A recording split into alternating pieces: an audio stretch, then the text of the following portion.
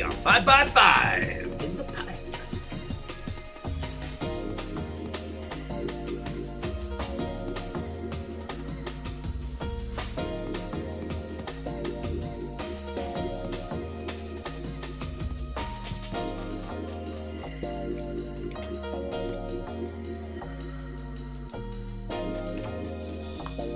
Okay. After technical problems and varying flavours of fuckery, we are back. Alright. I guess this one goes out to the VOD watchers. Hello. I set the fire alarm off this morning, so the internet was also full. So I'm kind of, I don't know, readjusting, getting myself back up to speed, kind of getting there. Very much looking forward to a day of big sword go boom boom. Big sword go boom. So yeah, if you're catching this via the medium of VOD watchery, hello.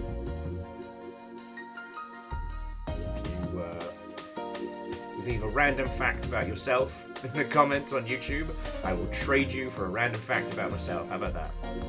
Orchazini, Watto and welcome. First!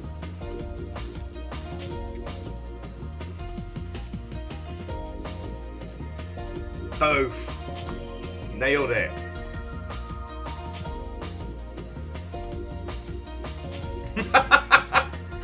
Orchazini, Dustin, Lizzie, MDH, Watto, and welcome, friends. Come on in, come on in.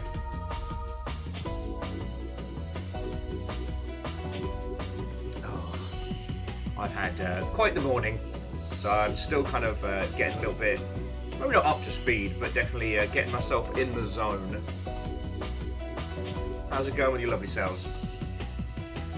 TLDR, as I was saying to the VOD watchers, because I'm time travelling now, is someone set a fire alarm off in our apartment complex this morning, and that has 3 devastating effects. 1, the alarm itself, while in the apartment is bad, in the hallways is deafening. Hate that. 2, it activates all the fire doors, which are these huge honking great hallway doors that all slam down, which are a bastard to get through. This all set off while me and River were just getting into the elevator. So we've got a jump scare, and then like, as the doors are closing, my brain's like, hey, what's that one thing you never do in the case of real fire? And that's get in the elevator, which I was. And the other thing is, it cuts the internet to the whole building.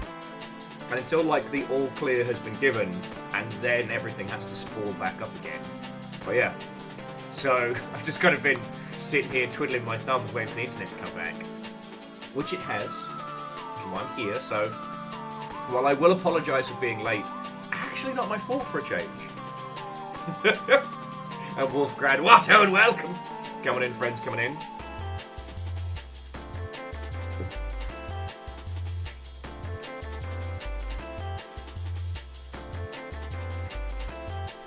How are you doing, you lovely mother hubbards?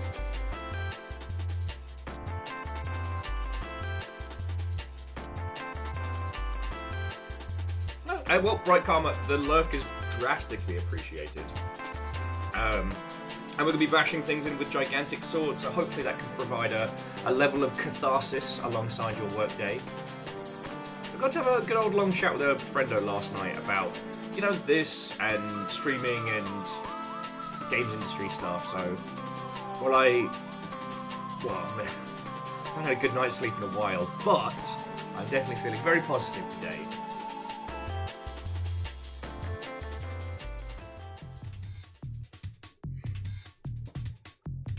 I mean, Dustin, Plundergeist came into being so quickly.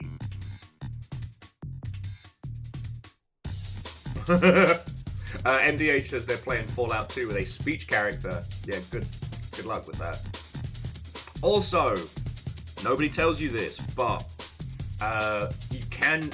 Recharging the car is incredibly unintuitive. So... I forget how you got to. So I think like recharging the car, you've got to put power cells in the car's inventory, then go into it and activate them from there.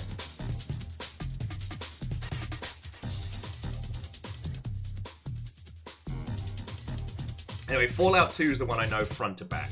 Like I played I played Fallout 1, but 2 was probably the first one I got in the series, and I played that so many times. So yeah, if you want to know anything about it, I got you.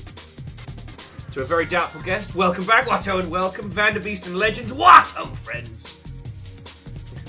Numbers, Watto, and welcome. I was just telling these cheeky individuals, XD Johnny XP, Watto, and welcome.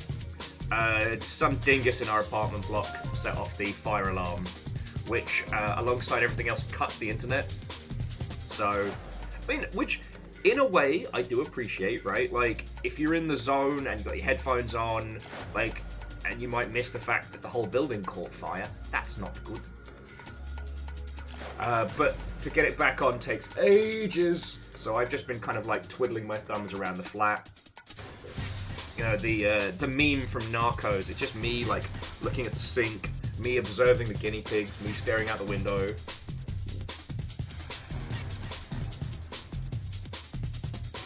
Good Ned, Watto, and welcome. And Vanderbeest, that's fascinating.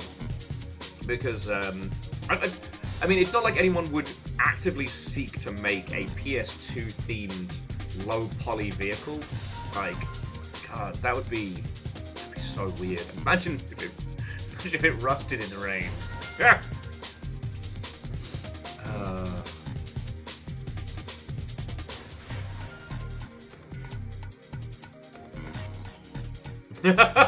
Yeah, what if all the metal pieces of that car didn't quite fit together just right? God, imagine if the the accelerator pedal got stuck. But no, I mean, that's how you know Vanderbeest is a glitch in the Matrix, because no one would be doing that.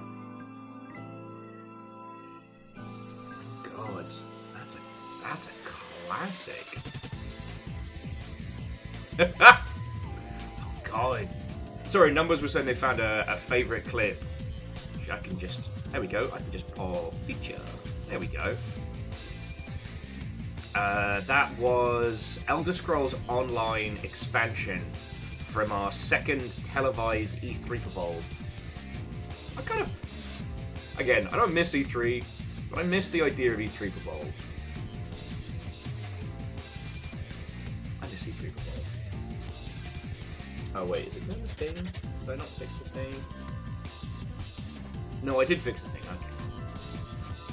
okay. Anyway, how are you all doing, friends? Tell me your tales. I've just been on the fucking grind. The VO stuff that I'm doing is proving to be more complicated but also more interesting at the same time. So I was kind of, I chatted with some industry friends. Whoa! Okay. On the off chance that Placeholder is not joining us on Saturday,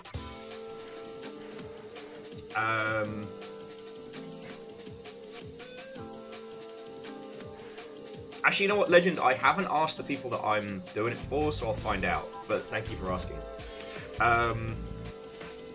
So, in the event that Placeholder cancels, I mean, Lizzie, I know Placeholder's not going to flake this time. I know that, you know that. But just in case, this might be a week of guest friendos. Floydo's going to join me for Abiotic Factor on Saturday. So we're going to be surviving Black Mesa. And I'm going to try and steal a few more friendos as well. Oh, and Vanderbeest, head of House Order, thank you for filling the pint glass. I'll see. Like, I've been wanting to hang out with Ket loads, and I'm just having to accept the fact that, you know, streaming with friendos is my social time. But as I was talking to a friend last night, it's like, you know what? I've got to stop worrying about... I've got to stop worrying, right? Because my worry is that when I hit people up and I'm like, yo, let's do stream stuff, it's going to come across as, oh, well, Will wants me to help him make money on his job. Will's just trying to use my audience or some shit like that. I'm like, wait a second. No, I just like making fun stuff with friends. I like doing that. That's the good part. You know? So yeah. I need to hit Ket up, basically, and do some more stream stuff, because we haven't done anything since Ket's board game Patreon kickoff. So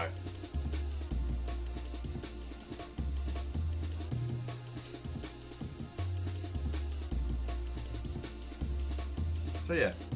So that's what we're looking at potentially for this weekend.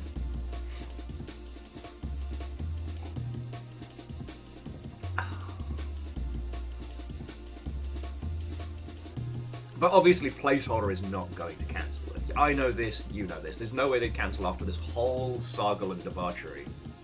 But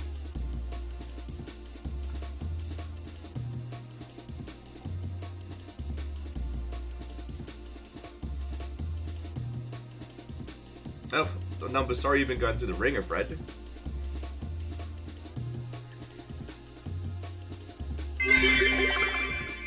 Aww. And very doubtful. Thank you for the 500.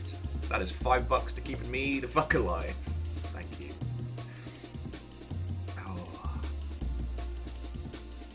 But yeah, so if you'll all forgive me, and in the event that Placeholder cancels, it'll be a bit of a triple threat this week, because we'll have tomorrow DJ's joining us for Valheim, which I'm really fucking excited to get back to. I mean, come on!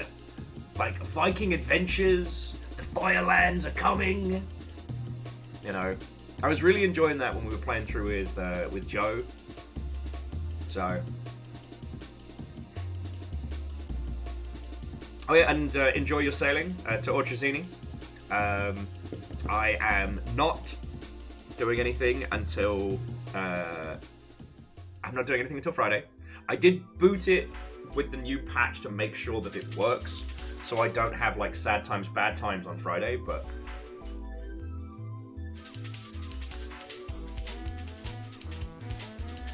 But I cannot wait. And yeah, no, Lizzie, full on Hero of the People, Dan Jones. We're going to be Viking buddies together. Fucking good. And then, like I said, we've got Abiotic Factor Keys for Saturday, which I believe that game's dropping in early access tomorrow?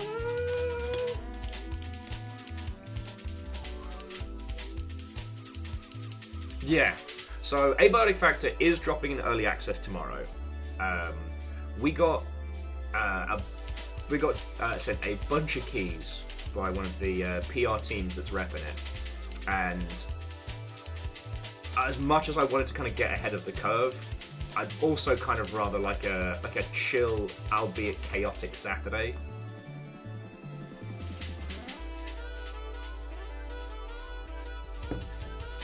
Like, there's so much that game we still haven't seen.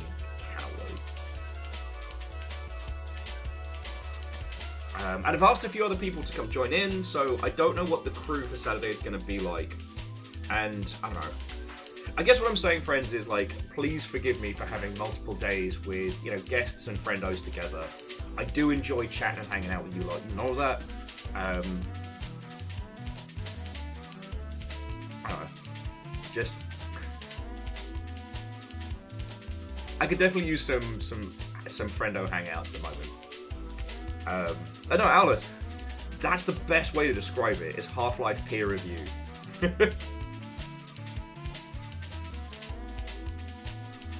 Well, you all know, like, I love chatting with you lot. This is the good part of my day. And... yeah. I want to hear what's going on with you all. I want to natter with you all, you know? The best part about doing this for the living is, like I've always said, like, that bartender but I don't have to actually serve drinks, so I just get all the good banter parts. Like, that's fucking great. Anyway, before I wibble off on varying flavoured nonsense, so game news today. LinkedIn launched 3 video games, which made me laugh. Kerbal Space Program is not being shut down, but Take-Two's... But 70 people under Take-Two's umbrella will be laid off in the Seattle region. Now, this is something that Nick was the first person to point out to me. But basically, warn notices are a thing. And they let they're supposed to let people know that layoffs are happening within companies, and so a warn notice has been filed in Washington, and the company is Take-Two, and they will be laying off 70 people. So.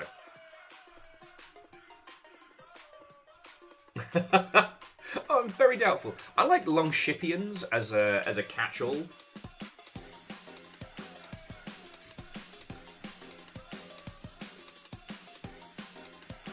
Vikings when we're out causing mischief.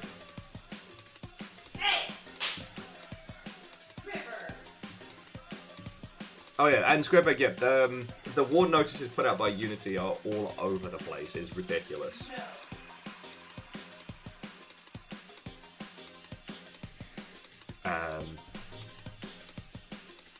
I mean, you are terrors, but J-Bo's that flips back and forth. So, that was River. She's trying with to her climb head, her head inside the guinea pig cage. I caught her earlier trying to go underneath it to get the ones that... Jet black poos is morning. Yeah, I know. Madam Von Poop Eater! Oh, my name's River, I'm so cute! Oh, look at me, I did nothing wrong. Okay, you know what? No, you're getting shamed for this one. Alright, look at this face. Isn't that a beautiful face? Isn't that a beautiful face, a River? Yesterday, whilst we were streaming, right? So, you remember where I went, I made a sandwich, I came back, and we were chatting while I was having my lunch. No, don't look at me. During the time where I sat down here, where Fiona came in, River stuck her head through the bars of the guinea pig cage, pulled the blanket with all the guinea pig poos out of it, and just went to fucking town. So, had to wash all the fucking couch beds, we had to sort everything. Oh, yeah. River's like, who, me? I have been on fault. It was the one-armed man. Fucking River right now. Also, what if, like, Amos was so tired / high yesterday, it was adorable.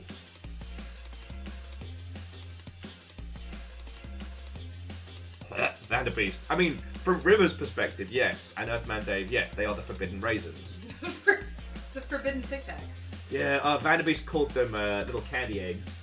Little forbidden Tic Tacs. Just sitting in here being, I'm so cute. This is why I can't ever have a cat. Because when she lived with a cat, she did the same thing. We called it Kitty Roca.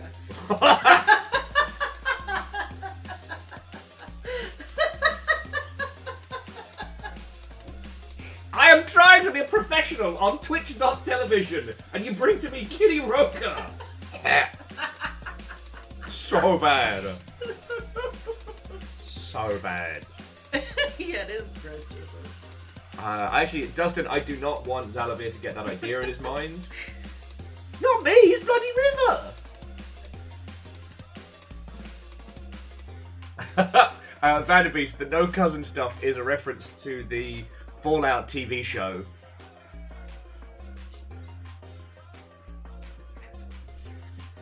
I put it up in the house, and Fiona didn't find it as funny as me, so it's in the back of shot now. Oh, I didn't know where to put it right now. It's fine, it's fine. It's okay that you didn't find... It's not as good as Live, Laugh, Toaster Bath. It's a good reference. I even come up with a better one. Come on, out of here. Don't I'm so sit cute. here because you... No. Well, Vanderbeest, it is very good when you get the chance to see it.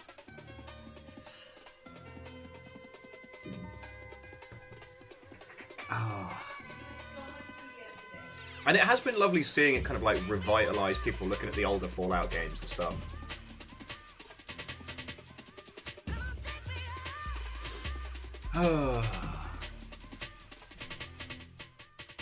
Anyway, aside from River being a fucking terror, how are you all doing?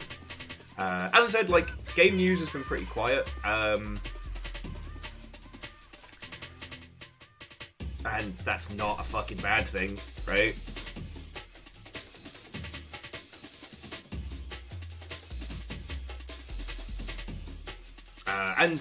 To echo very doubtful stuff, Vanderbeest, like, I'm a Fallout... I didn't realise how much I knew about the Fallout games until I was sat next to Fiona and I was like, I get this now.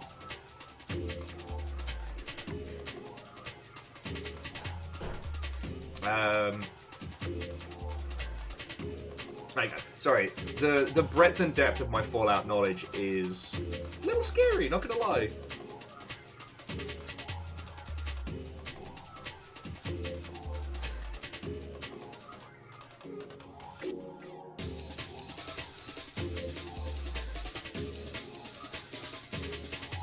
But no, it's been interesting to see how it's all been coming together.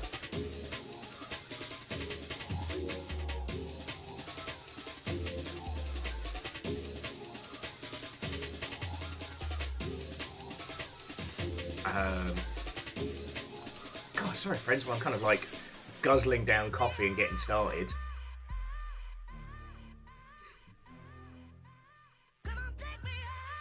Vanderbeest, probably. Like, one thing that's been very interesting is how this revitalization in Fallout's kind of shown, like, the point at which, like, Bethesda started. I don't know what happened within Bethesda. Like, a friend who worked there used to say that basically you kind of had the Todd squad, right? Like, if Todd liked what you were doing, or if you could convince Todd that it was his idea, then you could get your features put into the game pretty succinctly. And I'd say probably after the success of Skyrim, the Todd squad probably solidified and led to a bit of the stagnation, right? Because Fiona was asking, what Fallout game should I play? And I'm like, fuck. Like, New Vegas is best story, right? Fallout 4 is best for just like systems and mechanics. You know, you basically get to play cute wasteland Animal Crossing, and power armor is fucking cool in that one, but the story is dumb and silly. 3 is good. It's a little sparse now compared to the more modern iterations, and it's a pain in the ass to get running. And 76 is mechanically the blandest, and if you want to play it with just friendos, you've got to pay the Fallout First subscription. But it's pretty, and it's still Fallout. You know, it's a hard one to answer. But one of the things that's interesting about it is it does show that Starfield is very sparse, it's very empty. And like, you compare that to Skyrim and it's like, oh, homie, there's not a lot here. Also, Alice, I do like Live, Love, Laughter. Live, Laugh, So Laughter. I'm thinking Yeet, Yeet, Yote next, but I know I can come up with something better. Fallouts 1 and 2 are very, very good, but god, they are creatures of their time. If you haven't seen it, so our good friend, Hero to the People, Dan Jones, has been doing like a playthrough of Fallout 1, and it's definitely a creature of its time. You know, the fact that you can have multiple companions, but you can't dismiss them once they're with you. You just have to either keep them alive or deal with them dying randomly in horrible ways. And Fearless, watch and welcome. You know, Fallout 2 is probably the one I've spent the most amount of time on out of anything because I played it back when I was a Wii-an. Fallout Brotherhood of Steel and Fallout Tactics can absolutely get thrown in the bin. And Tactics wasn't bad, but it wasn't good either. Brotherhood of Steel is a fucking crime, and anyone that tries to convince you it's good is a fucking narc. Gaslight, Liquid Keep, Solid Box. I have to remember that one, Dustin. But no, I'm happy to see people get into it. I'm kind of reminded that, like, Interplay had that franchise and they biffed it. You know, and I'm not saying Bethesda are good, you know, multi-million companies and all that, but I'm glad the franchise ended up where it did, you know.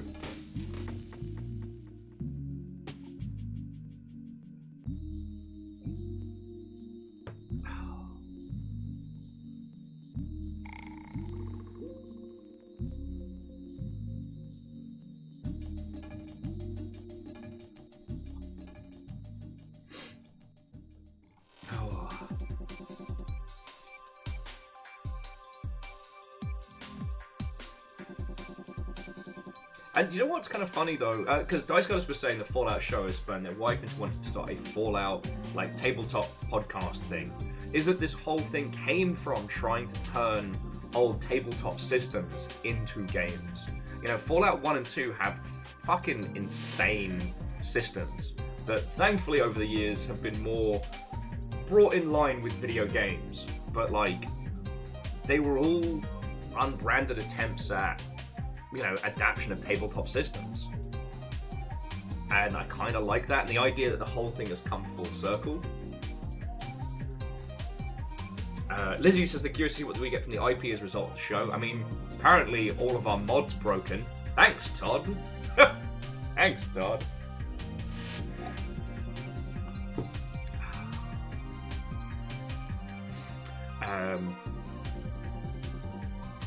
Yeah, I still think that if somebody is coming in green, Fallout 4 is a good place to start, because weakest story, well, not weakest story, that would probably be again 76, but like, it's the easiest for people to get in and are more likely to then like put up with the janky mechanics and the need for modding to get things like New Vegas up and running.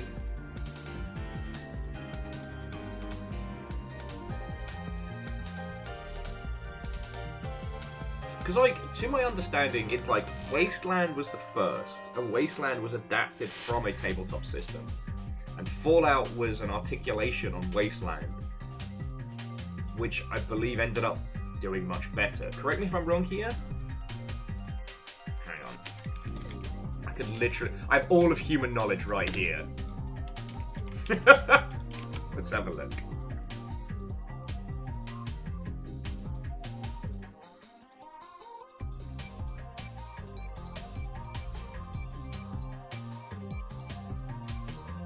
Yeah, the ideas of Fallout began with Interplay's Wasteland, released in 1988.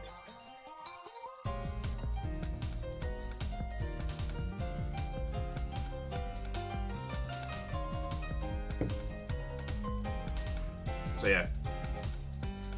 Although, what I will say is, the interesting thing about all of this is that it kind of...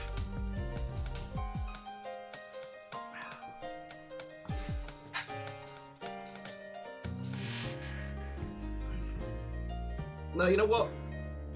Sorry, that was a thread that I was going to go down in terms of, like, you know, people choosing and adapting tabletop systems and the bizarrity of this kind of, like, you start with a tabletop system, then there were the early adaptations of, like, tabletop into RPGs into modern RPGs that have become wildly successful, and from there the adaptation into tabletop systems. But that's a rabbit hole that I do not feel qualified to discuss on, you know?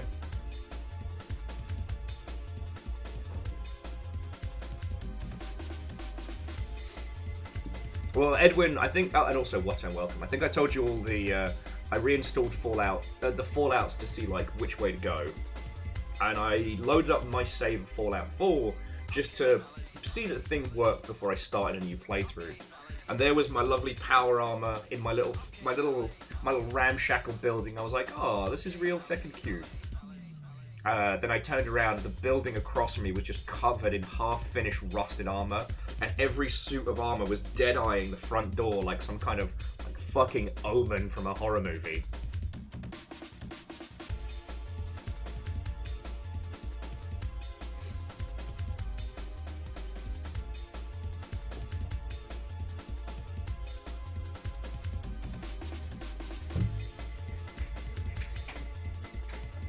And Earthman Dave, that sounds right. That it was originally supposed to use GURPS, but that deal fell through. Let me make sure I'm not talking out of my bootay.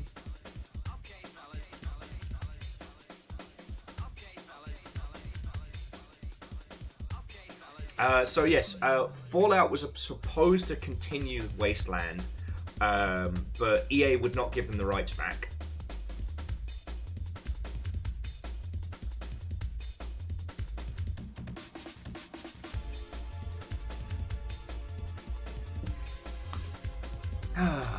Anyway, I'm really happy to see this.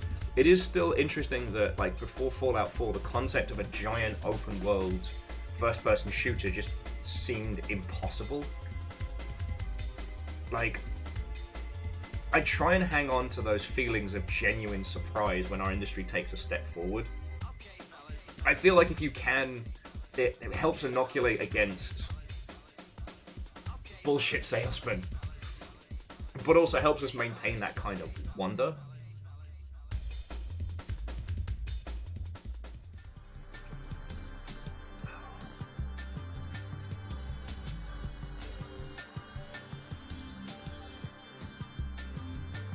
MDH, I think Far Cry. Hang on. Stop that incessant clicking. Free drop. 2008.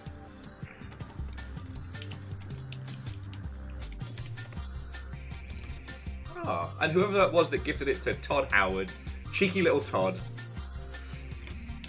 Thank you kindly. Oh shit! I'm so sorry, friends. I did not share that with you. Far Cry 2 came out the same year as Fallout 3. Far Cry 3 wouldn't come out until 2012.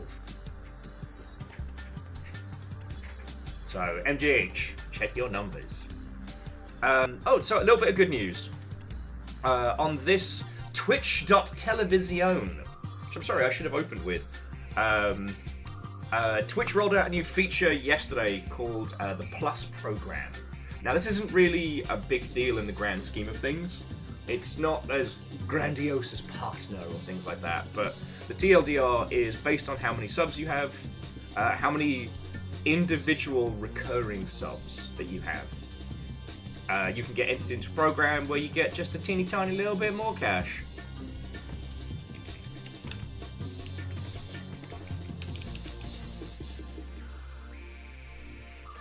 So yeah, we hit Plus like that. I think it's like there are 2 stages to it, and we hit the first one with ease. So I don't know.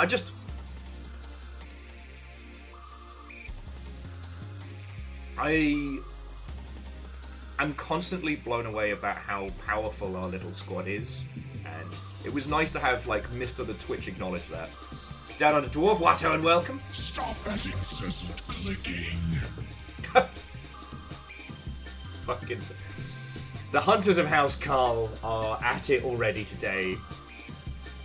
Todd Howard and love your chat. J-Post, maybe just a little. Between that and Snails, maybe just a little.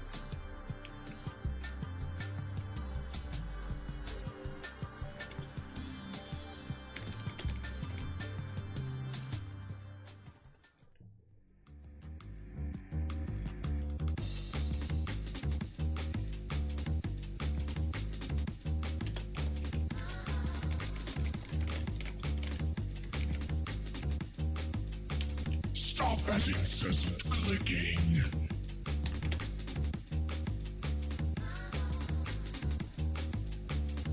So one of my pet peeves is referring to chat as a singular entity. Because you lot are a bunch of lovely mother hubbards. You are a crowd, a group. The singularization of chat is one of those things where I'm like, I can't say I get on with that.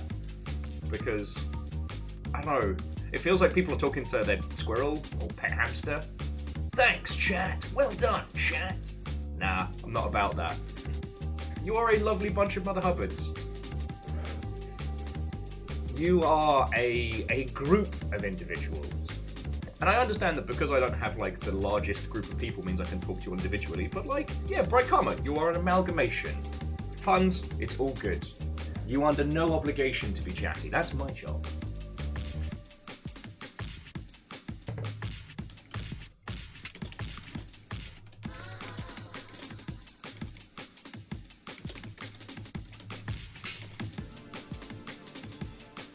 You are those abominations from Undertale.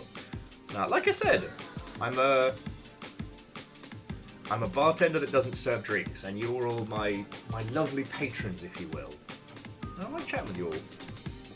God, But sorry, jumping back.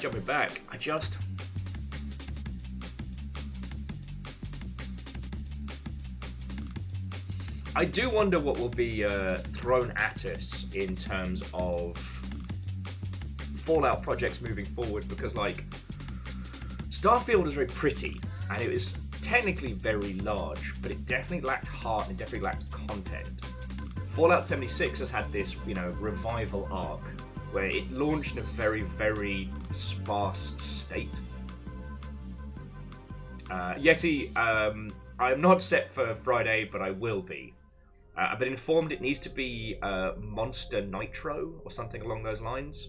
Thankfully, our local stores have the full shebang. But Vanderbeest's will be done.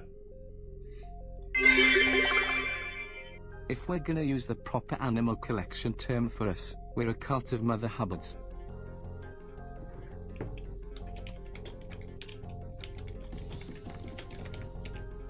You are a group of Mother Hubbards. I don't know, there's no diss on any like streaming friendos that use chat as a catch-all. It's just, I don't know. I live in constant fear of sounding like I take you all for granted. So I have this thing. You do! Zeke, how are you doing, friend? Watto and welcome! Blade Nora. 2 years you've been putting up with me. And puns, I didn't say thank you for the means. I asked the electrician to fix my power box. They refused. Thank you. Akira Zero, thank you for the 500. Watto and welcome! And apparently it is train clock.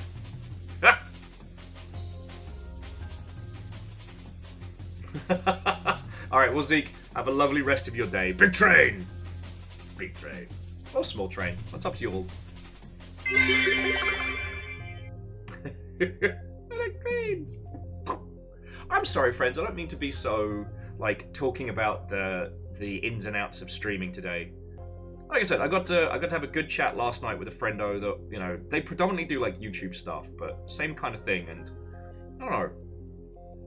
I say this a lot. I fucking love doing this, and I am stupidly lucky that this is, you know, what I get to do professionally. If I ever start sounding like I take that for granted. Present, and future walked into a bar. It was tense. Well played, J-Post. Well played. Vanderbeest, thank you for at least trying to fill the pint glass. Definitely easier said than done.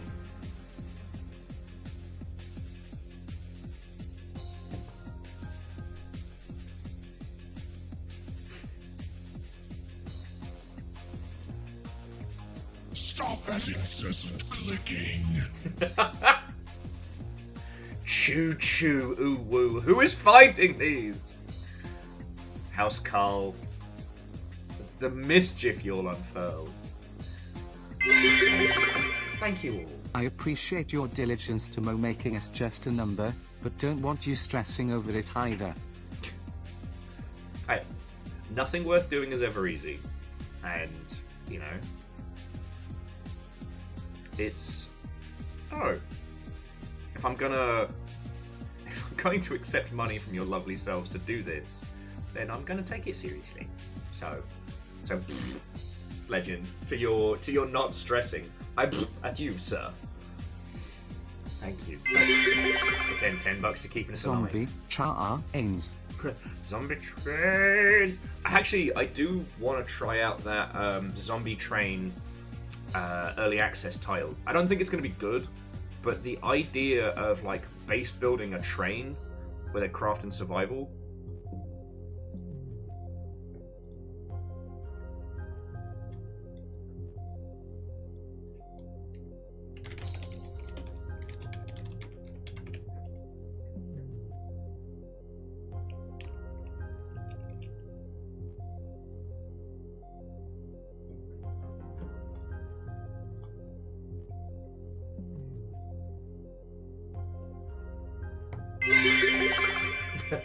So I got up for a bit and chatting with my mom, and I apparently forgot to close my office door because I came back and there was a cat sprawled out on my chair. That doesn't sound like a problem. That sounds like you made the mistake of getting on the cat's chair. That's what I'm hearing. I'm hearing it's cat's time.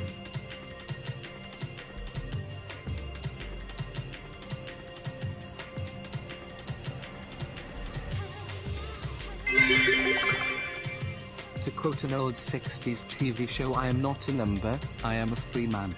I'm a man!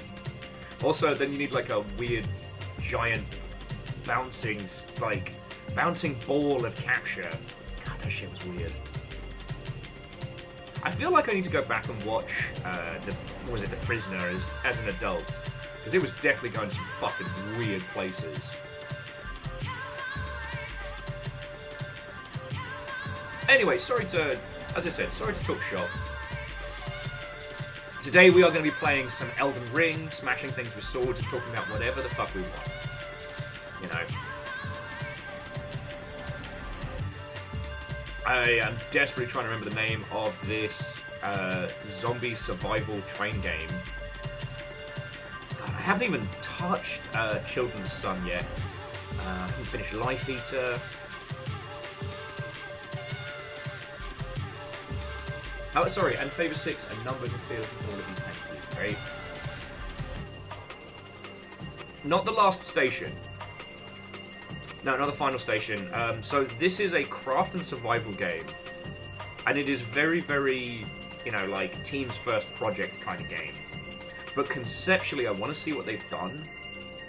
Because the idea is, you have a train. You build it, you repair it, you fuel it, that's on you, right? And, like, as you stop at varying intervals, you then trundle around, grab resources, etc. It's not a narrative title like The Last Station.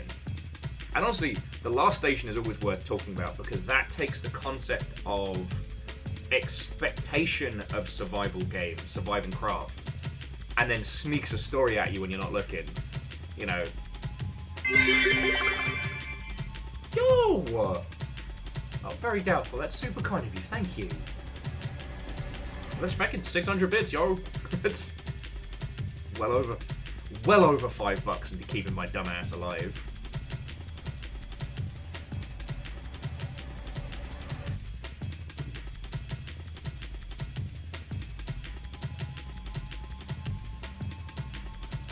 So I know I put this on my wish list.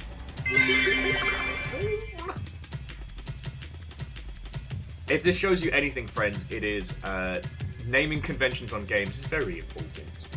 Oh, the wolf crowd, thank you. Indeed. Level 3 beasted. Level 4 begins!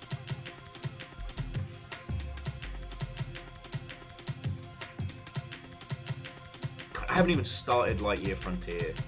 I might wait until that one is fully done because giant mech farming sim, I'm not made of stone. Indeed, Fearless. I'm a little bit scared of the idea of getting really into Lightyear Frontier.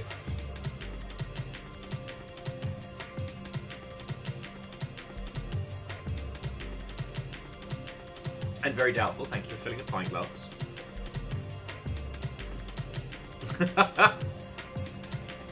And yes, Legend, if you need to, you can jump back to one of the previous levels to grind. What did the banana say to its partner in crime as the police approached?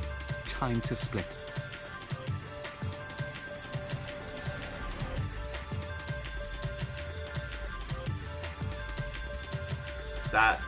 That was bad. That was bad. You went to a place I could not follow.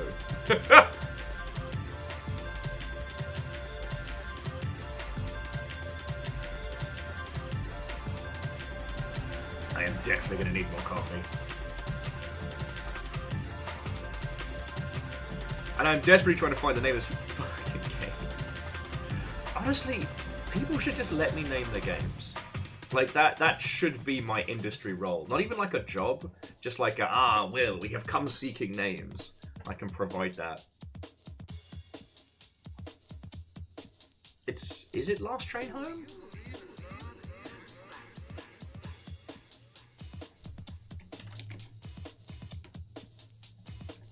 It's not Last Train out of Wormtown, that's for sure.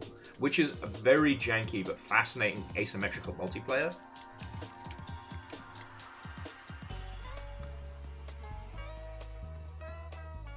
No, although Last Train Home is kind of fascinating if you're into, like, war strategy games. It's Zompiercer! Dustin, thank you!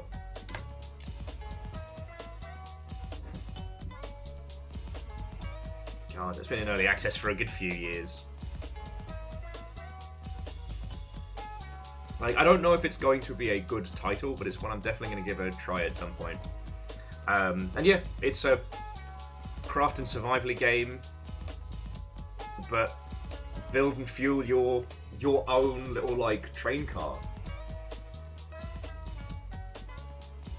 Jumami, it is a name, but it, like, riffing on existing titles is fine, right? Like adding the term soul to your game, or or massive, like things that will imply things to users is entirely fine. But if you're referencing things outside of the gaming space, like, you've gotta, I don't say be careful, but you've got to take into account what it is that you're putting forward. Like, yes, Snowpiercer was a film. The graphic novel is spoken about very highly, but it wasn't massive, right? Like,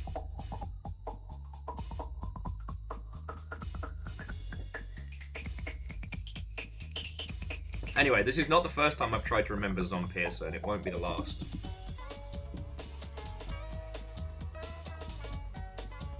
And, I mean, it does have a certain amount of the Generosaur about it, like naming-wise, but... Oh shit! Twitch currency is annoying, lol. Yay! Thank you! Holy fuck! Yeah. I mean, donations go straight to us, so fucking thank you. No, seriously, Yeti, that's a huge amount of money. Thank you.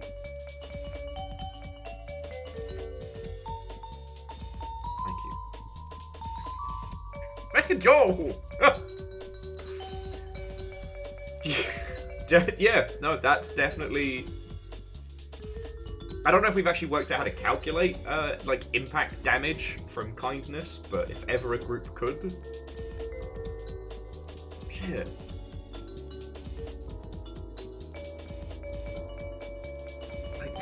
All of you, thank you. Like, thank you. Sorry, I just thank you. Very Doubtful and Vanderbeest, thank you for filling the pint glass while that was all going down.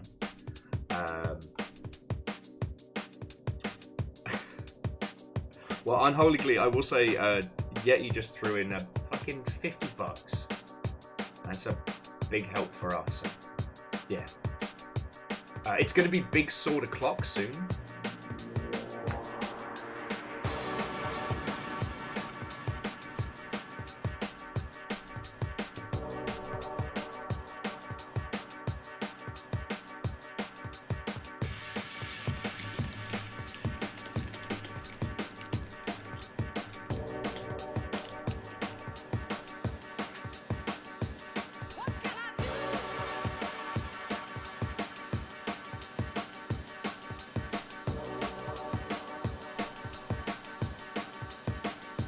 Sorry, and forgive the tippity-tappity make stuff happening.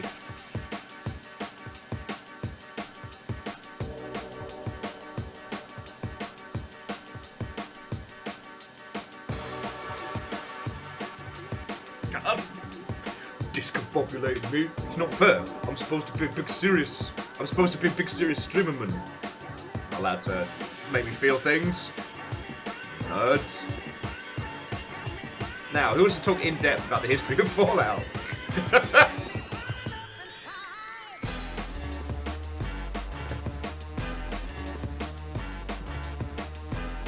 Gary.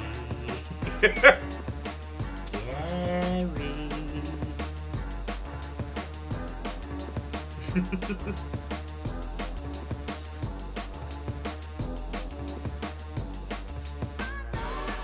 Oh, lovely. Well, Unholy Glee, I hear that. I don't know what it is about Elden Ring that feels so warm. Like, don't mistake comfy for comfortable, but like, there's just something about how Elden Ring presents its little world that feels very inviting. That's probably why I've been so, I mean, I guess why everyone has been so obsessed with it, right?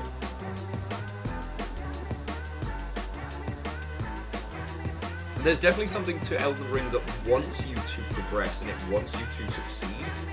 I love that. Sekiro is like, either you win or you can get fucked. Right? Like, either you get good or you can go home.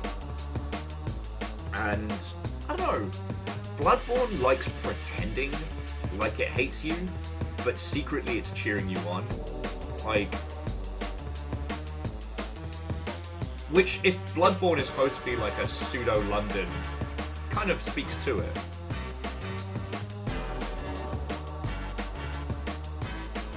No, it's souls favor 6. We have feelings, don't have souls. Unless we steal them, and that's a different story.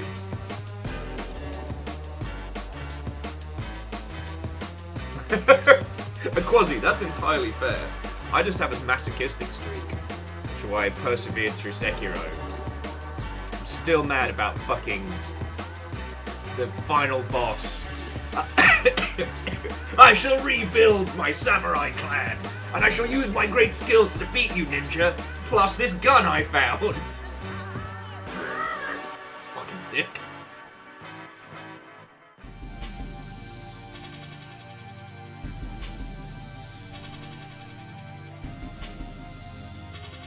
Yeah, it's no mistake that in Sekiro, the first real boss you fight was also your ninja teacher. You know, Lady Butterfly, there's no mistaking the symbolism in that one. Yes, Ishin, the combined arm saint. We combined these arms with these guns.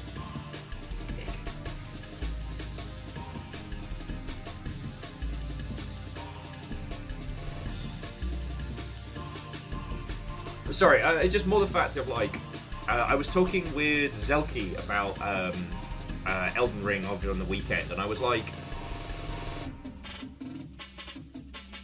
Big Sword is quite a typical build, right? Although I've been told that the old Dex Intellect is the most common for Elden Ring. Whether that's true or not, I don't know, but I was just saying it's like, the familiarity of Big Sword Go Boom, and the fact that out of all of the post Demon Souls kind of FromSoft titles, this one has the best feeling Big Sword Go Boom. You know, they really have mastered that unofficial Berserk game that we've always wanted, you know what I mean? And it's hard to say no to that. You know I can now respec if I do want to change things and whatnot, but... And we probably will at some point. But... So, Fallout 76 was an experiment, right? This idea that people have been scratching at since Von Braun. What if we took one of these kind of Fallout titles and we made it multiplayer? What does that look like? Alright? Now, I'm not going to go into the business decisions of this. I want to go into the creative discussions of it. So the idea of Fallout 76 was, it's not just you, but other survivors. So the idea that it's not just, you know, there are multiple vault dwellers that have all been spat out of this vault. They're all around West Virginia, all trying to make it. And so the world was built in a way to facilitate multiple teams, multiple bases, etc. You can tell that Fallout 76 from a server standpoint is very simplistic because of the complexity of the base building systems and to account for multiple individuals. So like, ooh, that was a bit of crazy dizzies, my apologies. For interactions with voiced NPCs, they're always within contained instances, right? They're not just out walking the wilds. There are a few exceptions, but not too many, you know what I mean?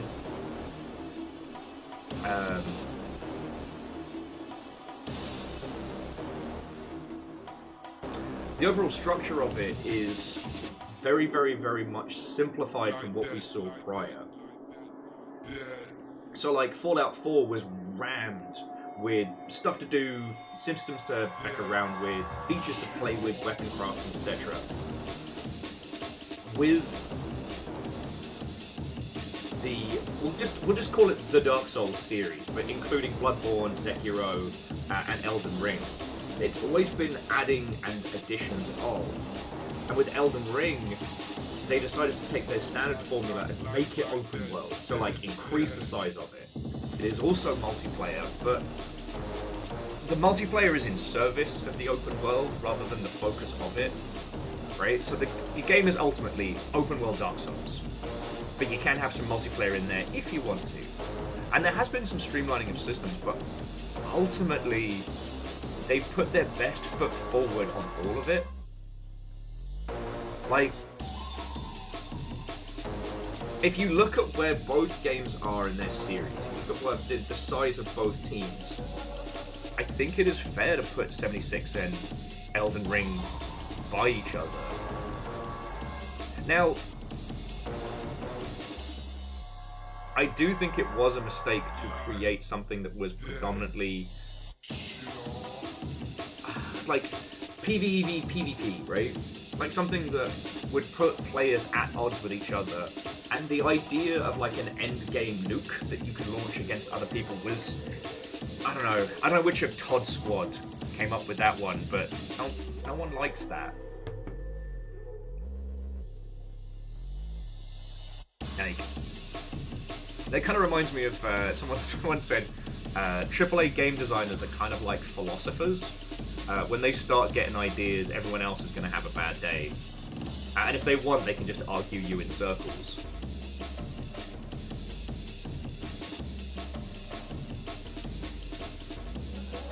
Oh, and Dice, I hope they're having a lovely time with it.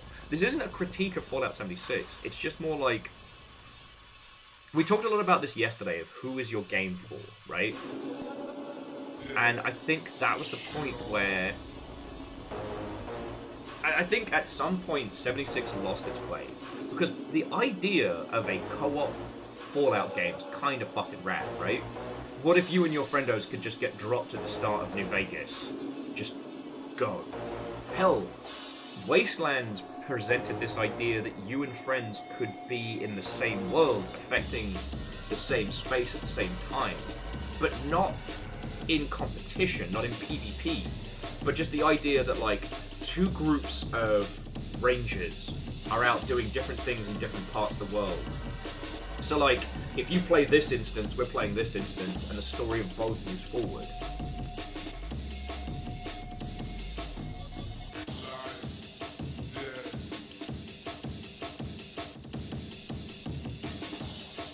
Well, so Aldous, the reason it doesn't work is that if you look at games like Rust and stuff like that, you essentially create the idea that the people who play the best and play the most will have access to the entire arsenal, and anybody coming into that space will just get evaporated. So it creates this understanding of, like, you haven't made an endgame toy that levels the playing field. You've just given your most fanatic, and unfortunately usually most toxic players, a way to just wipe smaller players off the map. You and your little team can't really...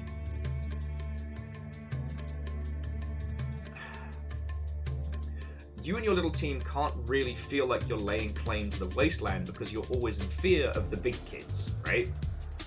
Yeah, Jamami, it feels like a grown up with a hammer walking into the kid's sandpit, beating their fucking sandcastle down with a hammer. Yeah, well, and Dice, the other thing being is that you can spend a couple of bucks to do the private and co-op servers. Now again, I don't want to get too much into business model, like server hosting costs.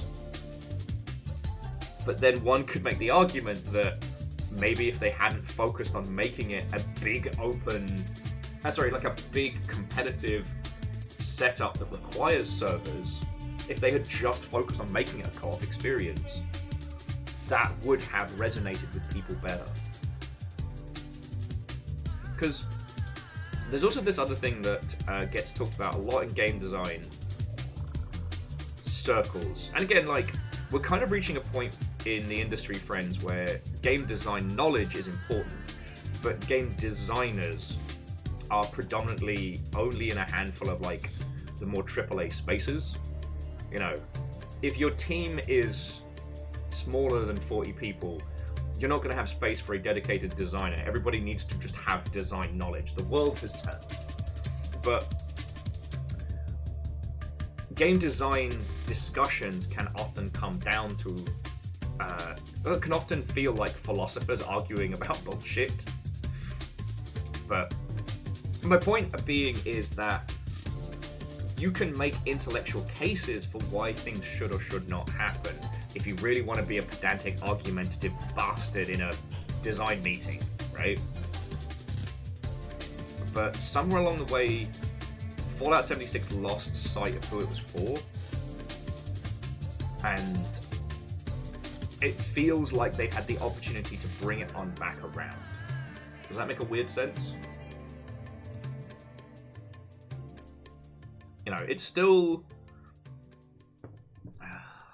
Sorry. I don't want to go down the route of sounding like I'm wailing on it, you know what I mean?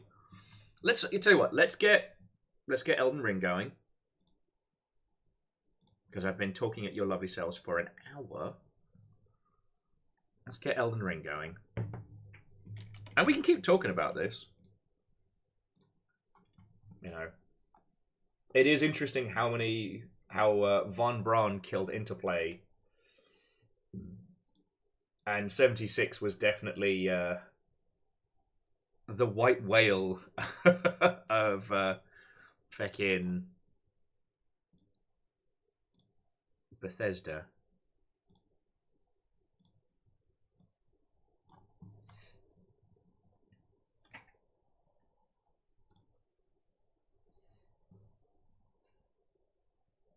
Because here's the thing. The reason why I end up getting obsessed with these ideas is that ultimately I am very, very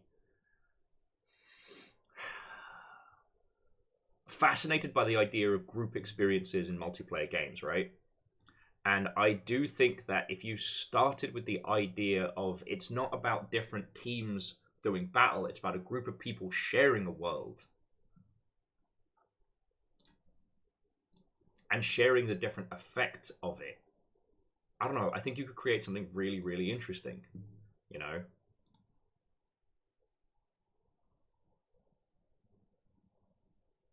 I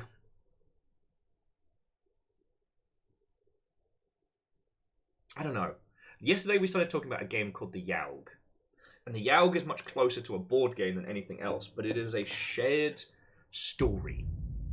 You and your homies are all in this strange fantasy medieval city, and you decide what you are going to do with your day.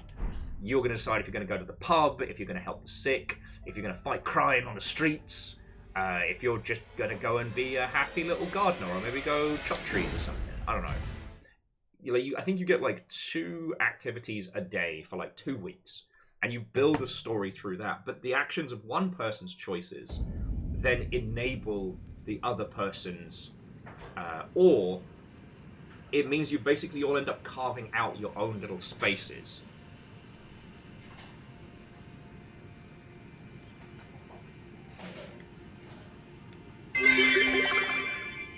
Call this an Elden Ring stream because many an L will soon be taken.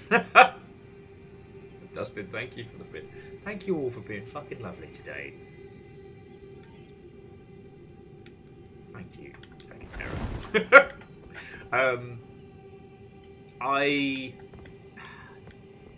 As I said, the Fallout game I have played the most throughout my life is Fallout 2. And that game is heckin' fascinating. Actually, what am I doing? We're underground right now. Merchant. D, Beholder of Death.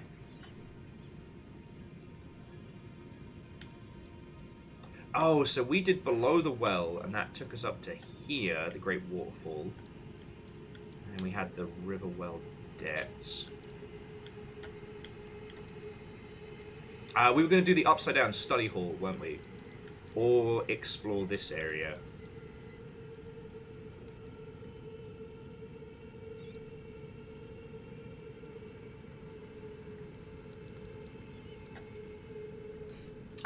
Sorry. Apologies for being a little bit all over the place right now. I'm going to make myself another coffee when I take my next break. But what I'm scratching at is essentially creating things that are similar to the Yaug, that have an impacted story, right? So the idea that you and friends can all be playing something that more evocative to Fallout 2. You choose your different paths, you choose your different storylines and your threads, and you come together, perhaps you meet.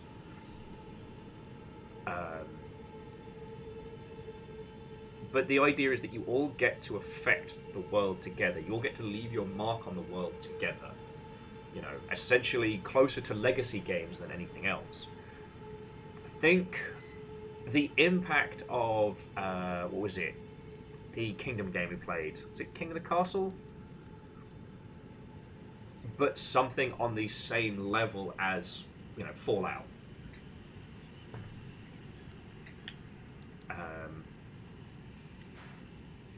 That is the kind of thing I think that there is an opportunity for there.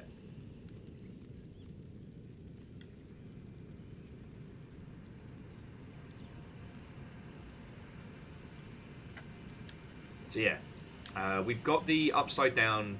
Okay, sorry. God, I do need that other coffee. I'm so sorry, friends. You've all been super lovely and come out and hung out, and I'm being a fucking disaster today. So, we can keep talking about Fallout, shared experiences, and things like that. In terms of what we are doing next, so story so far. We have been underground. We have fought many things. We beat, what was his name? Gravity Moped Horse. We got in a coffin.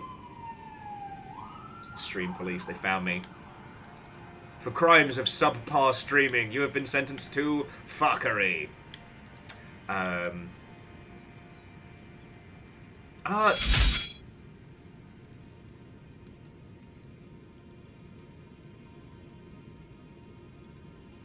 Ivan Simon Vault. Well, thank you for the follow, Watto, and welcome. The the alert did nothing to indicate your capitalization, but thank you. Sorry, I'm struggling to get going. And Lizzie, it's a little too early for me to take a break, as sadly we always lose people every time I take a break. And we've got to get up to speed. We've got to get going.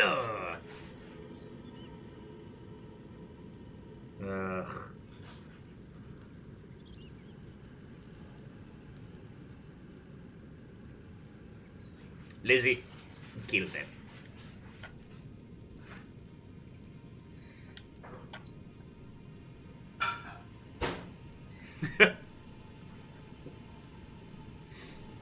You have disappointed me, Ivan. Do I look like I care as to the ball afoot? Do I look like a gentleman who plays sports ball? I've had none of that. For the crimes of subpar streaming, you were sentenced to play Rise of the Robots on a Philips CDI. No! God. No, sorry. So, Favor 6, thank you for the 200. Rise of the Robots was like my fucking white whale as a child, because it was a 2D fighting game. It had the... It wasn't like hand-drawn sprites. It was 3D images broken down into, sprite sheets. But it had this whole... like, giant robot battle aesthetic, and some of the mechs looked so cool. When I finally managed to get hold of a copy of it, it was, I think, the Mega Drive version, which was not good. And I found out you could only play as the most worst generic nonsense merchant. Like, their equivalent of Ryu was a character you had to play as. You could only play as the other mechs in multiplayer. I was like, I live in the fucking middle of nowhere! No one else wants to play Rise of the Robots! Oh, so bad. But the thing was, the gameplay was included in the introduction to a British show about video games. And so I was obsessed with it. Obviously, it must be cool. It's on TV. It's on TV. Age of Kalina, have a good day at work. To be continued. I keep losing my train of thought so bad. I'm so sorry, friends. So yeah, so we beat Moped Horse. We have done all of Rani's... Well, okay, we've done Rani's questline up to the point where Rani is now a tiny little cuddly friendo. We haven't progressed much further here. This little bit in the Volcano Manor was from Patch's bullshit. Oh, Clay Fighters, hands down. Clay Fighters is actually fun to play, and you can choose different characters in single player.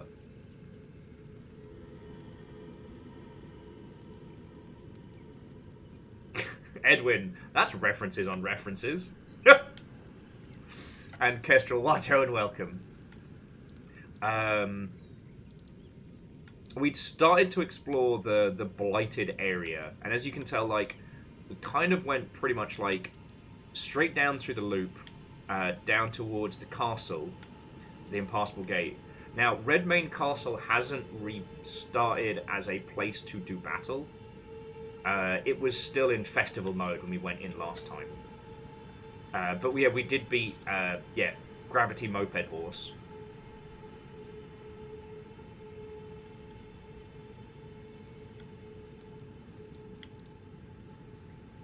We did do the War Dead Catacombs. No, did we do the War Dead Catacombs? No, we looked at it, but we didn't go in there. And, oh yeah, that's just the Bestial Sanctum. He tried to eat me last time I said hello, and it would not fair. Deep Wells.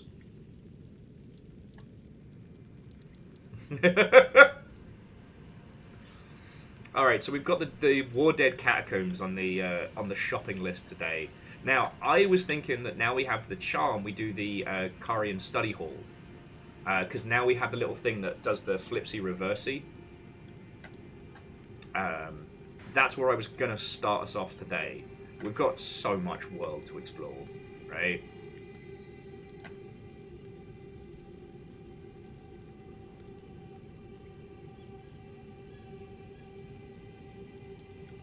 And yeah, so underground we've got... The Great Waterfall Crest, I think, was where we came up from the tomb, and the Riverwell Depths was where Tiny Rani took us, right? Lake of Rot, what the heck? Meat Lake.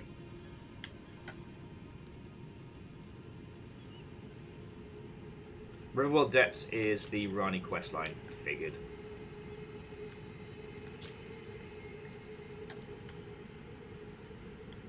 Legend, I don't know what that is.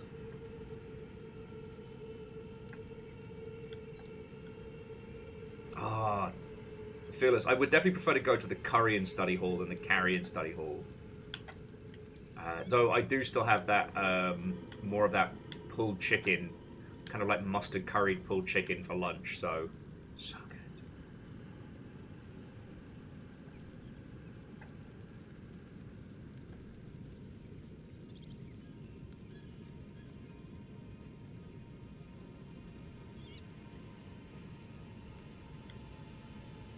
I think I've cleared all of the blue prisons we've been heading through.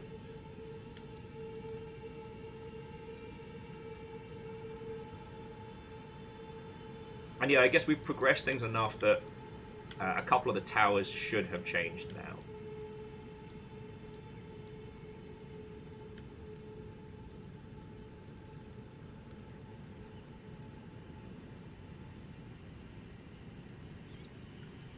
Alright, so I guess we're doing Hot Girl River shit.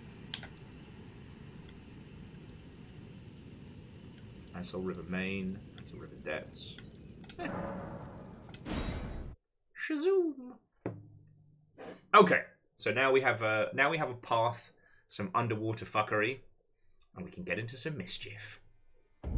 Here we go.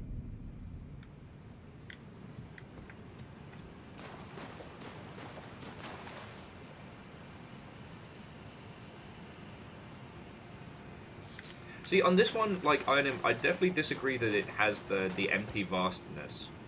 You know,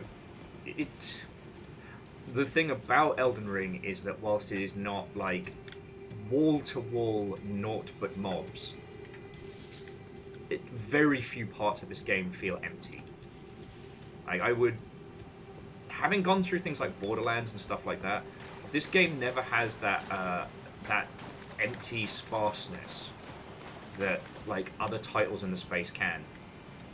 You know, it doesn't have the... I don't know. I haven't come up with a good name other than, like, set-piece theatre. Because, you know, I've played an inordinate amount of Destiny, and in early Destiny 2, it was guilty of having these, like, infinite set pieces that didn't really go anywhere, but they were definitely a thing that existed. So, I'm gonna give these guys the old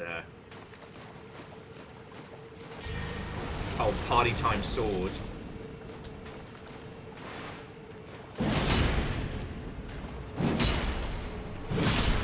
So slow. Hadouken! Anime bullshit! I'm using anime bullshit! Oh, and we also beat whatever the dangly monster bastard was, so I'm feeling pretty good. Okay, so bringing it back. Alright, so let's do this as a thought exercise. So I'm not saying we are literally making Fallout 76, but, you know, if we wanted to start out by creating a multiplayer Fallout game, what do people want from that experience, right? Because it's not Rust, it's not Tarkov, it's not Stalker, right? There's an Americana meets Mad Max vibe that Fallout has always hit very well. You know, the juxtaposition of this golden age that never was, twinned with, you know, the harsh realities of the wasteland.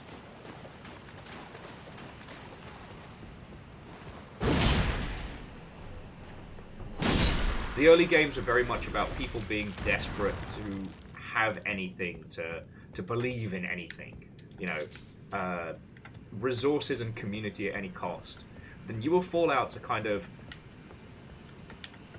I actually think the TV show put it very well, is that multiple factions all trying to save the world in their own different ways, and all of them are wrong.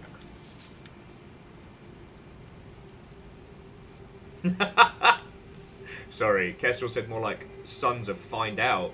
Fallout 78 is you have your children sprinkled over the wasteland, you just gotta find them. Feckin' yo.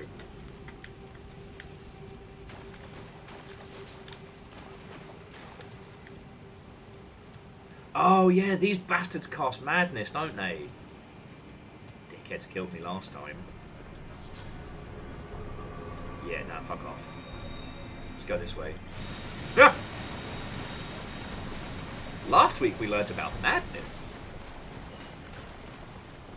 So what is Fallout predominantly? It's an RPG.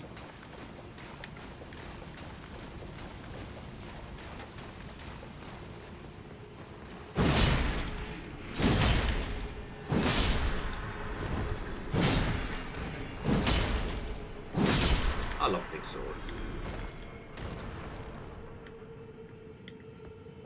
So how could we start creating something that is very evocative of that? Now, don't get me wrong, I love Fallout 4's base building, but it's hard to pronounce the scarcity and danger of the wasteland when your users can make a base and solidify so many resources as to negate the idea of this, like, post-apocalyptic scarcity. Right? So, I think one of the... Okay. So I forget, did we need to go down this way?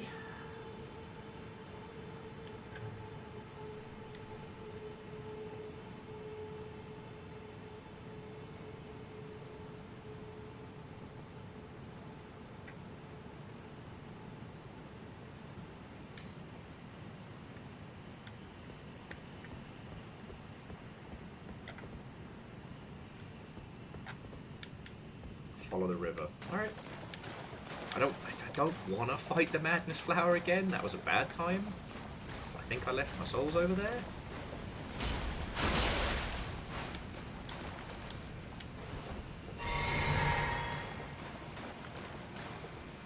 That's right. This is a good chance for me to get warmed up.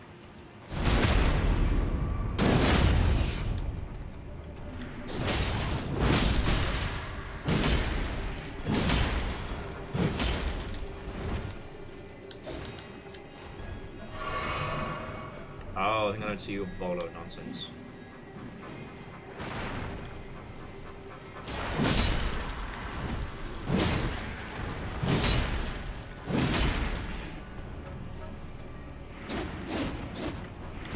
Introducing the world's slowest rogues.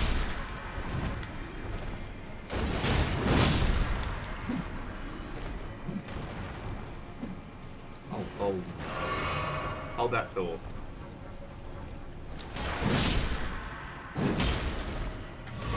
So Kestrel, I think a buildable vehicle or something along those lines would work a little bit better. One, it would ease up on server list, and also it might help to create the sense of like a group. You know.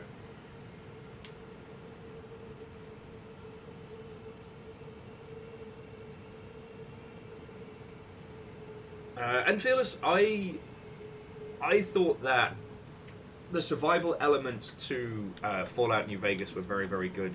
Because similar to Subnautica, early on, when you're still learning the wastelands and you don't know what you're doing, like, water and food and things like that become scary, you know? The thing is, like I said, I'm trying not to diss on 76. It's very easy to dunk on games. It's very hard to make games.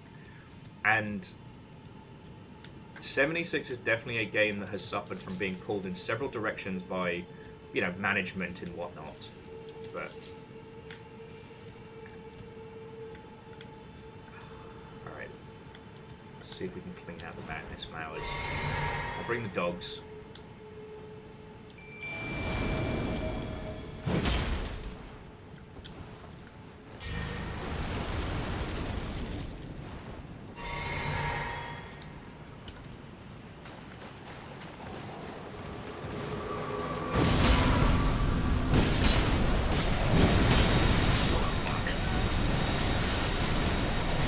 It did not work. It did not work.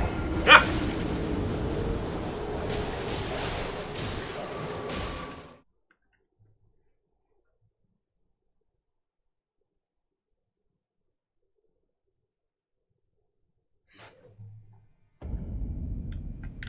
Okay, so if we use the archetype of the Fallout show as our starting point, we embrace the idea of people playing different roles in a squad. Like the idea that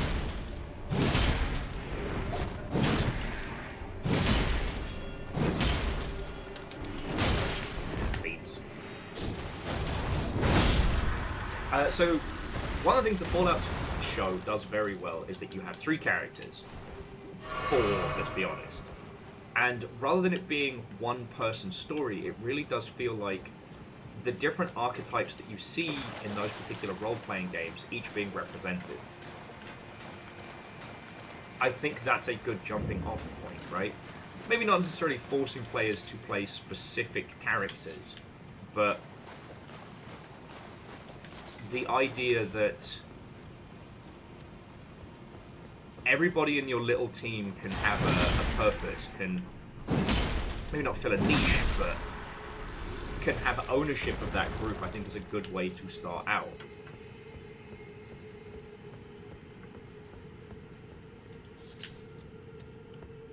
You know, the idea that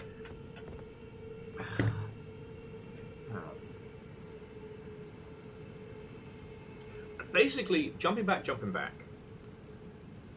I think if I wanted to start out by making a multiplayer Fallout, I would want to take inspiration from Gloomhaven in terms of everybody having their own space.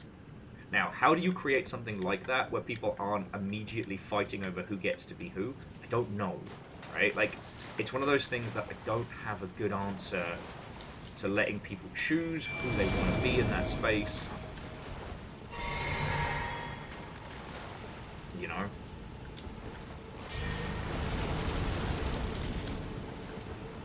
There's got to be a way to do it, right? But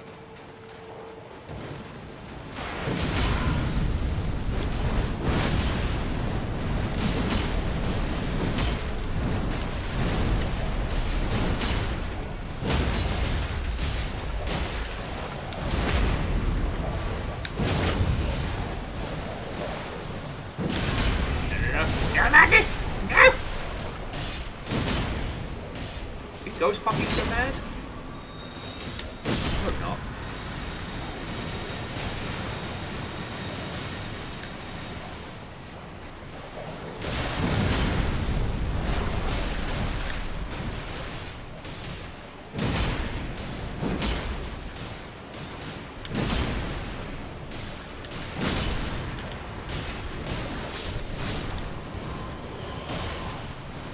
Now, I will say, the idea of something that represents like a Mad Max style game where it isn't just about... I used a pet lizard called Tiny. I call him that because he was minute. You proud of that one? Fucking terrible. Ooh, they are flammable.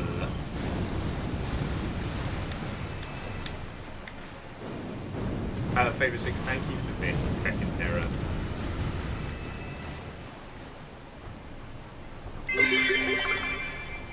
The best 1.734e plus 8 seconds of my life. Sean, how are you doing, friend? Watto and welcome.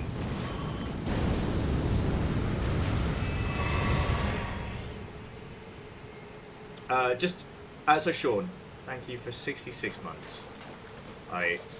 Someone's gonna have the first 67 today. So whoever that ends up being, congratulations. Just thank you, friend. We managed to hit the Plus program over here, which I'm very proud of. For our little corner of the internet, doing pretty well. So what I was trying to do as a little bit of a thought exercise, but somewhat struggling because I'm going to need to get more coffee in a sec, was basically...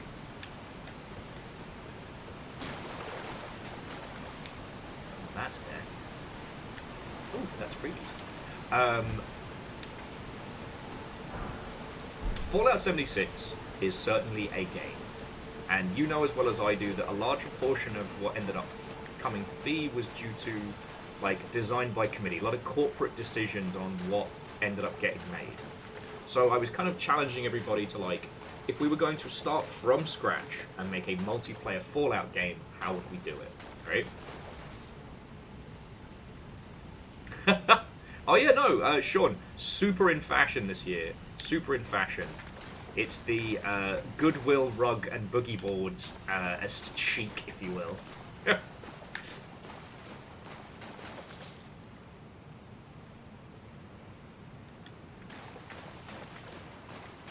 Now, one person was suggesting something similar to like a Sea of Thieves.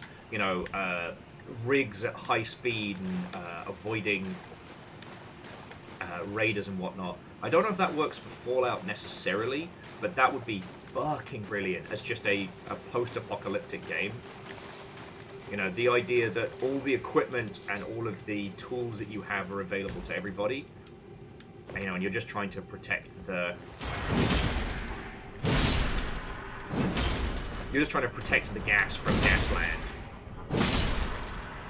Like, that would be fucking cool.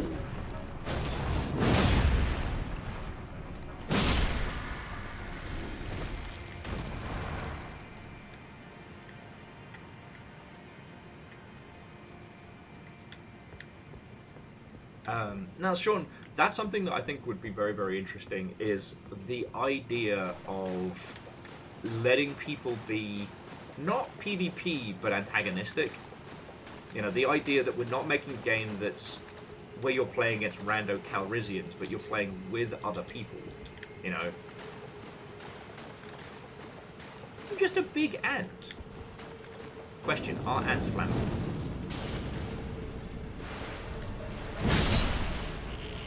Nope. But they don't like the big sword. So let's do cool big sword instead.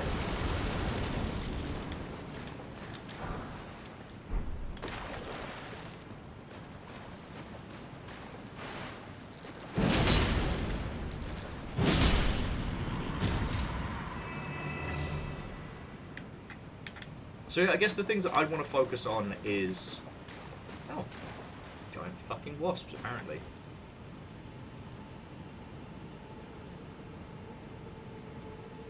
Legend, you know what? That could work.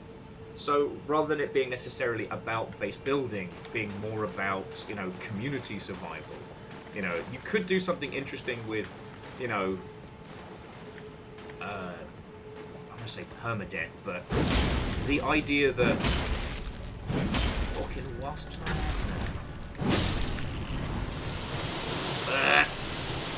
Bastard ants. Alright, I'm sorry.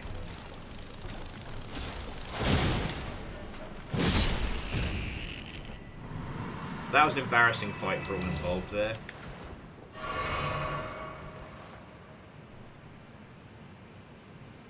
Oh. No, so Edwin, as someone who survived Fallout Brotherhood of Steel, nah.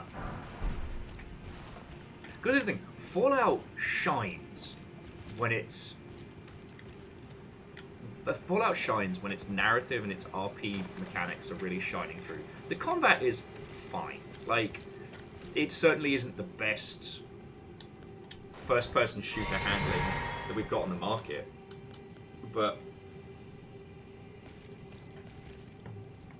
that's not what I think it does well as a series.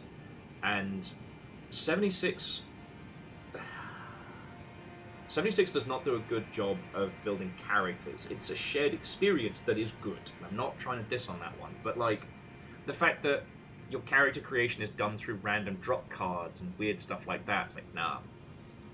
I like the idea of people having roles, of people having ownership of the group. You know, the toaster repairman versus the, you know, the quick draw gunslinger, the vault dweller and the power armored knight and things like that.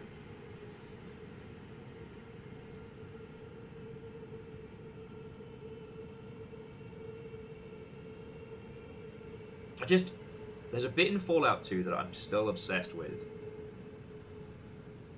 And obviously, I'm not saying that I want people to be bad or to play evil characters, but at the beginning of Fallout 2, you can join the Slavers, but you must be branded.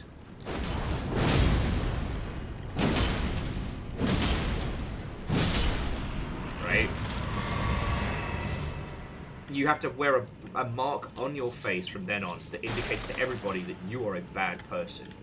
But in exchange for that, you get a crap load of resources and kit and gear super early on.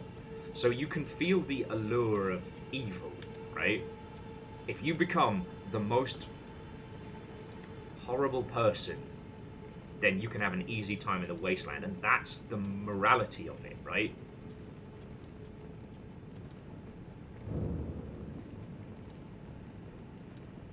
Are you a buddy? No, something tells me you are not a buddy.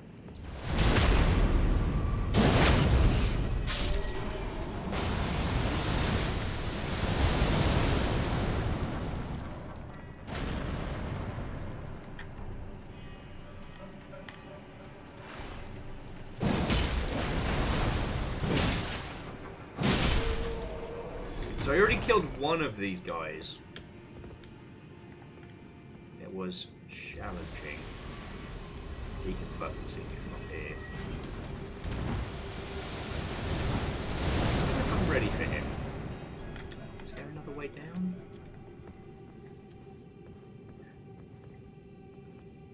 Oh, without dying horribly.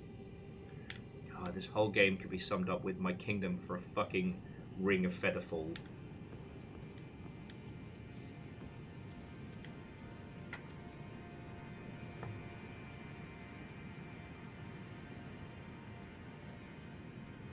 Now, I will say, jumping back to the idea of like being part of a community. Now, the idea of basically being a person in Megaton. You know, you and your friends can head out in varying directions and affect the rest of the wasteland. And what you bring back helps and improves the community as a whole. Could be a lot of fun. You know, the idea that you're always coming back to a place, but that place doesn't give you, like, invincibility or immunity or what have you, right? Oh, I know I can kick its ass. I think I see the path, right? Like...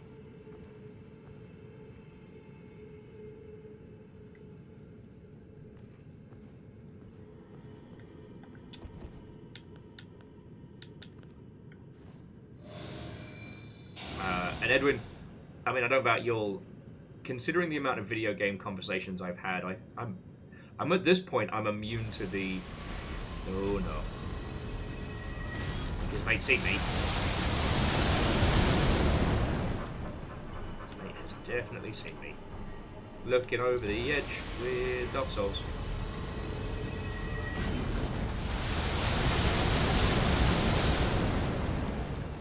Although Fiona did choose fucking violence last night by informing me that Pirates of the Caribbean is 21 years old.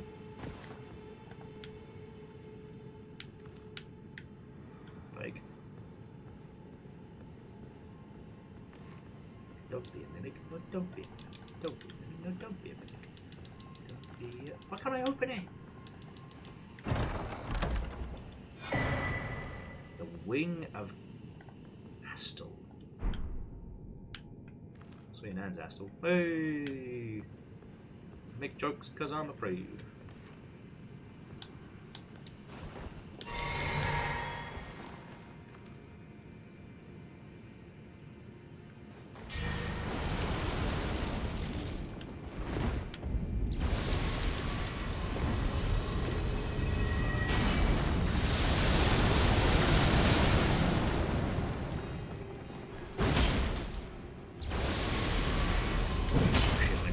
I'm in trouble.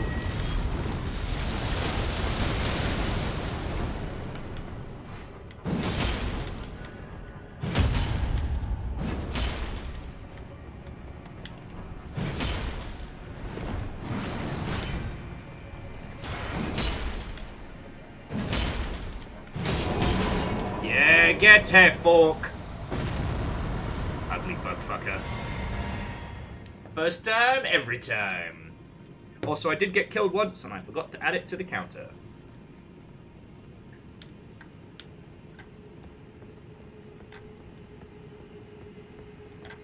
Because one thing that you could do, if you want to make it just a purely group experience, is essentially...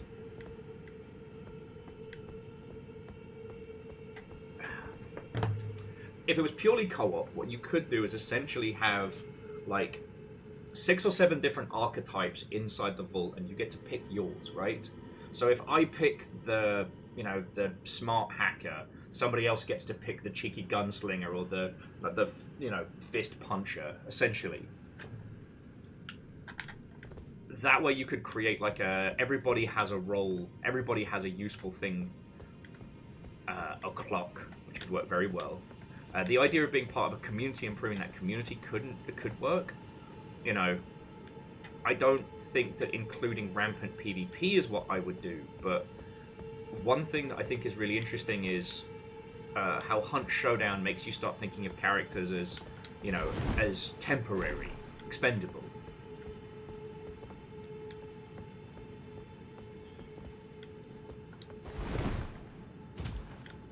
Embracing that mindset in a Fallout world could be interesting. That way you can keep the lethality of the wasteland and the hilarity of what happens in it, rather than every person having to be the chosen one.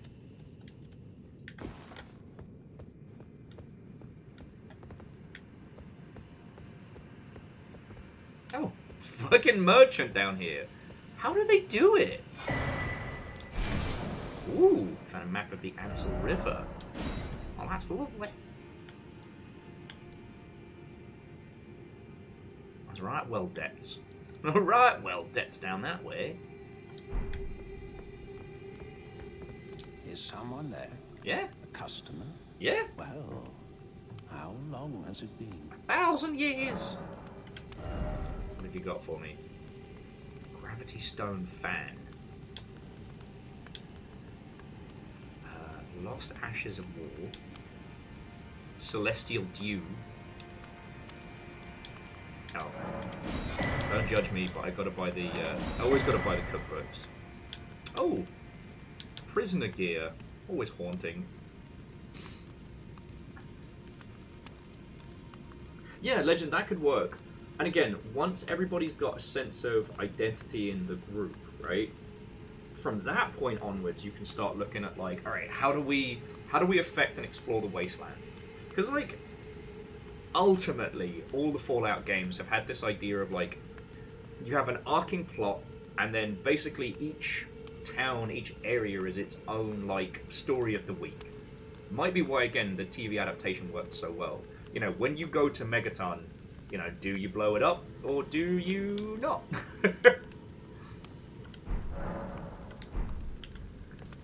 That was a really bad example. I think the Mechanist versus the Bug Bastard is actually probably a really good idea.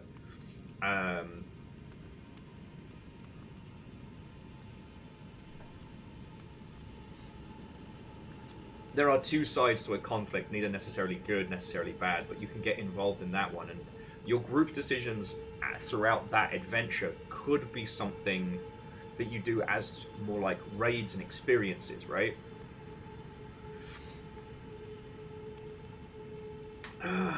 Well, so Quasi, you're right, Lethal Company and Helldivers have played with meta progression and done some really interesting stuff with it. But both of those, like, think about who you are. In Lethal Company, you're a nobody employee. You will die multiple times in seconds and you will not be named. Same with Helldivers. Like, canonically, every life in Helldivers is a different Helldiver.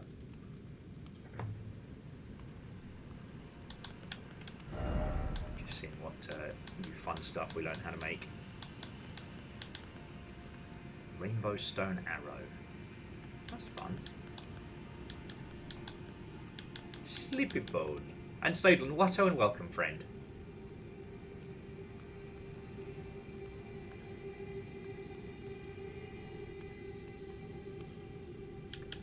I'm sorry, I'm not saying this that like I have a perfect answer to this. That's why I find these conversations so fascinating, because no one's done this, right? Like, how do you have a world where players can impact the story, but also feel like they have ownership, where potentially users could go in different directions and do different things, and have those all be represented, right? Now, the idea of a base, a community, a vault that we make as creatives that they return to would probably save us a fucking massive headache when it comes to like how we structure these things. But it'd be by no means easy, right?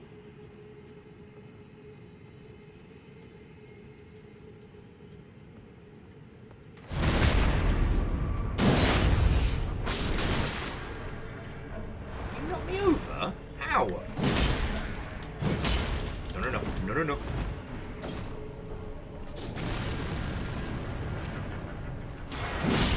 Double kill. Either I got stronger or these guys are softer than the ones up the road.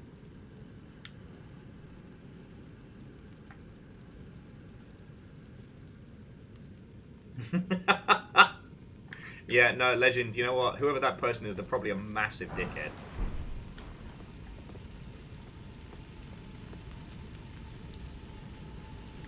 That's a lot of guys for not being able to summon my puppies.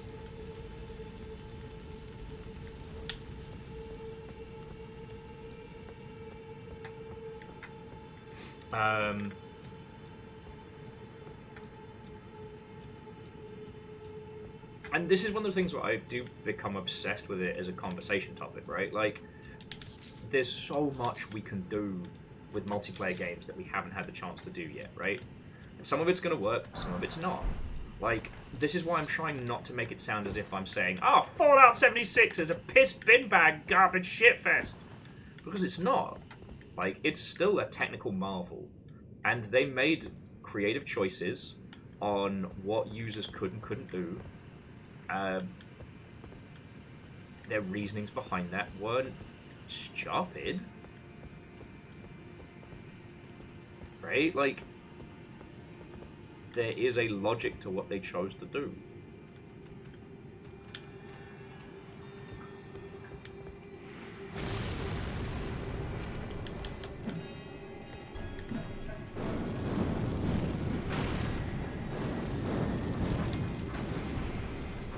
Sometimes you just gotta throw some fire at some people, alright? The wizards have to die first. There's a little up area that I could jump to here. So if I go, haha! And then roll away. Haha! You don't have functioning knees! Yeah, Lizzie, there are loads of things we can learn from 76, positive and negative. Now, I will say that the way in which it was monetized would end up... would end up forming a lot of the... Oh, fuck you, mate. A lot of the discussion around it, right? Because, like, predominantly, Fallout 76 is funded by cosmetics and microtransactions, right? So that means that users need to have a reason, and if any of yours brain immediately went and the reason is you, that's why we're friends.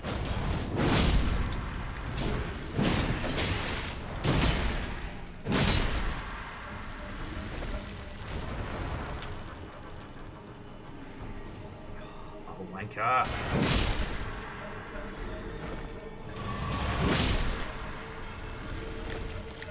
So, like, the business decisions around Fallout 76 had a big impact on its creative choices, right? There's certain things that they just don't do because games gotta make money to stay afloat, right? And while I don't think it's what the audience behind it was particularly looking for, you know, the choice to have different groups of survivors competing, like, you can see the through logic, right? You know, the post-apocalyptic is all about, you know, the battle for scarcity. A good friend of mine was talking about how each of the Mad Max movies succeeds because they're all about one different kind of scarcity. I mean, Scotty, you're not wrong, friend. You're not wrong. You know, if you want to talk about how Bethesda's marketing ate shit over Fallout 76, that's entirely valid, alright? Like, they fucked up 8 ways from Sunday. But if we're looking at the creative process, if we're looking at the game as it currently stands and its intent, there's a lot to learn. And there's a lot to understand. I think that what they have done gives us, with our fictional games company, a good jumping off point to think what we would do different, right? And that's what I want to ponder on today. I love the idea of legacy games. I love the idea of legacy experiences. You know, the thing that my little brain's like is, what if we made a title? Oh, I see you hiding. Triple kill. What if we made a title where one person plays through our title, our Fallout or Fallout-esque experience, and then someone else comes through, plays the same game, but it takes place after that initial character. So like a share your save multiplayer. Not multiplayer in the strictest sense. I can't get up there, so I'm just going to keep going. Yeah, not multiplayer in the strictest sense, but in the sense of, you know, your playthrough affects my game and so on and so forth. Actually, so Phyllis, I haven't played 1 Hour, 1 Life yet. I think I have a copy of it. I forget why I haven't played it. Alright, so we've got one little cheeky area this way. I don't know if this is the way we're supposed to head. We've got a big fancy door that way, so yeah.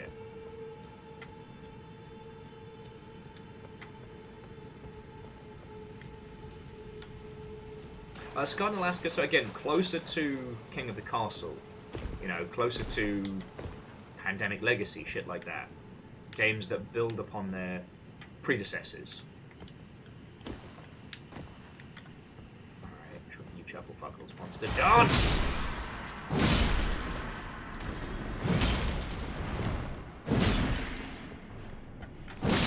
You know, that's something, and I'm not saying that's necessarily right for what we're talking about today, but I think it's a good jumping off point.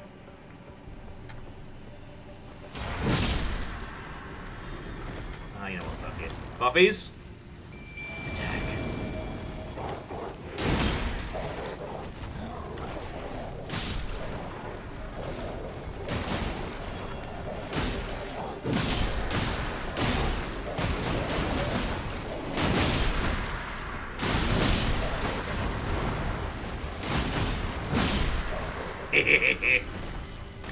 Those are my puppies. Ooh, fancy statues.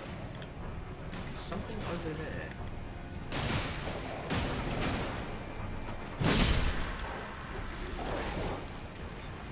And Jamami, what a welcome.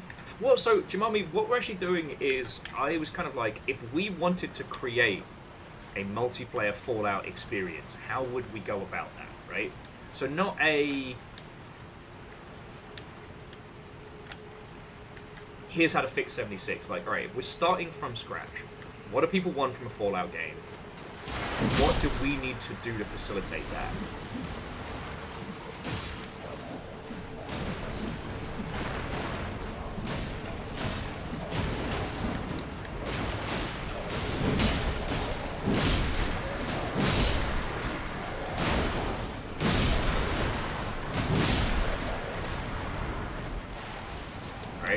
What would we need to do in terms of how we set up our game, and what should we do in terms of how we set up our game, right?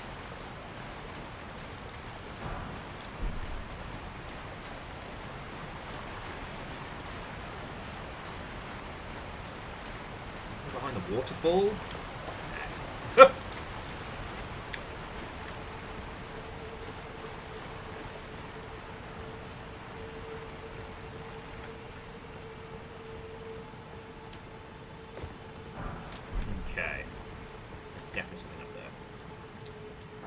But yeah, and I know this is not the most useful of conversations, right? Like, ultimately, the chances that any of us will get to work on predominantly multiplayer titles is quite slim.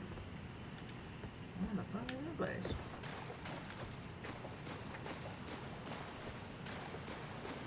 I'm a mole in the river. Oh, is this the other way we could have gone? Nope, it's a new area. Oh no, this is the other side of where we came in. Okay, yeah. Moida. I'm doing Moida.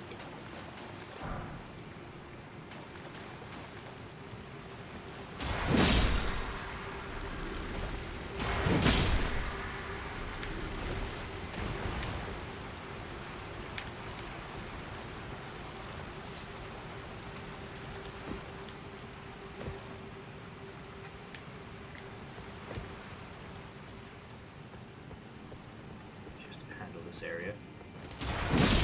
Because I will say, Jamami, I do like those kinds of titles where, you know, even your character's death adds to the world.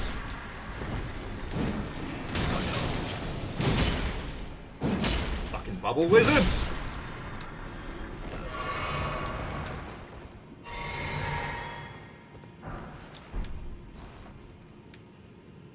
Like, just for the record, I really fucking love those kinds of titles. I think games like Zombie U did a very good job of it.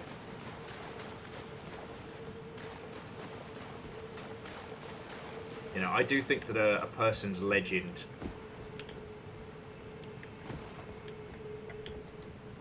being carved into a game is something very, very special.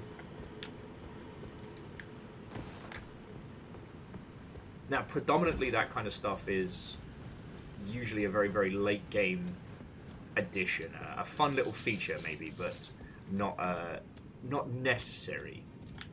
And that's something I'd love to change, but... I mean, the idea that one could reach reputation enough where your character is turned in, you know, using essentially like a prestige system to make your character into an NPC with all of their goodies. So if you want to get the good rep, the good, you know, late game kit, you must hand in, you know, Fisto McPunchhard, you know, pass on in Final Pam. You get the rewards from handing in a high-end character, but now Final Pam is in the world.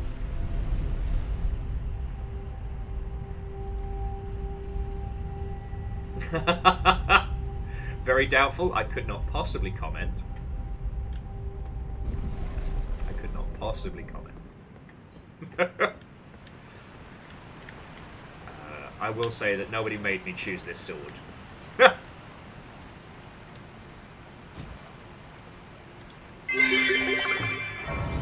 One day, Amos shall develop self-discipline and achieve mastery of himself, becoming a guru. Then Fiona's calls to him will change to Amos, no. But it is not this day.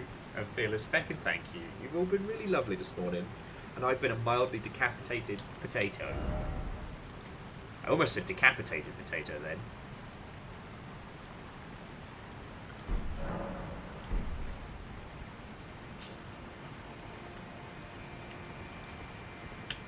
Little hidden area back here. Oh yeah, we keep talking to our little Muppet on a string.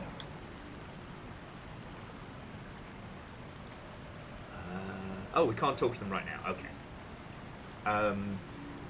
So thinking of the core things that make the Fallout franchise so good, it's the juxtaposition of like dark post-apocalyptic nonsense and just like ridiculous humor. Like, you know, Final Pam is Final Pam, but it does make me think about the fact of, like, people will create gloriously ridiculous characters and then face the wasteland.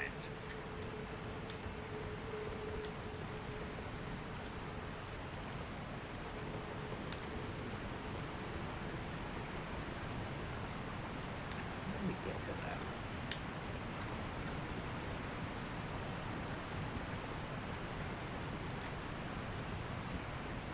Oh no, Jonorus, you're entirely fine. I wasn't asking for genuine help there. I'm kind of exploring, getting lost in some caverns, talking about Fallout. Like I said, I'm a great big Fallout nerd, so this is a lovely excuse.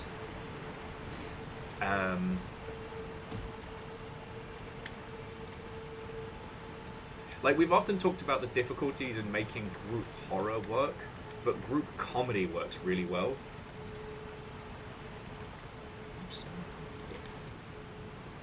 This looks like I'm going to get ambushed as shit, though. Yes, you can get a quick map visual.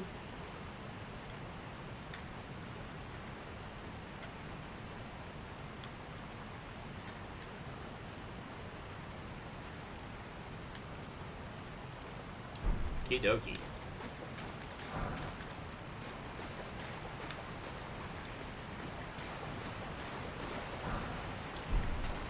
I remember, friends, if you are playing along or if you are just having mischief with Elden Ring, we do have a little longship code if you wish to leave deaths and messages and whatnot.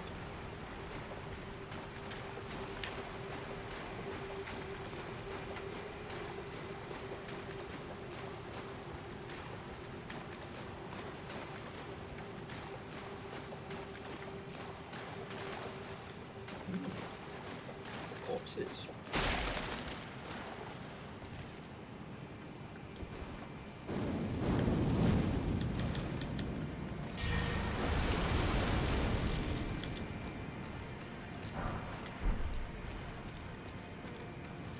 Hadouken!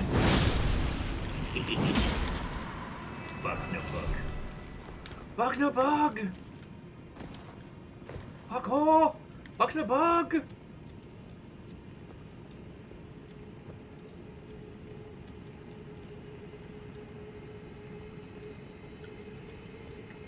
Fearless, I got lucky. Like, feel. Ugh.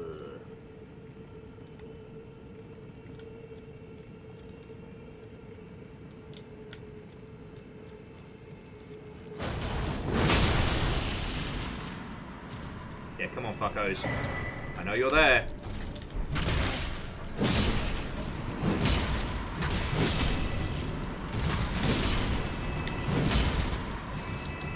I have made bugs mad. This retelling of Bug's Life is fucking weird. Wave after wave of my own hands!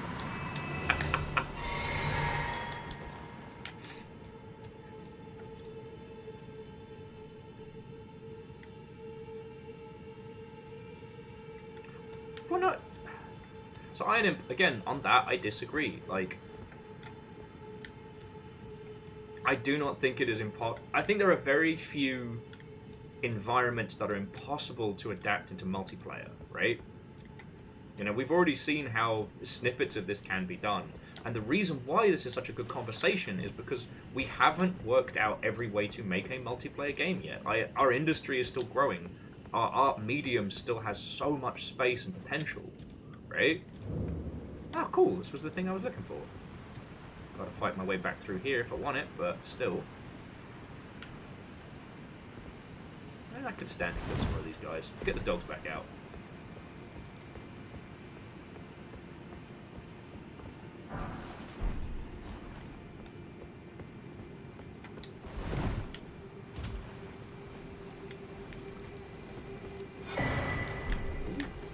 That feels fancy. Sorry, let me clear out these bad words and then we'll... Oh, there's a thing up the road so I can chug my fun potions.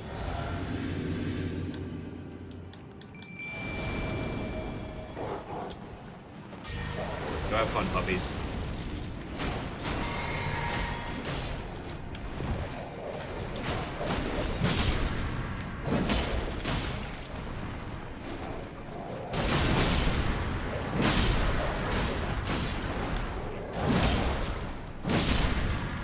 You know, one of the reasons why video games are such a fun thing to talk about is that it's all... There's still so much creative real estate up for grabs.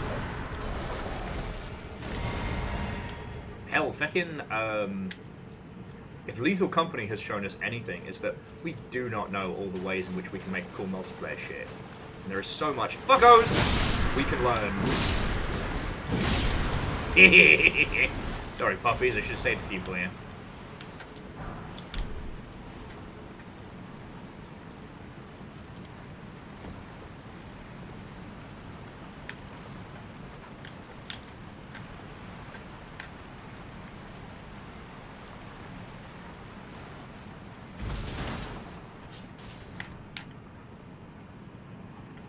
Well, no, so the thing I was refuting, Iron Imp, was that, you know, you were saying that acknowledging that aspects cannot be adapted to multiplayer. And I'm like, no, it's just we haven't worked out how to do it. That's what I refute. You know, I've been in too many design discussions where it's like, no, it cannot be done. And you know what happens? Is usually about a year or two later, you see some indie success story where they actually did work out how to do it. Now, it's different that when you're in a, you know, a professional video game development house, a lot of the concessions you have to make are based around budget and experimentation, but it doesn't mean that those creative outlets don't exist. And yeah, Alnus, content warning is a refinement of what Lethal Company was playing with, and that whole three friends being idiots with physics nonsense together concept has not been fully explored, not even close. So then when we pull the camera out and we start looking at larger experiences, you know, in existing IPs, like, what are we missing there, you know? What can we learn? What haven't we seen? And that's why this is like a fun conversation. You know, we don't actually have to make this. The great thing about any ideas that you lot throw out for what if we made multiplayer Fallout is we don't have to then go and fucking implement them over the next 3 years.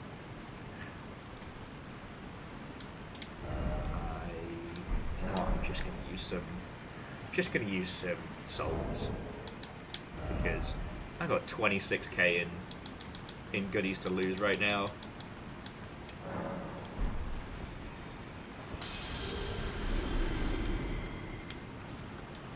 It is definitely my show to fuck up.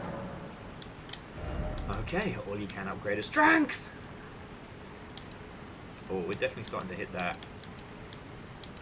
It's 2 from that.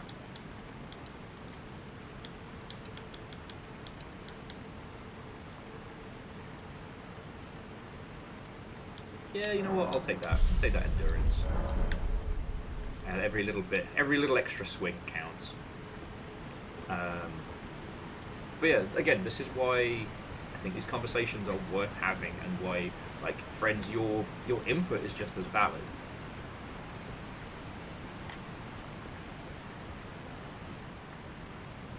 Because, well, I mean, the example that Ironit was giving was the idea of, like, you know, Super Mutant Marcus being a character in the world, and that it would be very different if that was played by a person. Here's the thing, we have not yet found a way to create a good monetized RP experience yet. Whoever does that is going to make fucking bank. Like, somewhere out there there is a concept for something that is more akin to an online LARP than a video game. And whoever solves that problem, whoever is the one to, like, bring that to large-scale audiences, is going to make silly money.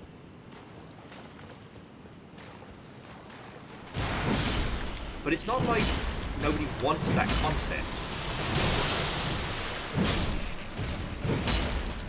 Right?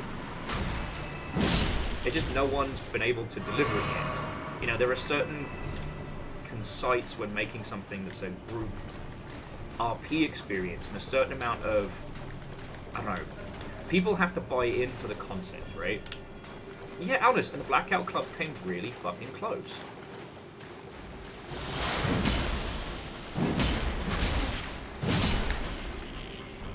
Now, I know I have some ideas on how you could brute force something like that, but it wouldn't be easy. Fucking heard you there, Ant Bastard. Single man. So, one concept somebody put forward is the idea of the character role, right? So this detracts from the idea of, say, a multiplayer title where you get to create your own character, but you pick a role, right?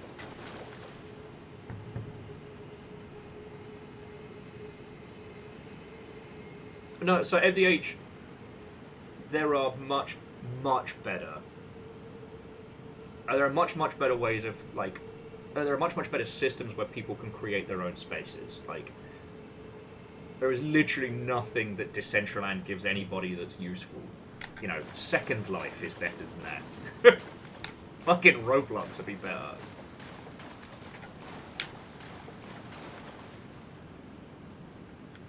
Now, that kind of everybody has their own base, everybody has their own area, you know, building NPCs that communicate and trade with each other, that's viable. That's a technical challenge, right? Now, the concept that somebody put forward was the idea of you play a character, and by playing a character, it's not just a pre-constructed setup you've been handed, it's also a role. And throughout the experience,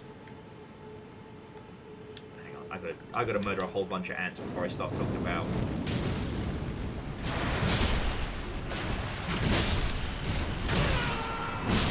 Oh, fuck you! I'm trying to be too clever. I got murdered by ants! Stupid bugs. Okay. So the idea is that we have something. We're going to use Fallout as an example of how this might work.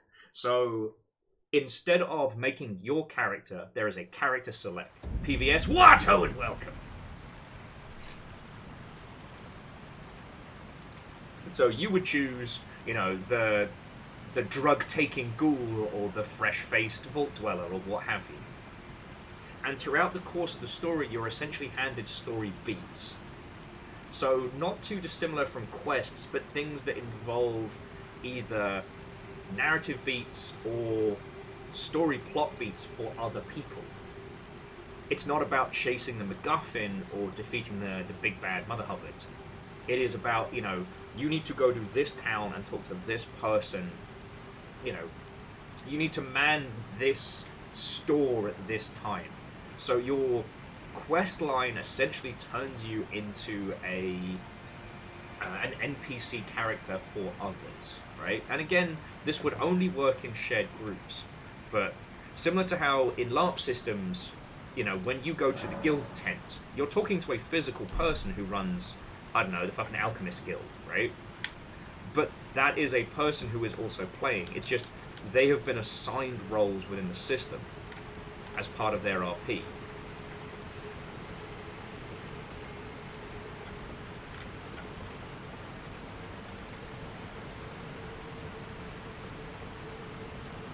That might be a more difficult thing for people to buy into, and how those different characters interact and what counts as a success state is a tricky problem, but it's not impossible, right?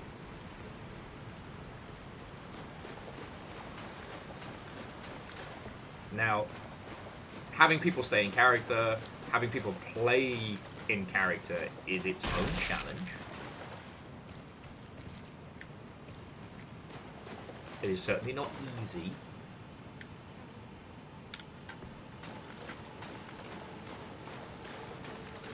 You know, one of the problems that we had when running RP servers for other video games in the past was if somebody's not there, you're basically fucking stalled, right?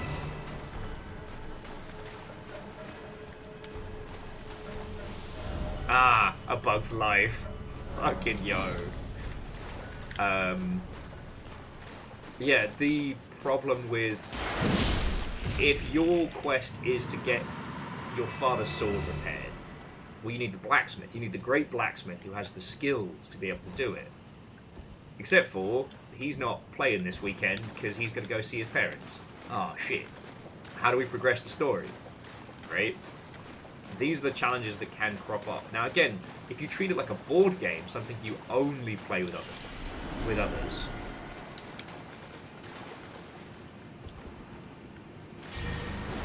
well, then that's a different kettle of monkeys. Like, although what we do know is that unless it's a long-running, heavily story-based game, or it has some kind of, like, additional progression, users will predominantly work together in those situations. Randos will always default to betrayal.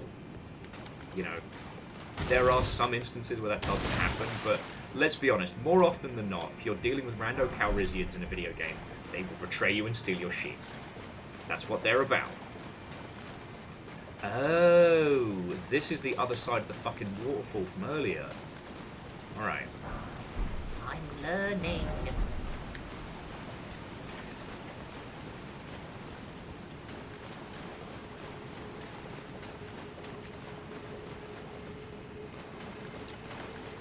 But predominantly when people are playing a game together, they will default to cooperative. Like, it's either got to be very entertaining or there has to be other reasons outside of it for people to potentially betray one another. All I did was find another way out. So lost down here.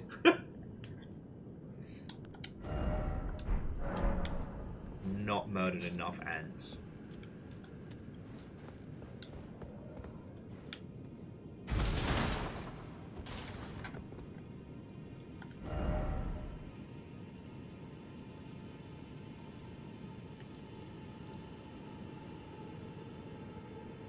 Oh, it's because I took all this fucking shortcut, went down around this way, haven't been up this way, so I actually need to go...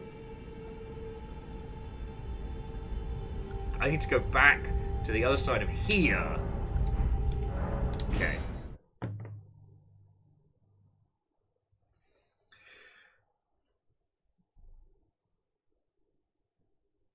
Oh yes, so Air Dragon, and I guess a little bit of what MDH was saying in terms of games that people do RP in.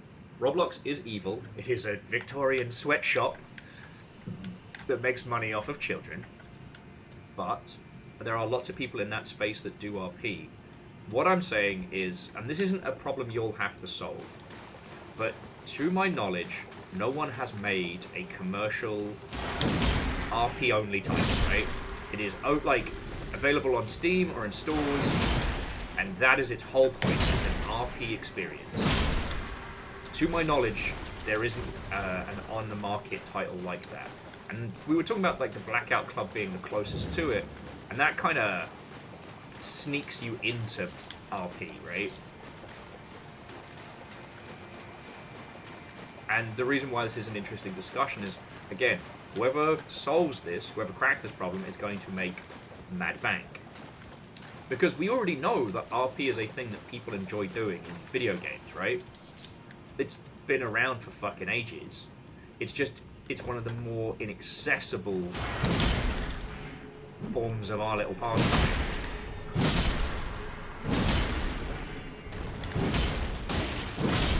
Mainly because it requires extensive knowledge of a game,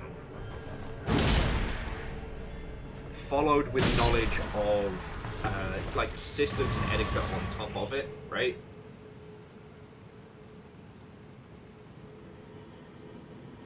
Yeah, and Scotty, the only RP game lives and dies and actually taking off, and people buying into it, right? You have to have these great characters. Now, do you hire community managers who are also performers? Do you try and incentivize early users to become great characters, right? Like how Am do. And again, I'm not saying this because I have an answer, but if you come up with one, you could be well ahead of the curve.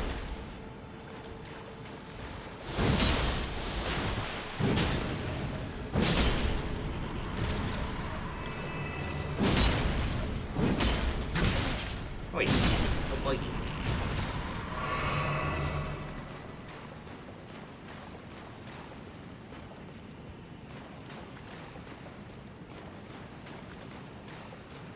Yes, now Scotty, you're right that both of those would not have, like, yeah, Armour and GTA's RP communities wouldn't have existed without the main games. Oh, he just fucking bastard! And yes, neither of those would have existed without the main games as their structure. Now, what's interesting about especially like GTA RP and things like that is that they maintain, because most people playing it are content creators or the ilk, right? They almost sustain on a performative honor system, you know?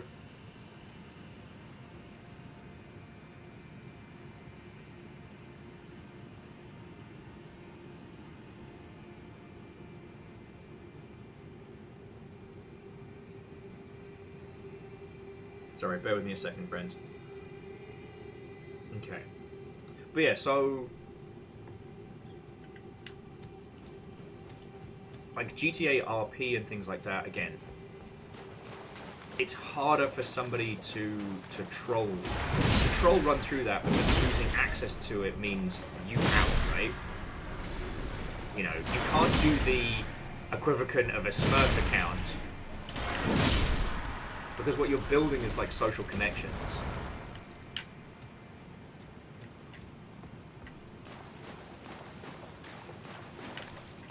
Yeah, well, so Legend, you are right. Like, you cannot just give people a blank slate.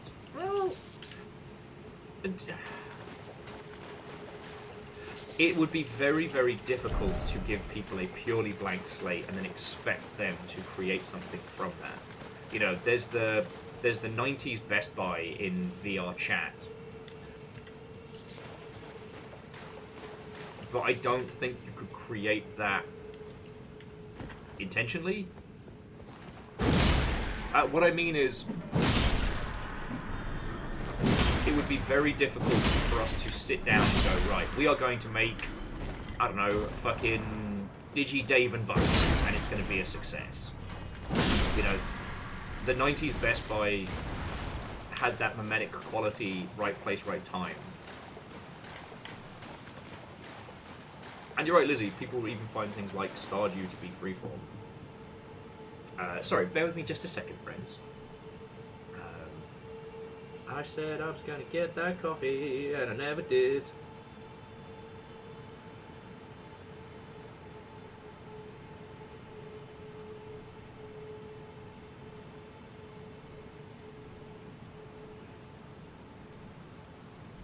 But we've got loads of people now, and the conversation's great, and I don't want to go, because no one sticks around.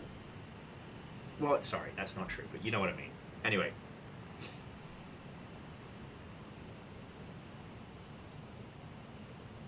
Sorry, bear with me a second. Just, facilitating foods and whatnot. So Jimami says, where does Marbles on Stream fall in the gameplay scale? Well, that's emergent story. Not emergent narrative, per se, but, like... Marbles on Stream is something that allows us to riff on and create silly stories. You know? Yeah, Fearless, the eternal struggle.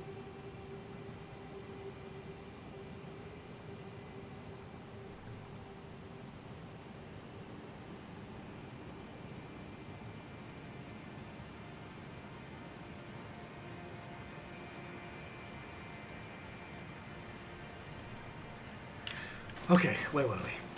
Oh yeah, so jumping back. Like, Scotty, you are correct in, like, a lot of RP systems do generate a lot of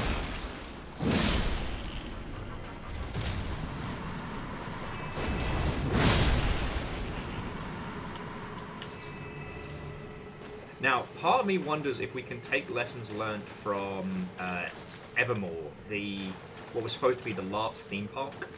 If we can take lessons learned from that and apply them. Okay, so Minnesota is a myth. To those of you in Europe, Minnesota doesn't actually exist. The Americas made it up. It's a whole bit. It's like America's Drop Bear, I'm sorry to tell you. But no, so Marbles on Stream, in terms of the narrative, it's a story creator. I don't want to call it emergent narrative, because the systems don't really give you much time to participate, right? Oh, fuck.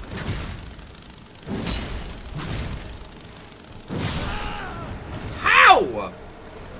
Oh, Beefcake Head got me. Man, you should get that fucking looked at. Oh, sorry, and that is 2 deaths I forgot to record. So with Marbles on Stream, there's nothing that users can do apart from just put their hat in the ring. And by the physical chaos of the marbles, you can develop stories. So like with last week where we had the whole like Rilu v Dustin rivalry, Rilu and Dustin didn't actually do anything, but they just yes-anded the chaos of physics to build the story. Like, I'm genuinely looking forward to the Le Marbles 24. Actually, we should make that as a Discord event as well, because that's going to be on the 18th. Oh, sorry, if you haven't heard of this, on the 18th of this month, we're going to be doing the Le Marbles 24. It won't actually be 24 hours, it'll be closer to 6. But it will be a, like, thousands of lap Marbles on Stream match. So, like, one race lasting 6 hours. Why? Because it's funny. But throughout that, we will see stories generated, like who ends up back in the pack, who betrays who. Scotty, look, we're going to do the Snare with a Snevin. You're going to get to destroy my dumb ass with different, length streams. It'll be fine. It'll be fine. But yeah.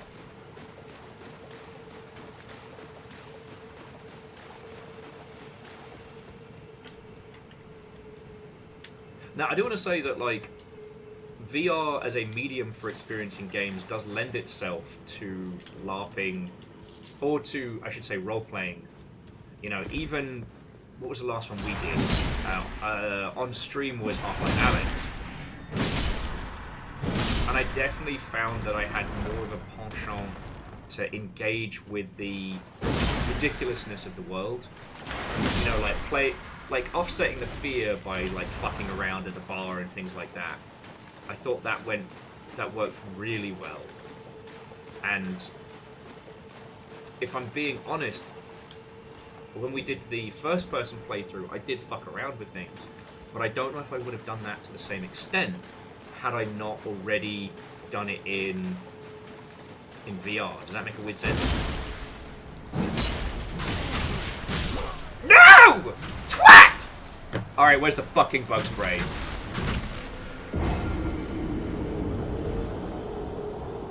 Fucking bug spray.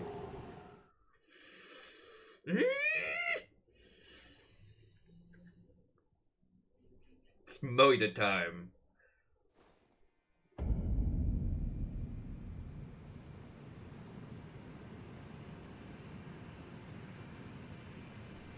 Okay.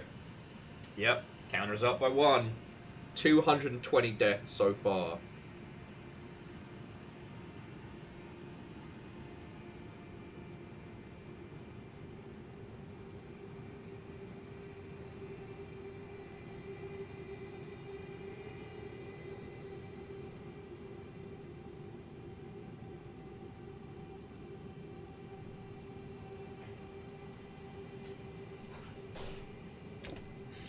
Okay. You want ants? Because this is how you get fucking ants. Alright.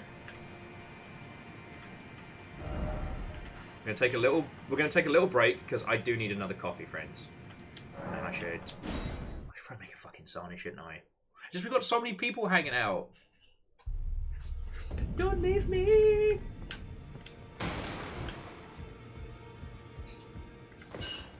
I didn't want to leave you all in the underground with that really unsettling tune. Greetings. Are you here for... I don't think we picked up any of the things we need to upgrade the dogs or the sword. Well, I took you no matter to lay out your... Lay out your arms. Oh, we took you for dead. Doobie-doo apples and pears. Now we need a lot more smithing stone 5. Big sword.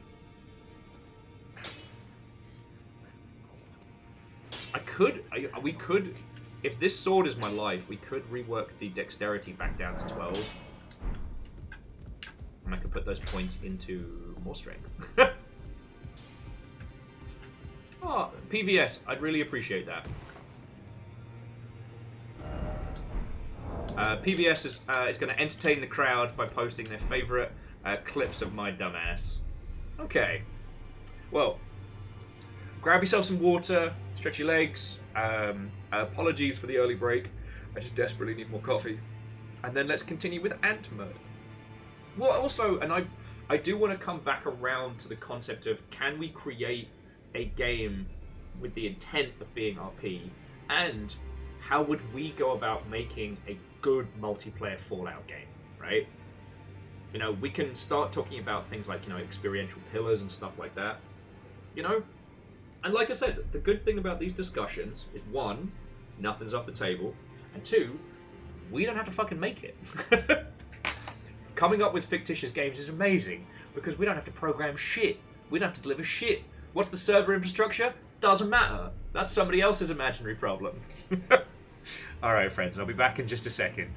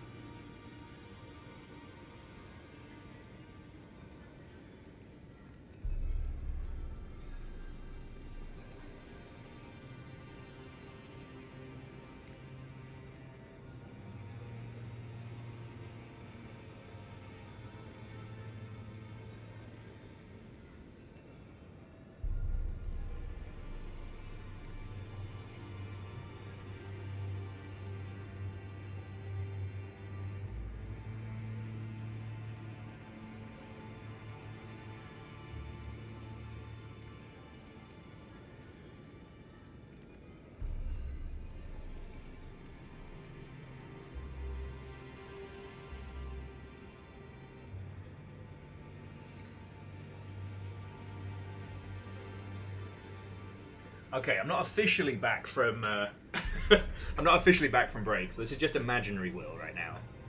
Both the coffee and my noodles are cooking. Oh, hello there.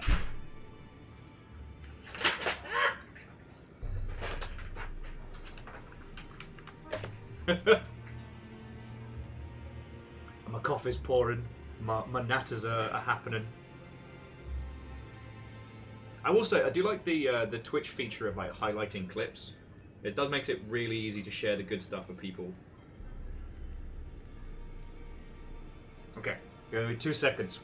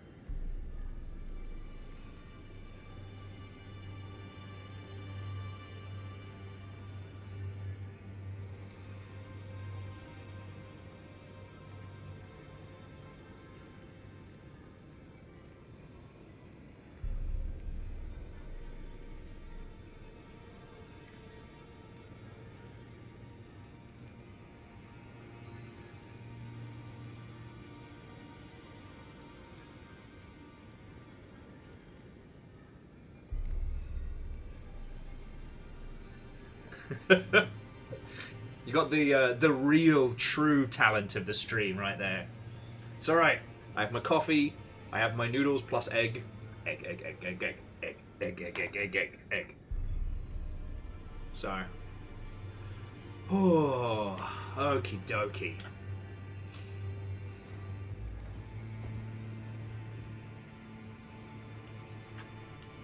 Kills my fucking ants. Bless you, ants. Plants. I don't like you and your creepy wiggling fingers.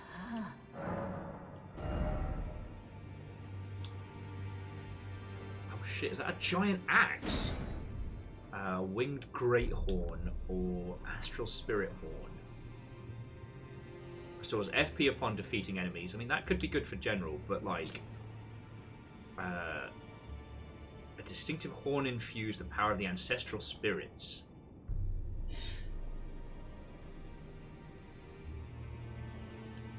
This, like, this actually, like, destroys people's souls. I love it. Now go forth. Let the... Shush. But yeah, look, friends, I've come to understand that, like, you know, I'm just the warm-up act for the guinea pigs, and that's fine, you know? Sometimes it's just important to know your place. Your underground place. But now we must return to Ansel River on fucking bug hunt. Yeah,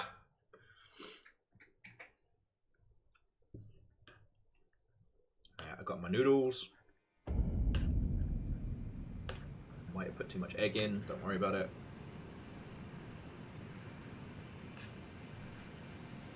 It will be fine. And I got my coffee.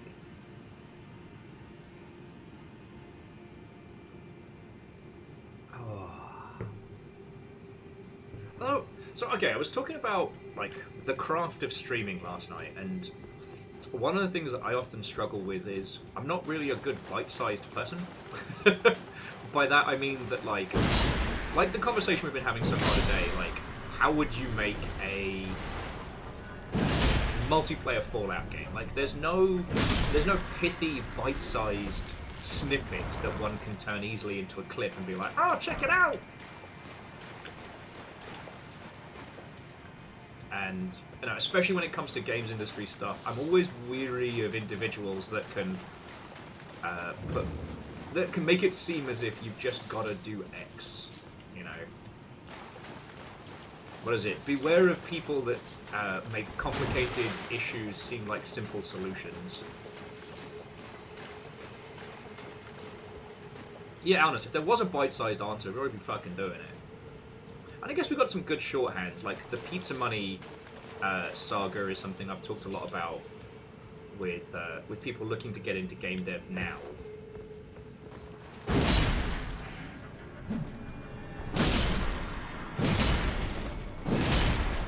And like, I mean, that's from Zalavir, as you all well know. Like, that's not something that I came up with.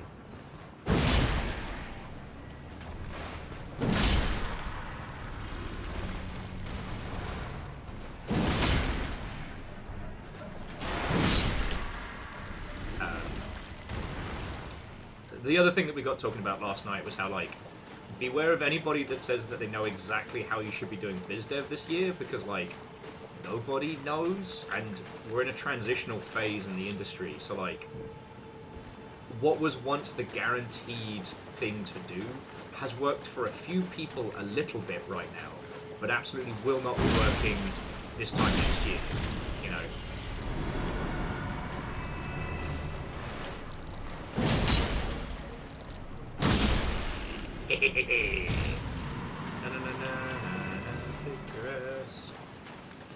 It's these bastards that have been giving me trouble. How to do biz dev this year? If you don't have to, just don't. Yeah.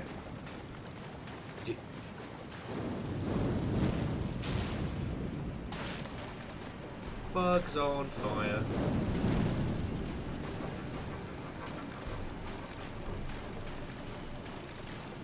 You right there? I'll take a win.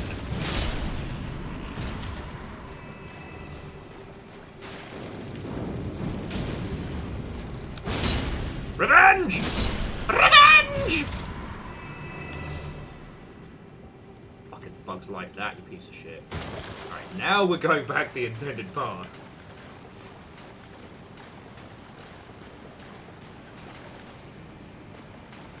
But no, it's like, Alnus, like, my advice for a lot of people has been like, this is the year to make short, quick video games, you know?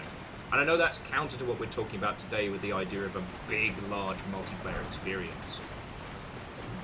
Although I will say, if you work out how to capture the experience of a big game in a small space, then you can definitely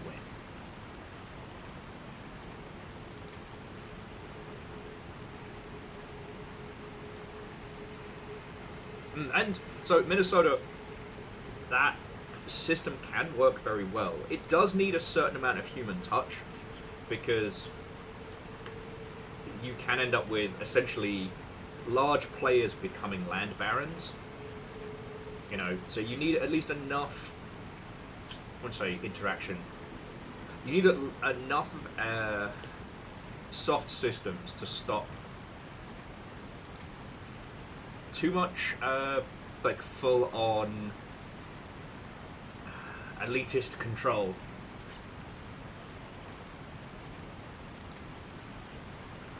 But it does work. Yes. Oh, hey, no, Jamami, go get some sleep. Like, I'm glad we got to chat and hang out. You all have been fucking lovely so far this evening. The conversation has been excellent. And if it's super good, if the rest of it's super good, it'll be on the VOD. But yeah, like, Ultima Online became a real challenge in terms of, like, where you could start building. And it was interesting that makeshift towns popped up, predominantly around areas that had good natural resources, which I think was kind of cool.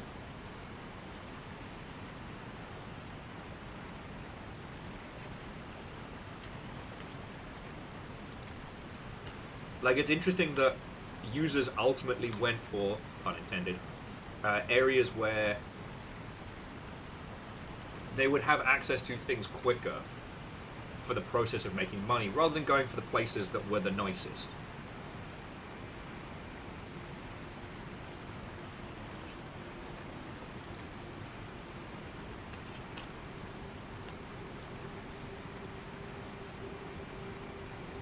But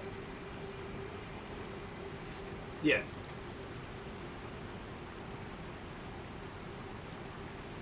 Sorry, just Legend was saying incentivize it changing hands or otherwise. Yeah, there are many ways to go about this, right? Like, and they're all thoroughly interesting. Hang on a sec.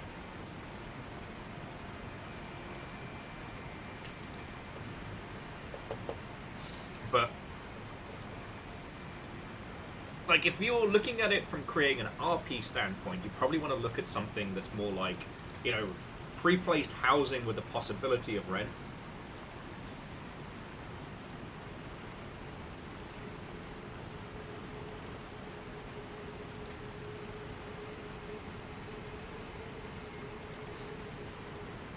But, oh, sorry, apologies. This is like finally getting some calories in my system, but I think I'm gonna need to throw these in the microwave for just a couple more seconds. So, bear with me just a sec. Biggs, lovely to see you. Lovely to see you.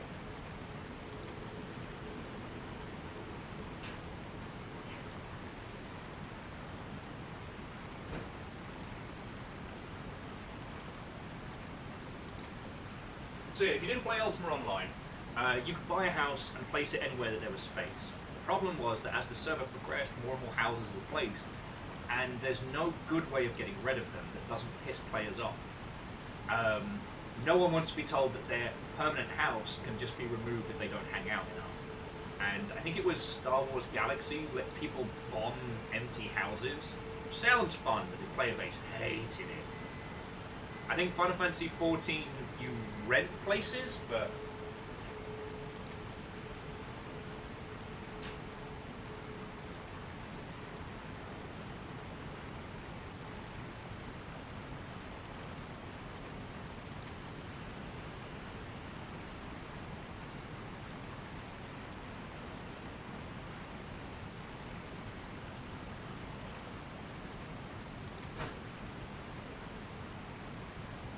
Sorry, it's a little undercooked.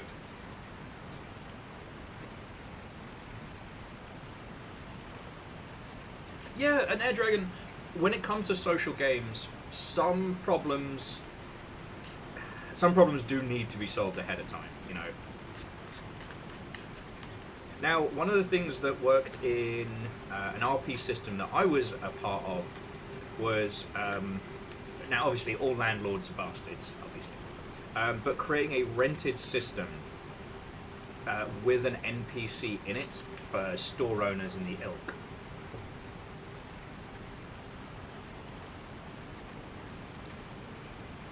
Okay, John is saying in Final Fantasy XIV, the land plots are purchased by a lottery system, and then you have a gill sink in taxes. You know, pay the taxes, you lose your land plot. That's kind of cool. Well, and so so vaults are great because for all intents and purposes, a vault is just a big door in your world, and is perfect for instancing. Perfect. I was actually kind of surprised that wasn't the route they went with Fallout 76, but that's another story.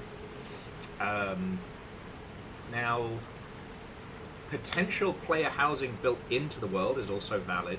Having it be, you know, similar to the land plots in 14 could work.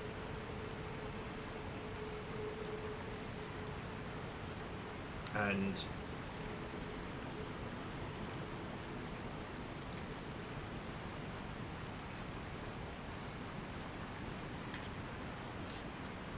genres, I think 76 has other vaults in it. I haven't gotten to them yet. They're just kind of, they're more like traditional vaults, you know. They're in previous games.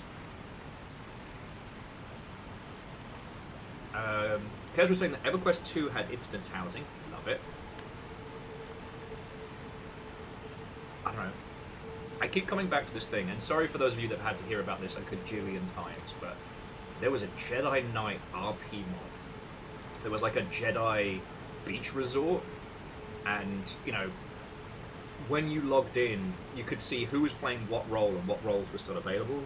There was like bartender, bounty hunter, land baron, Jedi, you know, Sith, that. You know, you'd know that somebody else, if you got Jedi, you know that there was someone else whose goal was to just kill you, but you wouldn't know who. And honestly, like, that kind of like betrayal and conversation mechanic really did lead to some good RP stuff.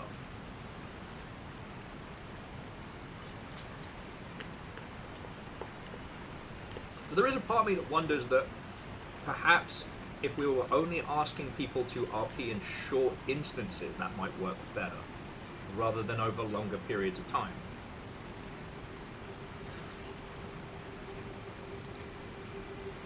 Sorry, forgive me while I'm stuffing my face. I didn't realise how hungry / decaffeinated I was until I got more coffee and food.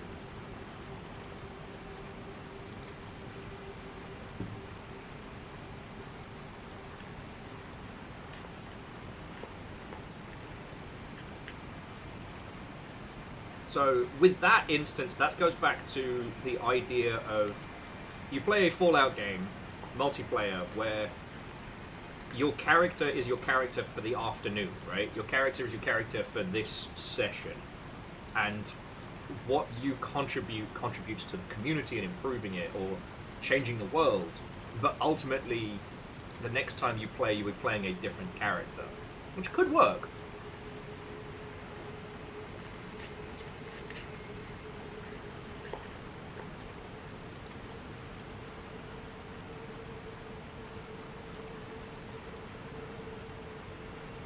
Because one of the things that has been interesting is that as the Fallout series has become more accessible, some of the themes have been kind of softened, sanded off, if you will, right?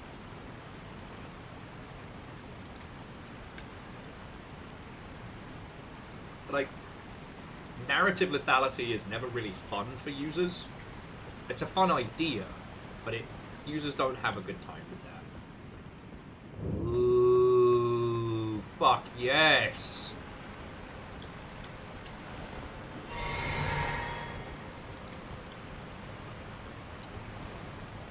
There's our thumbnail shot.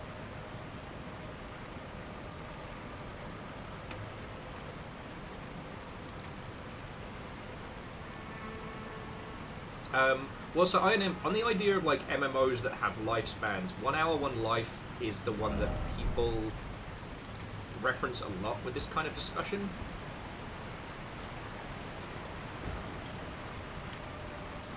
It's not perfect by any means. Are they bug knights? Oh man, I love it and hate them in equal measure. Actually, let's light the grace before I get my ass handed to me. We've already lost so much.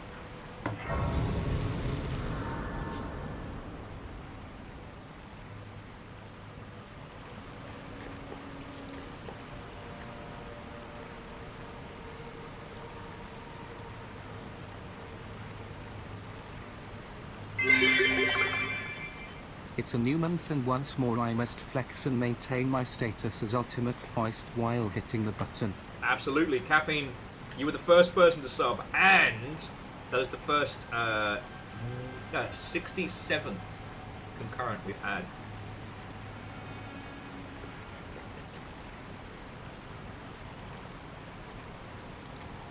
How was your day? How are you doing? Watto and welcome. It's good to see you, friend. It's good to see you.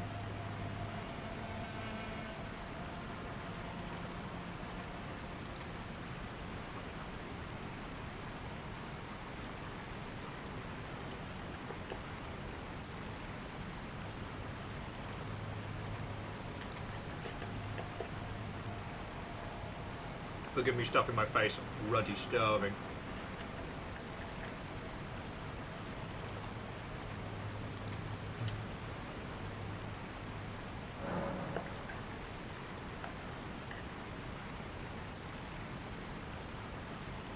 Oh! Ready! Let us speak of the past a while. Let's go! I was once an Empyrean, of the demigods. Only I, Nicola, and Melania could claim that title. Each of us was chosen by our own 2 fingers, as a candidate to succeed Queen Marika, to become the new god of the coming age, which is when I received Blythe, in the form of a vassal tailored for an Empyrean. But I would not acquiesce to the 2 fingers. I stole the rune of death, slew mine own Empyrean flesh, casting it away. I would not be controlled by that thing. The 2 fingers and I have been cursing each other ever since, and the baleful shadows are their assassins. Fucking knew it! I turned my back on the 2 fingers, and we have each been cursing the other since. The baleful shadows are their assassins.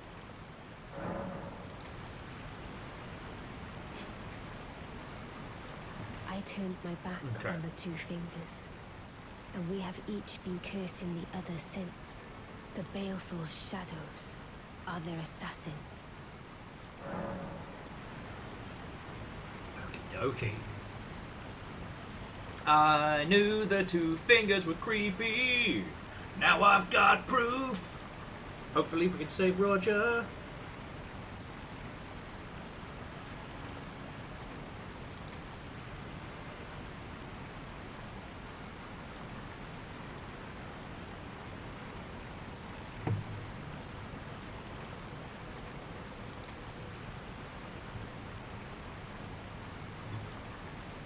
Okay. Troran says the path forward is along the riverbed, but you should explore the city first. Yep, I got you. It wants us to go that way, but in the words of Vanillian Ice, got to get up to get down. And I totally didn't steal that.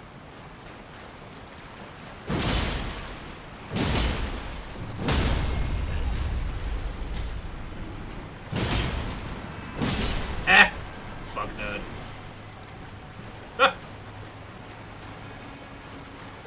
I don't feel sorry bullying these bug nerds. Okay. Sorry, coming back. As I have snacketh and I have my coffee. So fucking pretty around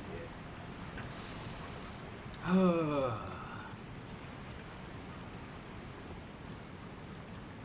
Reactor online. Sensors Hey! online. Weapons online. All systems nominal. Following up Caffeine, we have Miyakini Sakura. What ho? Watto and welcome, friend. Hello, hello.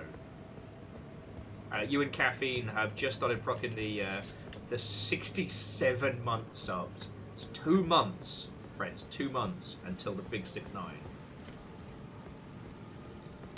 Speaking of big, me and my sword are making friends. How are you?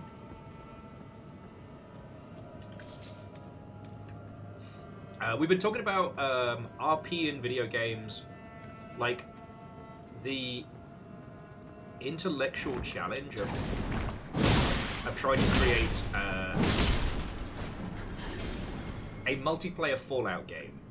So, if we disregard Fallout 76 and just started from anew, like, what would we make? How would we do it? Ooh. And Skullblade. I'm good. Good, you weird bug folk. I've been wearing an old werewolf's cloak for weeks, and you lot gross me out. Not you lot, obviously, the ant people. And before you ask, yes, that does include ant and deck.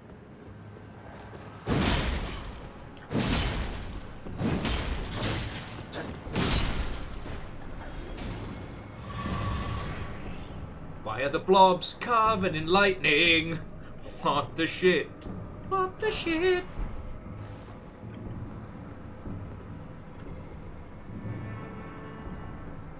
I'm gonna be honest with you. I'm feeling confident right now.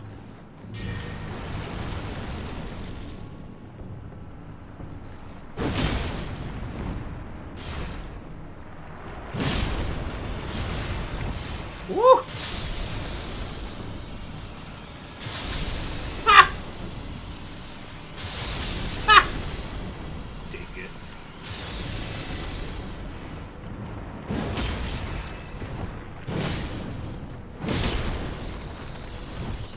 They're full of lightning explosion!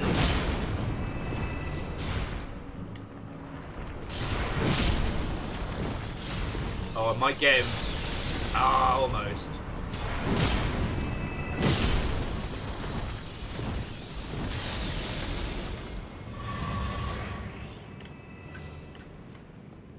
That could have gone way worse. Could have gone way worse. Let's hear it for Big Sword.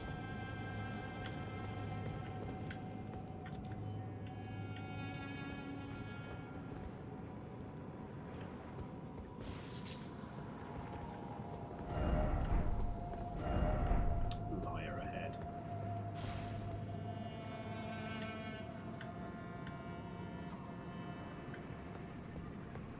It's absolute murder in there.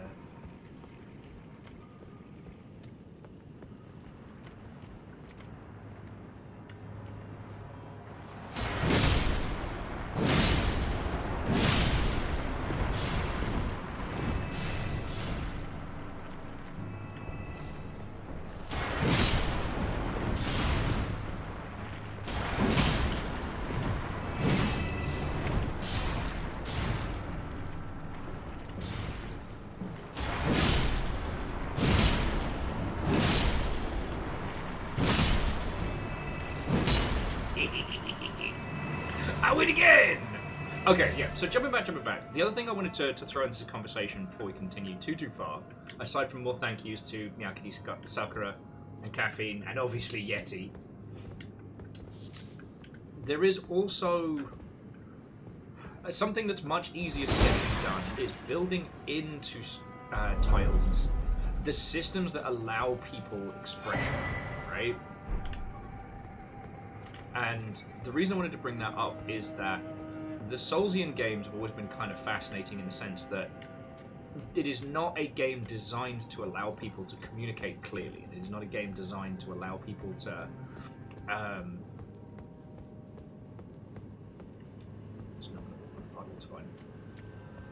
it is not a series of games that are designed to allow much in the way of this is such a trap of personal expression, right? Oh, Archer Ashes, lovely. However, in this environment, we have noticed that people do RP and they do express themselves in non-standard ways. And, okay, what I mean by non-standard expression is that this is a game where You either throw magic at somebody or you throw big weapons at somebody. If you have a tool set that is only geared towards combat conflict, anything that you do that's counter to that could be considered like a subversion, if you will. Like, remember when we met the merchant? The traveling merchant who just showed up?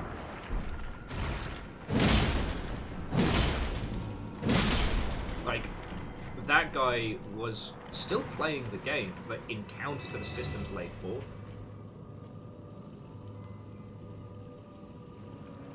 Yeah. Now, Jonas, I do think the idea of, like, exploration and caravans and whatnot is a very, very good way. Oh, sorry about that. Oh.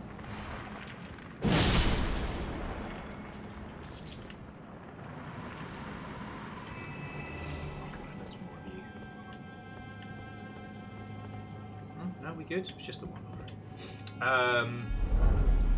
No, I do think the idea of caravan travel and challenges and things like that is a great way to craft threats in the world that can be experienced in instances rather than constantly. You know, one of 76's big problems is that how do you balance ambient mobs with world threats and things like that? Predominantly, everything scales with you, which kind of takes a bit of the zing out of a few of the cool things you can do. Are you a boss or are you a pain in the ass? Only one way to find out! Hold that thought. Note to self, murder the priest.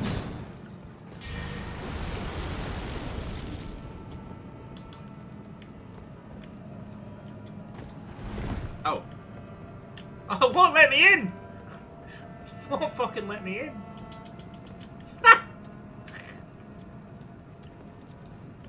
Fucking nerds.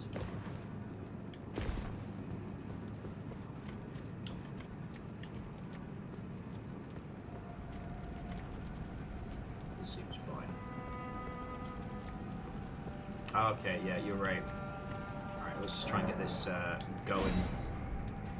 We've got enough keystones to just make it happen. Correct. No!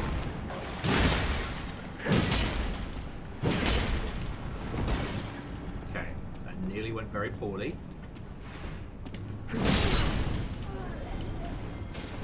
Basically, until I dismissed the keystone door pop-up, I couldn't do anything. Whoa! He nearly fucking had me there. Woo! That nearly went very poorly.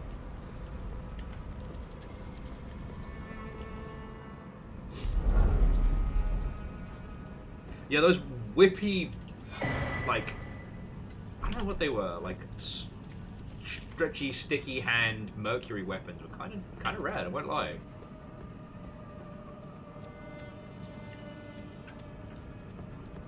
Oh no, so those ones weren't the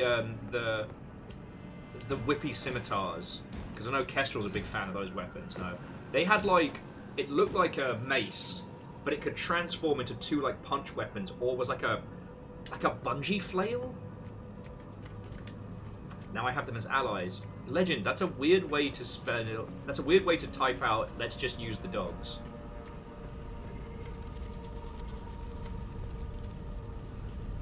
Big orb.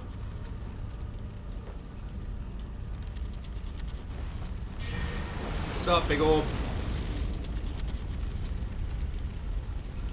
Wait to get.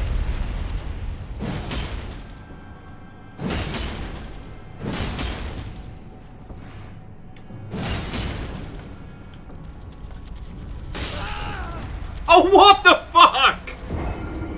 What the shit? Fucking just ran over my feet.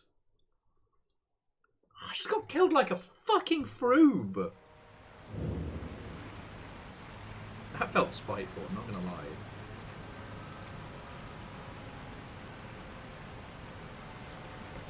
Sorry, bear with me a second, friends.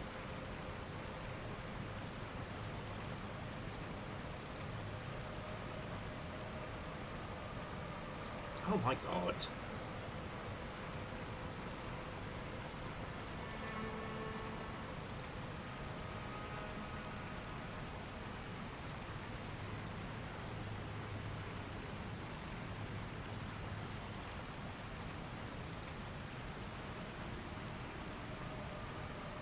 I was kicking his fucking ass! And I was like, psh. Orby Orbison here can't do shit. And he just slowly rolled over my feelies. The sentient ball of bastardry. Also, the Ball of Bastardry is a really good title. River, what are you up to? Immediately sus now whenever I hear Ribbon.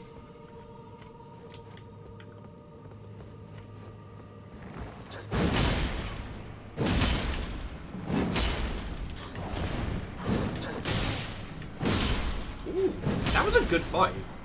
I mean, obviously I was better, but... Okay.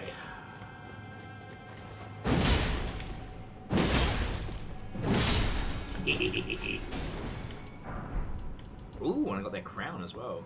Alright, blobs. I need you all to form up, blob up. Into a big blobbly blob.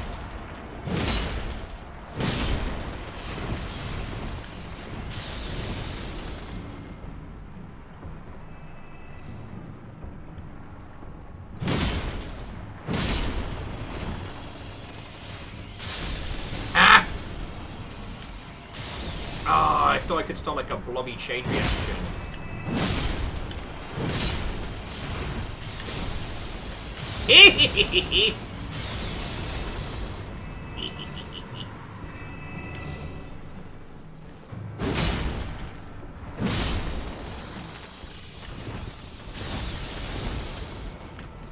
I do remember Gamma World.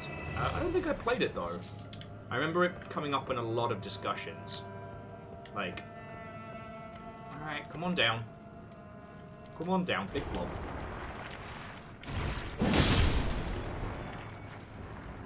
I also didn't play the D&D post-apocalyptic system. Because it seemed fine.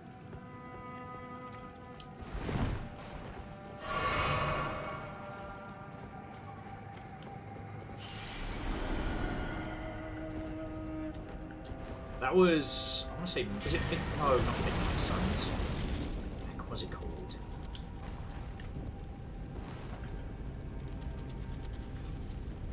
You'll probably remember better than me.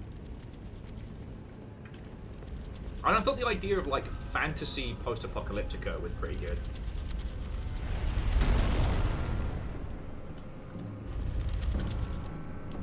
It's not bad. Fucking Baldo over here. Oh, come the fuck on!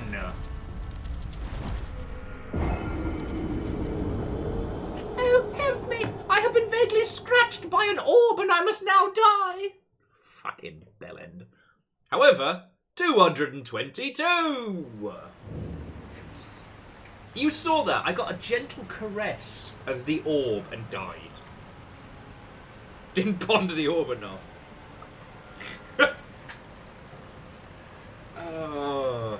So, Will, what's the secret to your success on Twitch.television? I basically have to tell a large number of, you know, my digital friend base to fuck off daily.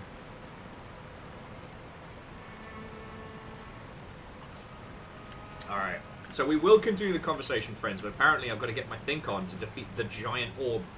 Yes, in this house, orb ponder you.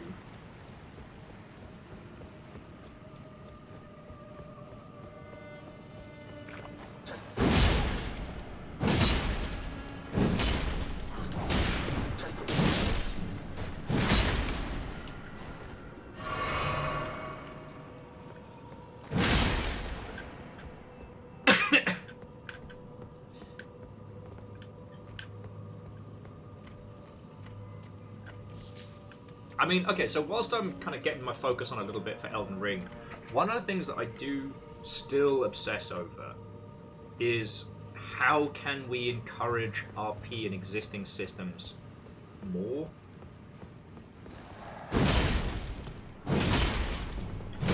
Lady, you don't got time to bless that knife.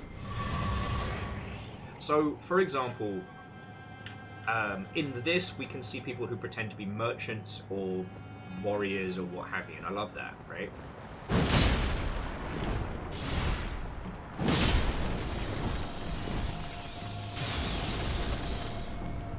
Ah, I thought I'd get that second one.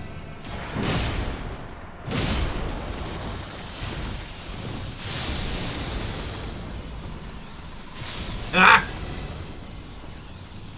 We got two of them.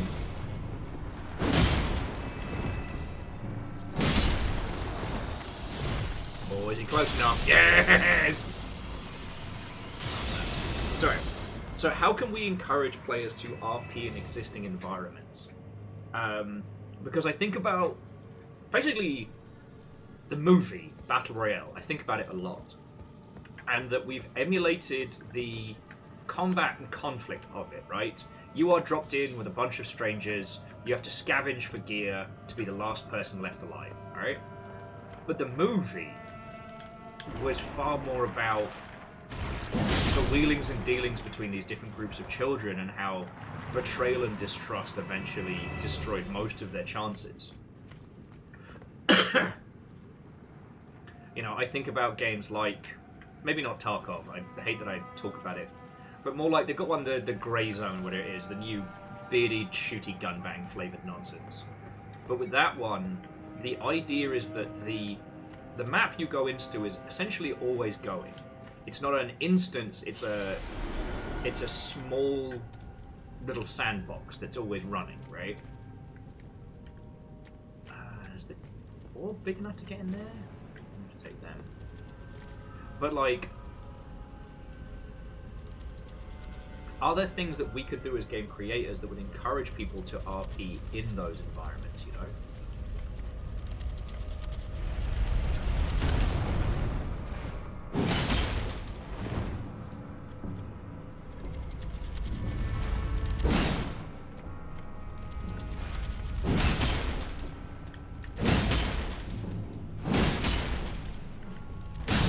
Yes! Get fucked, you Zorb twat!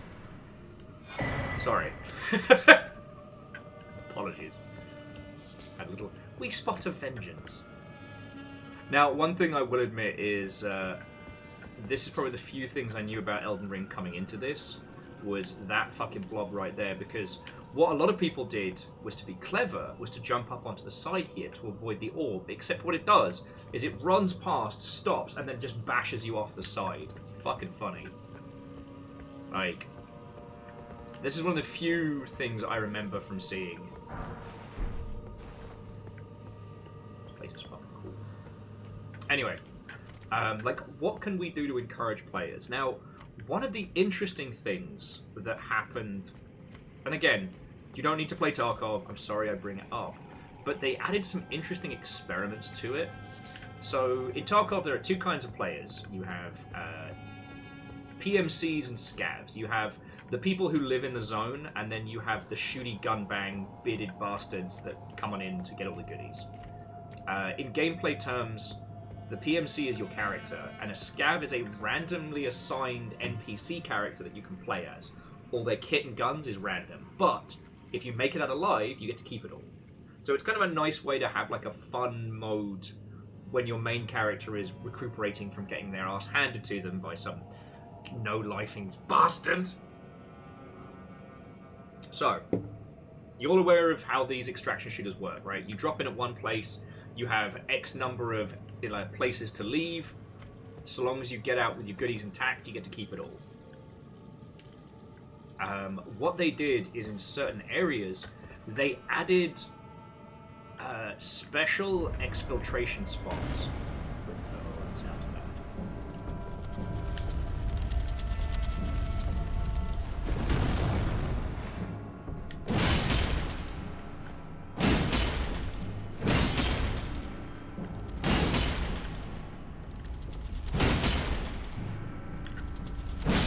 Yeah, nice try, you gigantic ball bag.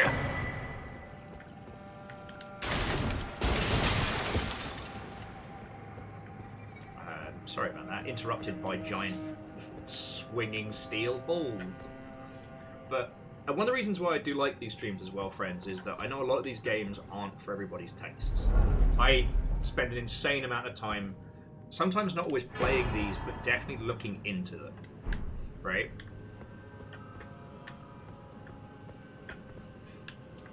And so, with these discussions, I'm not saying that you need to go off and play this. I'm saying that... Hang on. River, so help me, if you are eating poop again... Oh, no. Okay. I was about to yell at the dog. Let him know I'm still listening. But no. Even in terrible games, there can sometimes be little nuggets of useful information, and I think this is one of them. So, with all extraction shooters, the core premise is that if you do not leave, you do not progress. If you get gunned down in the street, doesn't matter how well your session was going, it doesn't matter how many goodies and tins of beans you had on your personage, that's it. Runs over. So long, Shakespeare. Right? I also assume the thing that we got is either an important key item or just really cool. So that means that leaving successfully is a big part of the game. However, because it's a shooty gun bang online game, there is no trust between players. There's no like, hey, are you cool? I'm cool, are you cool? No, you just gun the other person down and take their beans. Hello, Amos. You're alright, buddy. On certain parts, a feature was added where you can leave really easily. You don't need to find special items, you don't need to hit switches or doors, you don't need to pay off some guy in a van. You can just leave. So long as you leave with one of the other side. So as like the... Amos, what are you doing, buddy? So as one of the shooty gun bangsmen, you leave with a scav or vice versa.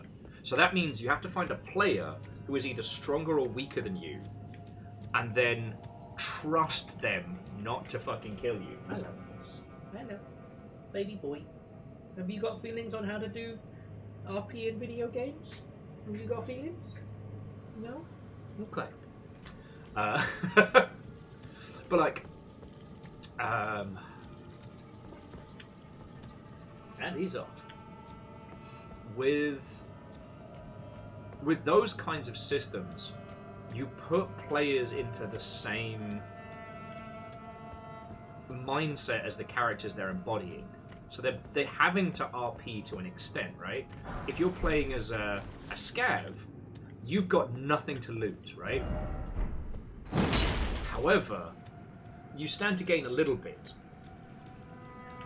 However, any of the player characters that you encounter will be so much stronger than you. They're so much stronger than you. As a player character, and as a PMC, as a main character, right? Like, you've got goodies, you've got good guns, armor, weapons. Like, it's very, very beneficial if you can make it out alive. Wary of up. Oh, it's another fucking Zorb, isn't it?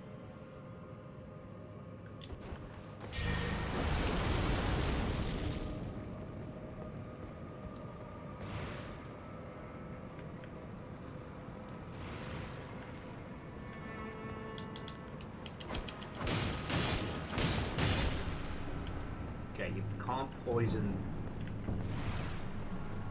Come on, big boy.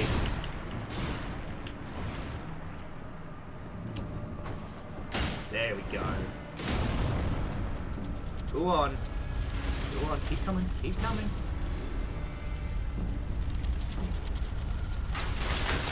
I was kind of hoping. I was kind of hoping that the little baby Zorbs there, the blobs, would set off and kill him. Can't win them all. Thank you, Rando Calrissian, who warned me of up. Woo! I do not know how I made it out of that alive.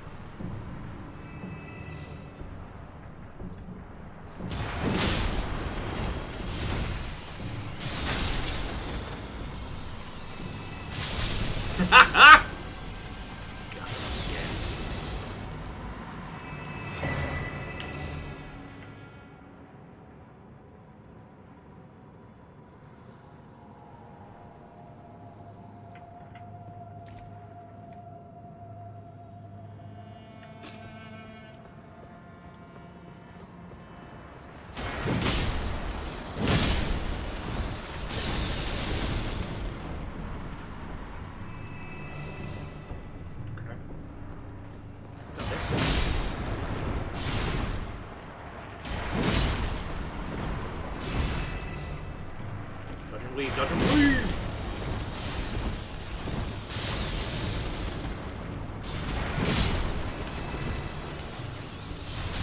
Yes!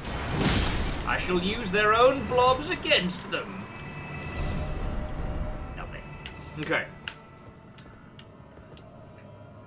So, if you create a game where there is a progression benefit to succeeding, you could incentivize cooperation, right? Or you could incentivize RP for rewards. You know, one thing that's really interesting is when you play a lot of Sea of Thieves, anytime you find another crew that's not going to screw you over, first thing they do is say, do you want to do Glitterbeard? And I love that, you know? Because it's like, once you've gotten to a point where you have that collaborative thing going on, next thing is, alright,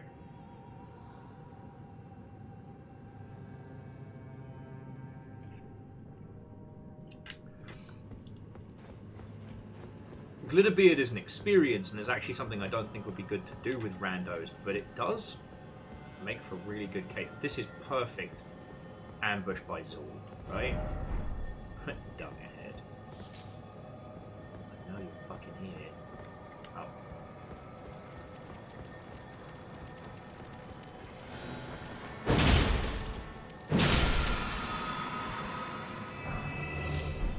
Oh. Okay. Honestly, the fact that we're not getting smashed to bits by 17 Zorbs right now is fascinating.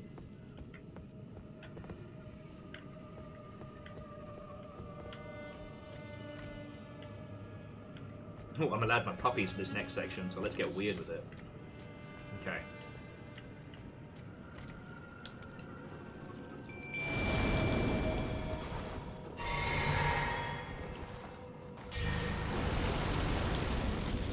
You know what? Fuck it.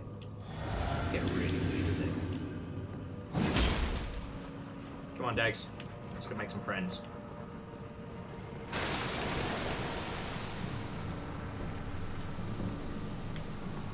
Ooh, mimics. Oh, fuck! Mimics!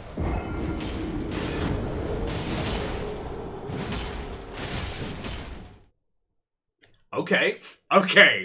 Maybe I was a little bit confident going into that. Maybe. It's a lot on the line now, so now I need to be careful. Okay.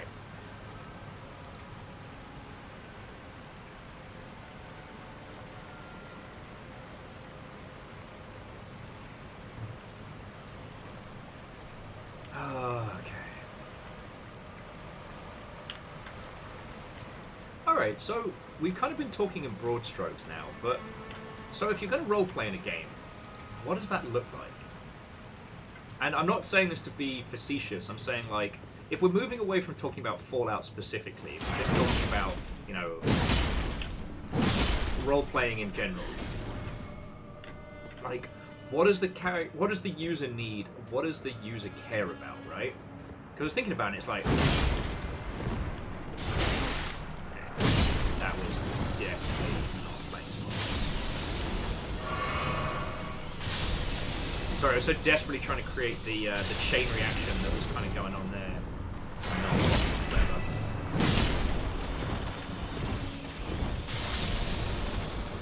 There we go. Hee hee hee hee! Hee hee hee hee! Get fucked, blobs! So, the user needs enough lore or enough context to understand the world and to articulate within it, right? Most successful RP games or RP environments are usually based on the core tenets, you know, fantasy, sci-fi, post-apocalyptic, etc. Shorthands that even if you don't know the specific world you're in, you have enough to understand it. Well, yeah, and Sagara, that then leads to the next part. What is your role? Once you then have enough context to understand the world, having the deets to know what role it is you want to play. So, either a visual or mechanic understanding of... Oh, he's fucking back. Fuck you, Zor. a mechanical or systematic, or even just a visual component to that. Like, if you are playing a post-apocalyptic game and you want to be the bounty hunter, something that either rewards you for hunting bounties or that makes you look like a bounty hunter. You know, in fantasy, if you want to be the ranger, you got a good hood and a bow. You know what I'm saying? I hate Zorbs. I hate Zorbs.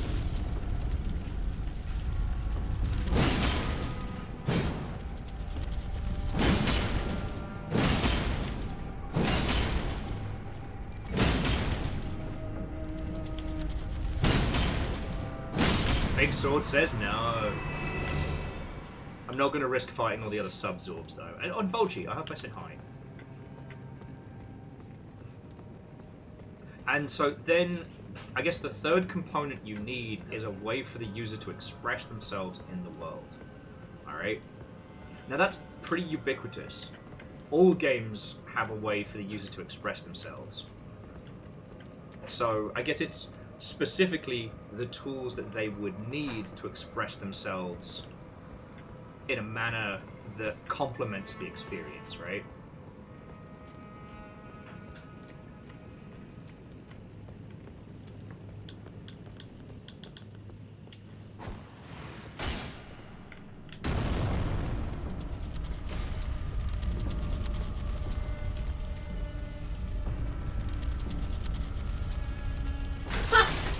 Old Bay goldfish. Gold Bay.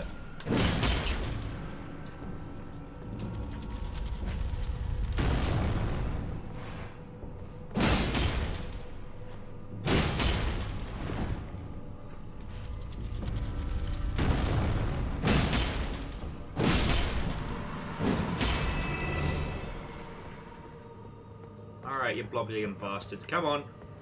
Group up. To do. Or were they all falling out of the zone?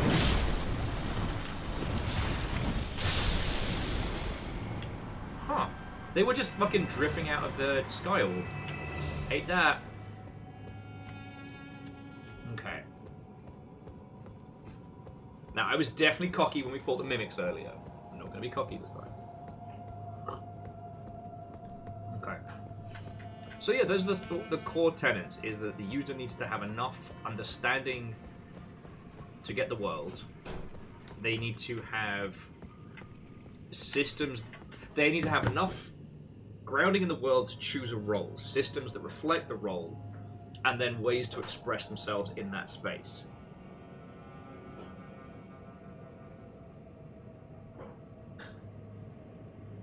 Yeah, so Garrett, World of Warcraft RP was interesting because the game was wildly successful and it brought a lot of LARPers and RP-focused individuals into one space.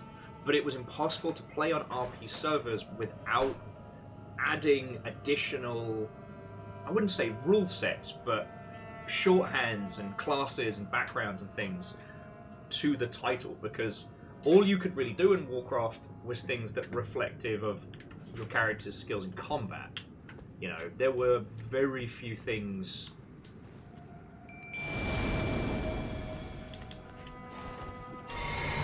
There were very few things that you could do in terms of expressing yourself. Hang on, let me.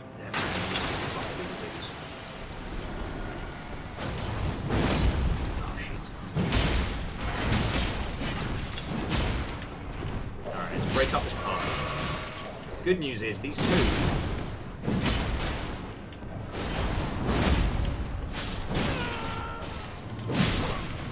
Oh no! I got out base cannoned! Fucking bastard!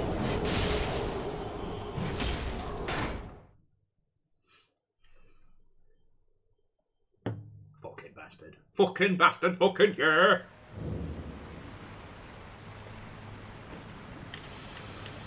Back up the city hill we climb, and murder a bunch of metallic slime. Fucking wankers all about. I lose my souls, I'll start to pout. No, that was bad.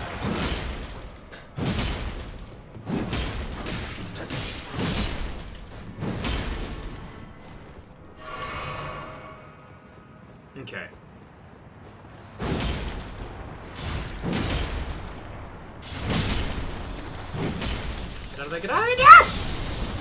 There we go.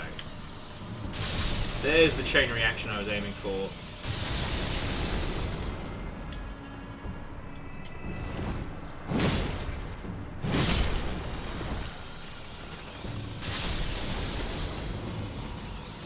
Come on, there we go! Love to see it. Love to see it. Work smarter, not harder, my friends. Smarter, not harder. Okay. But yeah, it was interesting because, like, World of Warcraft at fever pitch just had the collective consciousness. But, like, as a game, it did not do really anything to support RP.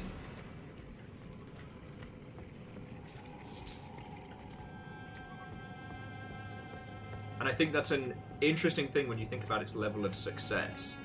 Like, weirdly, all the insane shit that Rockstar always feels the need to add to their games, the simulacrum of things like Red Dead Redemption and Grand Theft Auto lend themselves very well because it's a reactionary world. Like, no one else would take the time to have characters react to you if you spill their coffee or some shit, right?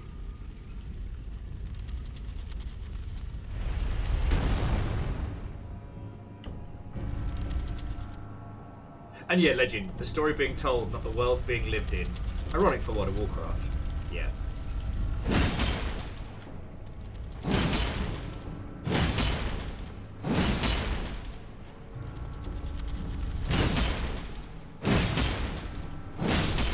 There we go.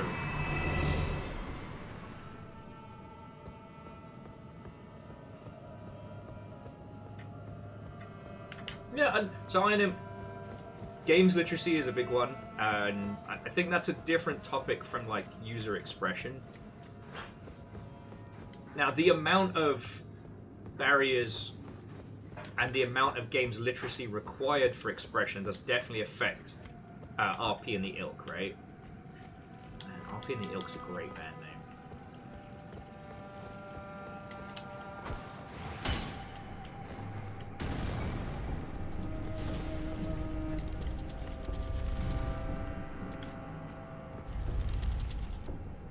Sup, Sphero.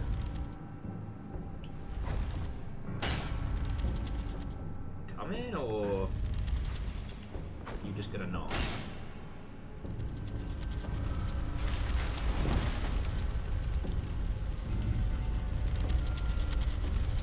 I think it was MDH who was mentioning earlier the effect of, like, VR chat, and the reason why that's such a hotbed of RP is because you physically are acting it all out, you know? You could not make 90s Best Buy inside of World of Warcraft. I mean, shit, it barely lets you be characters in World of Warcraft, right?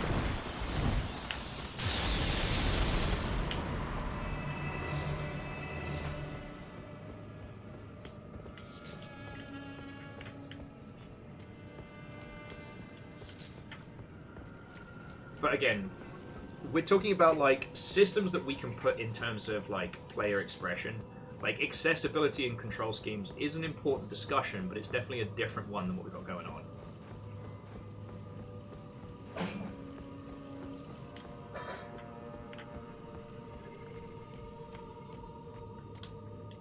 I feel you, Screamy Guys. I feel you.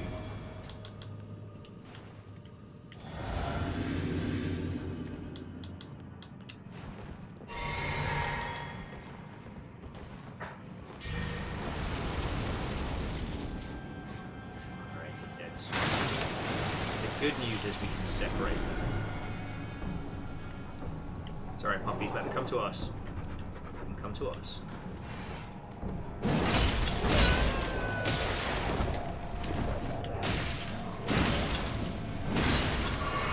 Base cannon is definitely the threat to start. No!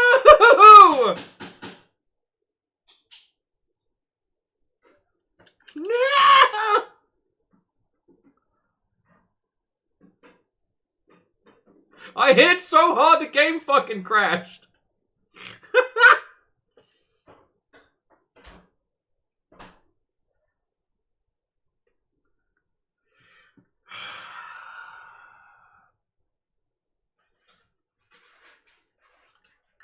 I became too strong. Fucking hell. Fucking hell. God damn it! You ever hit a mimic so hard, fucking crashed everything?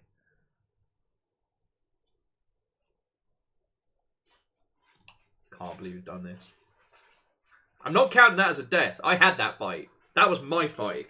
That was a first time every time. Fucking bastards. So mad. So mad.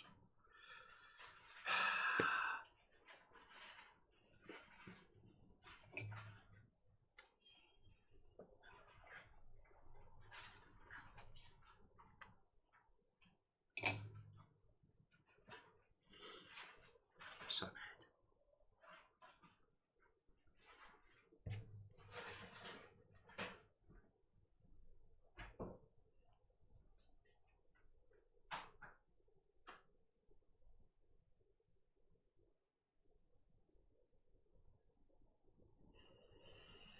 I am mad about balls!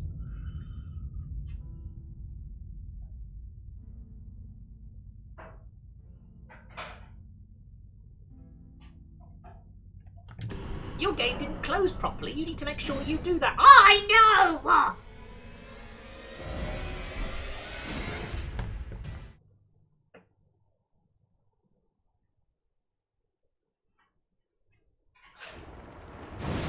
Oh, fucking what?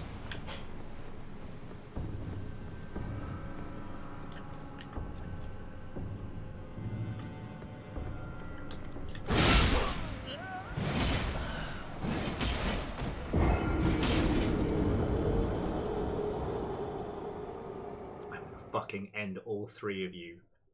I'm gonna kill them so hard they will cease to be in video games.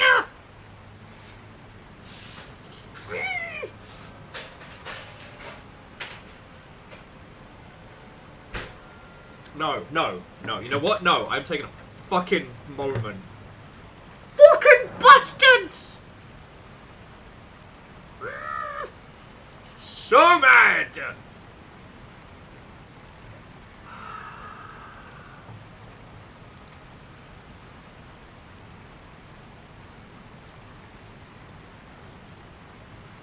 So mad. Oh, don't worry. We saved the game before your fight. Now fucking die.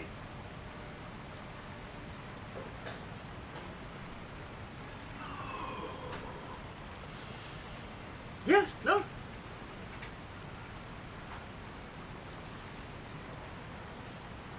Unholy Glee, that was beyond major BS. That had already done its bachelor's in fucking bullshit and bollocks. I was moving up into a doctorate and fucking with Will! Fucking livid! I have to calm down before we keep playing, because if I play like this, I'm gonna get myself killed by the fucking blobs. I'm gonna get murdered by that useless do-nothing with a knife on the stairway. If I bring the rage in, you know, I will be consumed by it.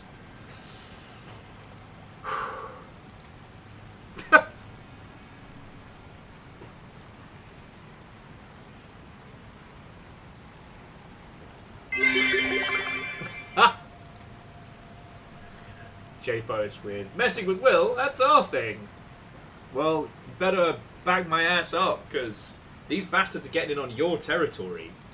They're getting all up in your business. And breathe.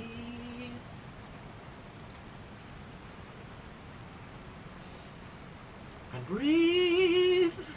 The Teenage Mutant Ninja Turtles, Oh. our 4 reptilian heroes, have overcome the arch villain Shredder. Silvos, that's very kind of you, thank you. You managed to get Rogue Jeffrey, Wanda J. I don't know why I said it like that. Small Ghost, Big Thought. Odin Tin, that's Odin by the Tin, and Ragnar Steimer.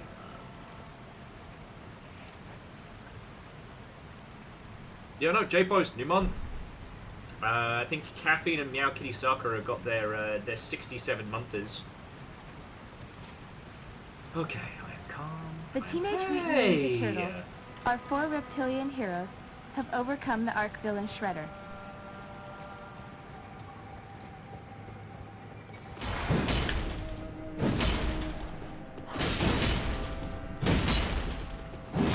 Okay.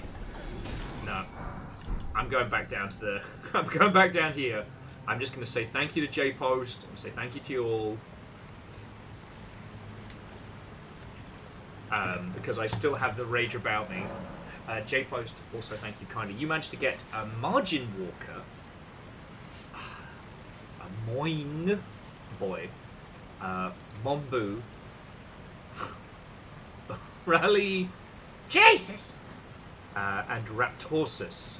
Raptorus, that's actually better. Well, Raptorsus has got a good ring to it. Like Count Rapula. No, seriously, all of you, thank you. You know?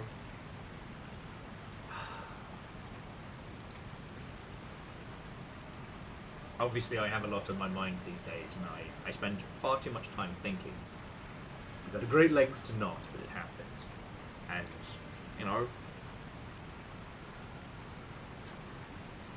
I genuinely feel like I have fucking survivor's guilt these days. Because, you know, what am I doing today? I'm playing Elden Ring and talking about crafting LARP experiences inside video games. I love everything about that. And that is what I am doing to keep a roof over my head and coffee in my cup. Like, fucking hell, I'm lucky. So thank you. Sorry if I get overly feelsy these days. Like, and Yeti, like, thank you for giving us money to get extra groceries today. You lot are genuinely amazing. An absolute fucking powerhouse in our internet spaces. And I wouldn't get to do this without you. So thank you. Okay, so handle the conga line of blobs.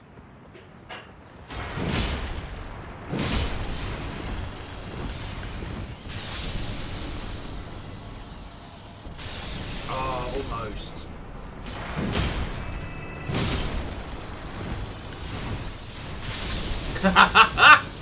Double kill! Multi-kill! Killer Blob Jaro!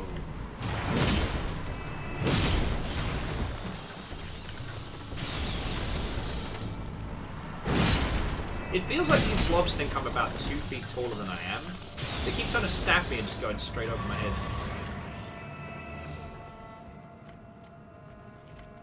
Come on down here. We've got to do this.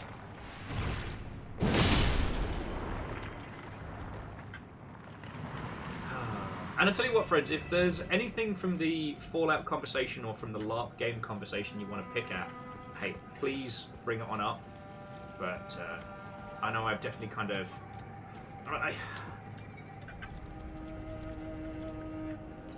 gotta say, since Pacific Drive, the idea of a multiplayer game where, you know, your vehicle is your home, I feel justified with it. You know, there was an idea I was pitching 1,000 years ago that obviously never went anywhere, where I wanted to make basically like one of those like amphibious landing crafts, kind of like your mobile base. You know, I wanted to do like a... Oh, I fucked up.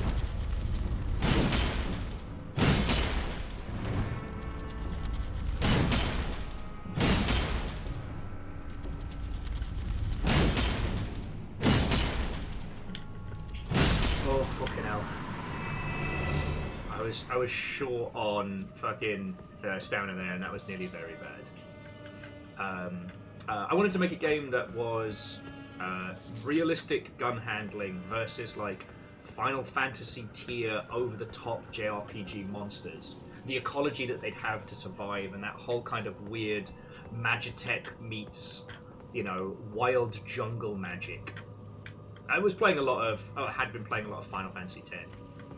And I really like the idea that you have like a mobile landing craft. So you'd be at sea in between missions, and you drive it up to the beaches and areas. You know, the idea being that the further inland you went, the more cool shit you could get, but the more dangerous it was. Essentially, Iron Imp, you know, I really enjoy the armor games, but a lot of the time they get really fucking boring. Hell, even the fucking the armor, whatchamacallit, Alien DLC was kinda dull.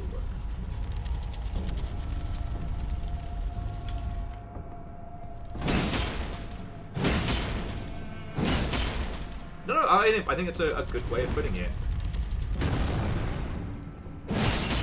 And the only reason I bring it up is I feel kind of justified in my philosophy of like users wanting to have the vehicle as also their home. You know, I'm kind of a bit sad that me and DJ didn't get to do more Subnautica. With the choice in Sordius Begias, does this make you run an avatar of Thick MC Run Fast? I like how the Welsh guy calls him MC Run Fast instead of Thick Muck Run Fast. It does feel like a slight against the Scottish, but you know what? There's definitely quite a tinge of the McRunfast family in this. So here's the problem: if I run past them, I can go get my souls. Yeah, well, so Iron Imp, we actually have a steampunk game like that coming called, I think it's just called Sand. Tiny Build's publishing it, but it's you and friends in a giant walking sand mech. And you head from base to base and you shooty gun bang through and stuff like that. I'm really looking forward to it. It has all the trimmings of stuff that I would fucking love. Not a good place for the dog.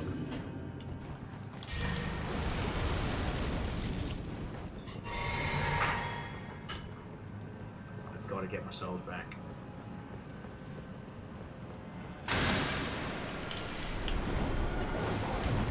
That is a bad place to be.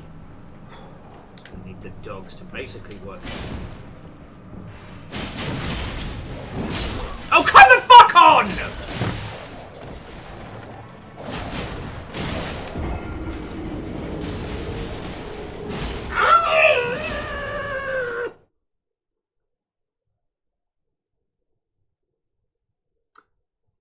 I got my souls back. It's fine. Bacon, thank you for the bits.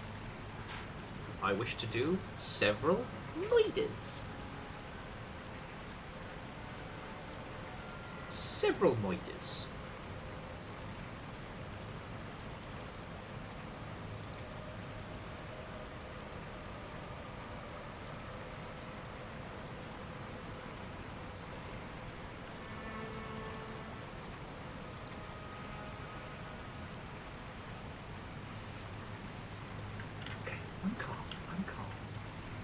It's like 50k fucking souls riding on this. But yeah, Scott, I did play Volcanoids, and it was fine. I need to return to it now that it's got more... Because my only critique of it was that while you could do cool things with your like underground trade, I really didn't feel like I was doing anything other than, you know, make processing plant go up.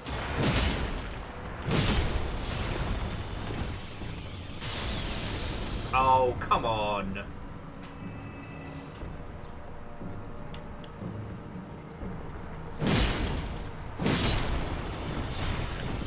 Go on, go on. There's the cascade. There's the go. Oh, you're just far enough to get away.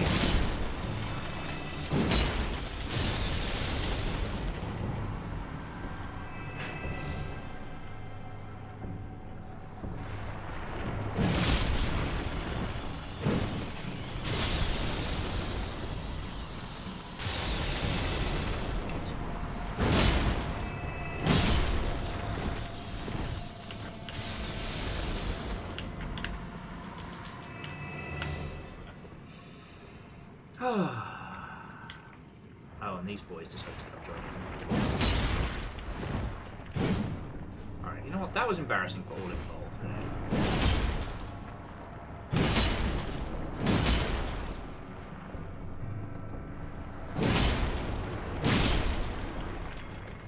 Any of the rest of you want to come and join in? No? Alright. No, Yeti, I'm doing good. And I don't think I said a suitable thank you for that fucking massive donation earlier. Really appreciate that. We used it to buy more groceries.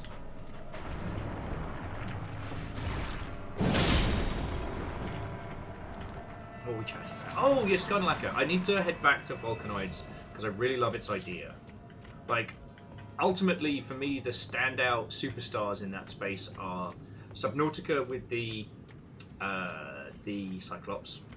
Obviously, Pacific Drive. I mean, holy crap. Again, I was sad for... I'm not sad's the wrong term, but I was really hoping that Metro Exodus was going to hit those beats. But I feel like we're covering ground we've talked about a lot recently.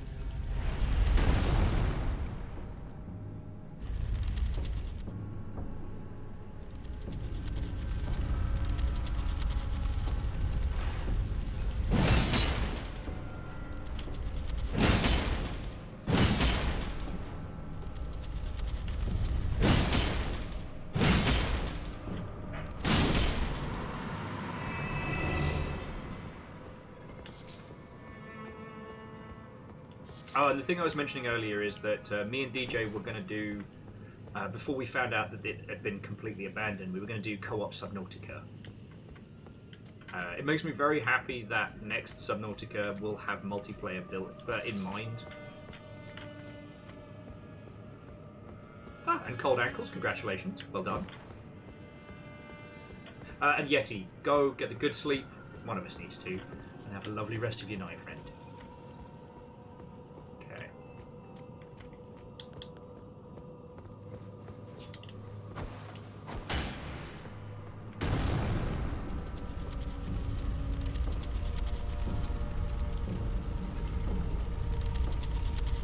Sorry, I just, I realised I was getting cocky here.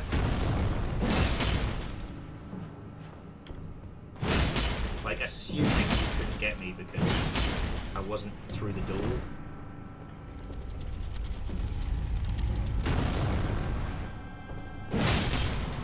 An item, I don't know if it applies to, in the same way to younger generations, but, you know, I would say that, you know, growing up in the 90s, especially in the UK, you know, you had access to, what, like, a lot of the US cartoon shows, Thundercats, He-Man, etc., but also Hunt the Birds and a few of the other, like, vehicle-based shows. Like, I think a large proportion of the young experience involved vehicles what did cool shit all the time. As a general premise, you know, things like Mask, Transformers, obviously. Now we know the reason why is because toy companies realized they could make buttloads of cash by selling you not just an action figure, but an action figure with a big vehicle. And so I think, yeah, growing up in the 90s, you probably had like the, I don't call it indoctrination, but the general idea of vehicle equal better, vehicle equal good.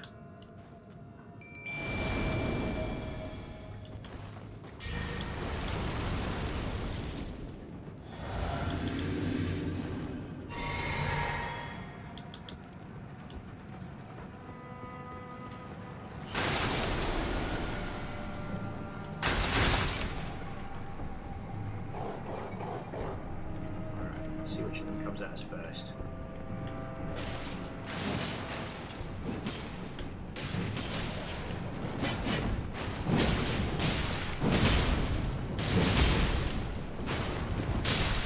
Ah! Get fucked! Alright, good work, puppies. No!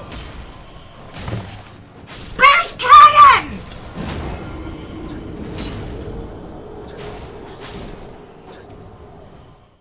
Somebody distilled down the absolute bastard tier PvP nonsense into a single NPC. Like, Kestrel, I could have sworn my blade swung past, and you could see the mimic's hair waft, and it went, ha, stab.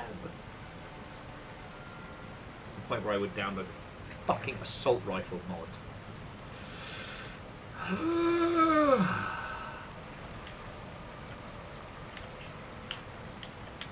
That is a goddamn base cannon.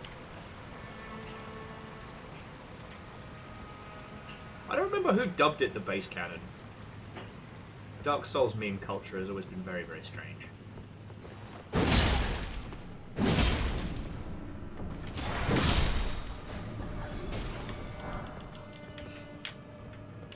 But it is in reference to, I think it's like a fan voice actor doing a My Little Pony bit for a Kickstarter or something.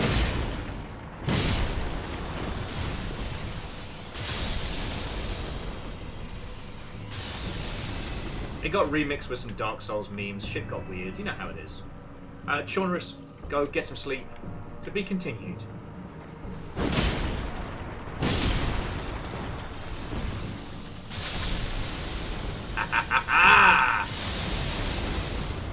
Oh, not quite. Ha ha ha ha.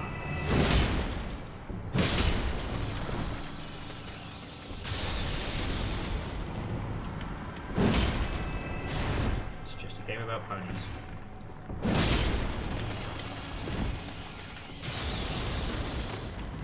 It's just a game about ponies.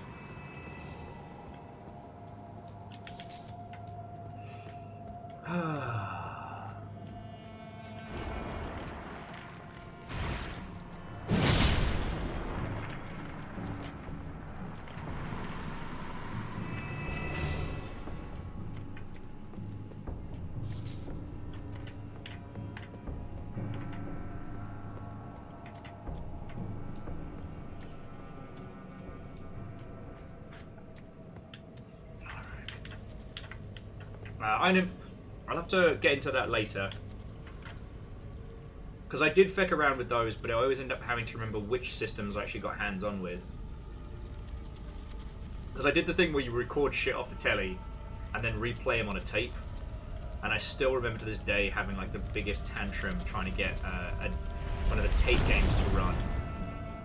Because I only had so long before my parental unit were heading out. And it was at somebody else's house.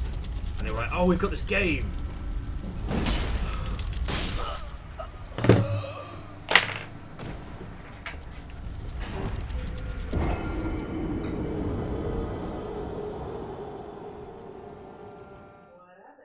just lost 70,000 souls. And it was not standing here. The mic's still hot, they can hear. Not here screaming.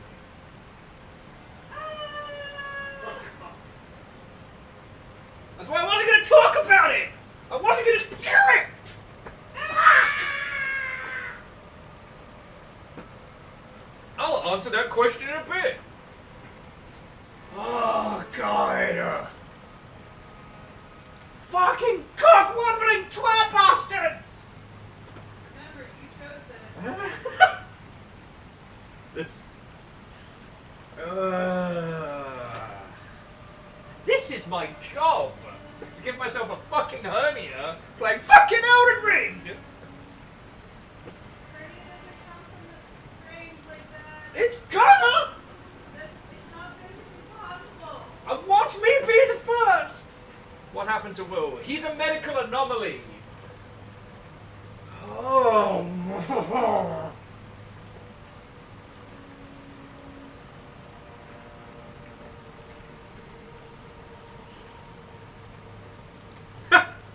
So Garrett says, this sounds like a good time for some tea. It does. It does. Again, this fucking cave. These fucking shitting twat mimics. There we go. Main Academy game. C222. Watto and welcome. You joined me Bolder than a mid-tantrum. boulder. Guess we'll see him a Fucking hell. round.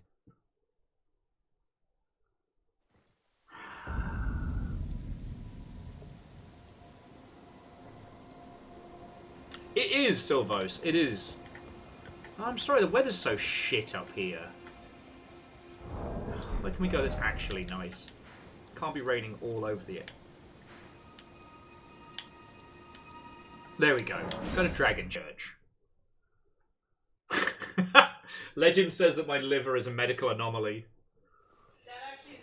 That actually, that might be true. There we go. There we go. There we go. So we're outside.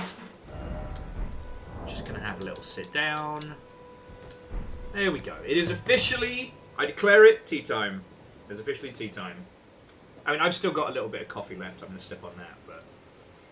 Oh. Welcome to a kinda Souls game, Elden Ring, where it's not get good, but get good. Note the nicer spelling smile. I know. Well, that's the thing. Look, I even said I'm not going to talk about this right now. But I got distracted. I was like... Blip, blip, blip, blip, blip, blip, blip, blip, blip, blip, blip, blip. Blip, blip, blip, blip, blip, blip, blip, blip. I can't blame anybody else. You should, Iden. You should feel responsible. Making me time travel while I'm trying to fight a boulder. A boulder infused with bastard! This is my job! This is how I feed my tiny household! So how did Will pop a blood vessel live on Twitch? A funny story. No. This is the thing about these games that keeps people coming back, though, is that for all the rage, for all I wanted to fucking spike the pad into the ground, which I won't do because I cannot afford to replace it, everything there I had been shown. There was no surprise, there was no full... I just wasn't paying attention. You know, I got cocky. Those orbs, I already know. They need only brush past you lovingly to just fucking kill you in one.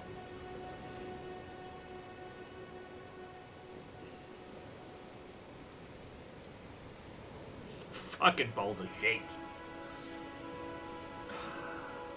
Oh, to be a goat on a rock. But, as I am fond of saying, nothing worth doing is ever easy. Be that streaming or in life. Sings note silver balls, making will scream like a banshee. Silver balls, it has just ruined his day. Sings note. Does that's the tune of Jingle Bell? Like silver balls, making will the scream. No, it can't be that one. Came in like a silver ball. No.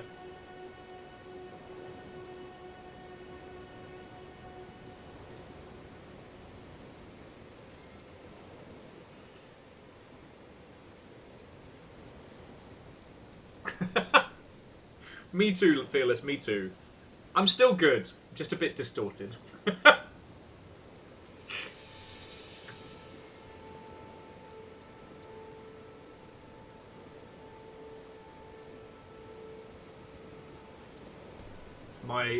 My brain knows only two things right now, Kestrel and Legend, and that is Rage and Big Sword.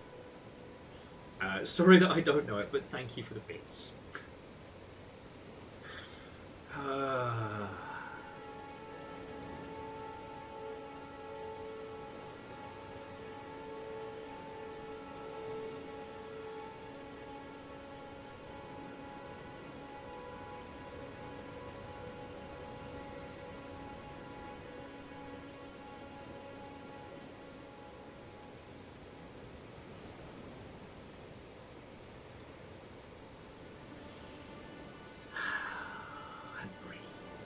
And breathe.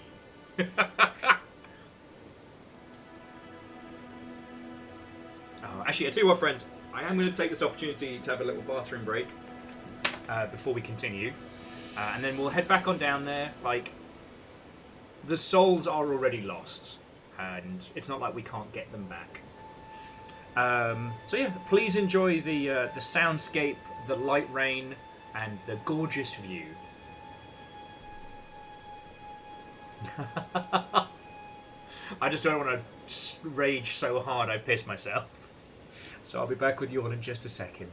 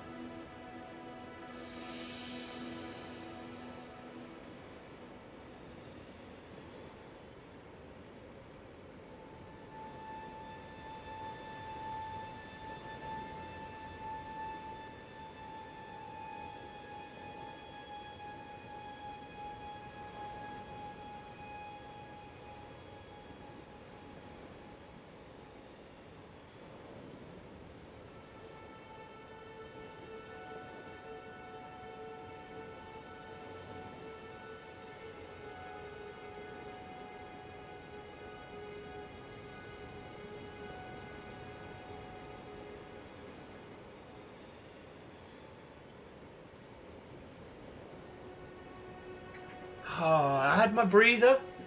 I got my shit under control, and I was yelling to Fiona. I was like, "All right, I'm going back in there. I'm gonna do this." Do you know what I got? Not words of encouragement. Not a rallying cry of huzzah. I got, "Don't fuck it up again," from the fucking back of the flat.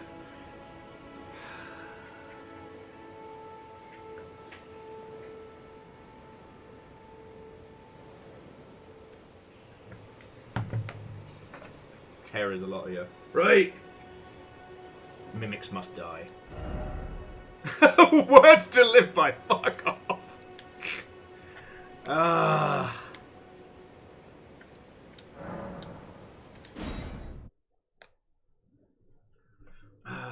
Right about now, the Midnight City. Check it out now.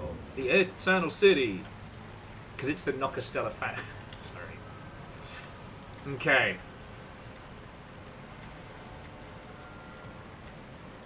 Kill so many Mother Hubbards.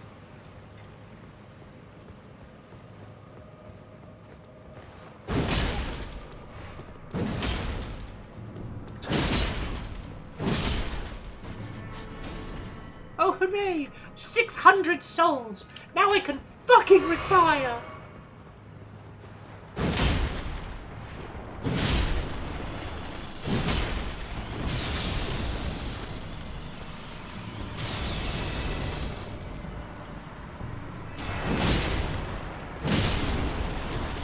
Dodge this.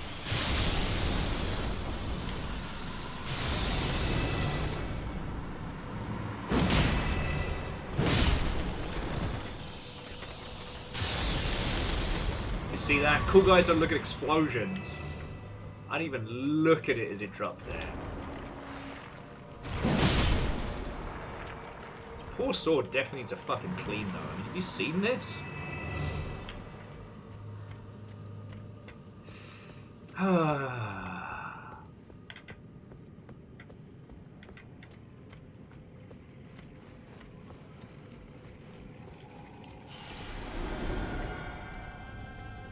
Sit.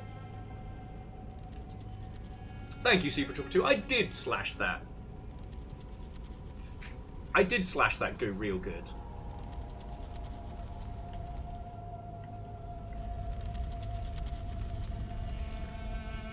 Okay.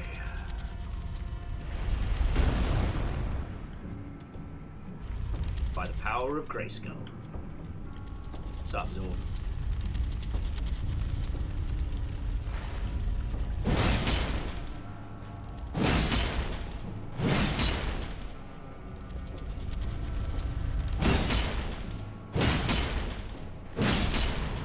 Go. Now imagine if I'd done that when I was supposed to and didn't lose fucking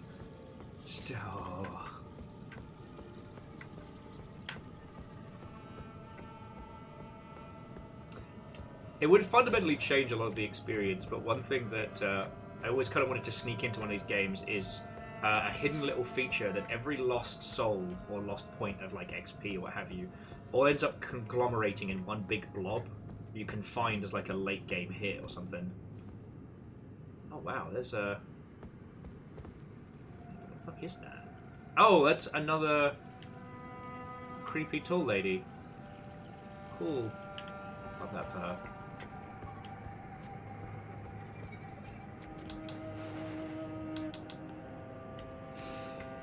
Okay. Yeah, all the souls end up under free parking, or it ends up like being like a risk reward thing. Like, you know, there is essentially a gigantic duel that the more you lose, the more it beats up, and then the more you stand to gain.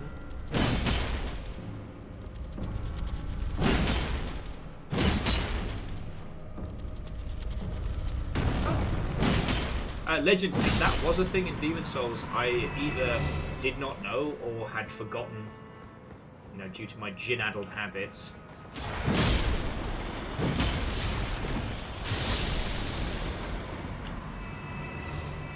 I don't know, ever since I found out about Baroque, I've been more and more obsessed with the idea of, like, the Tower of Druga concept. I'm really starting to wonder if I have the creative chops to make something like that.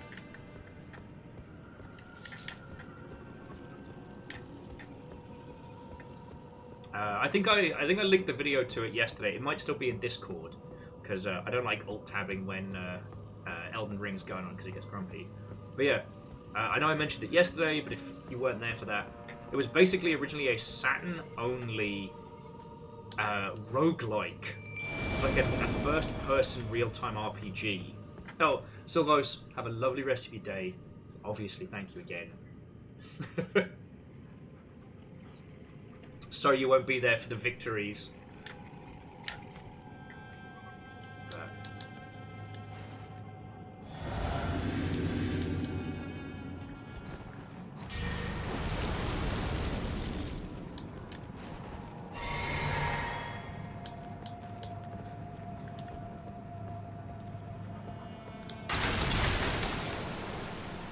Alright, come on, puppies.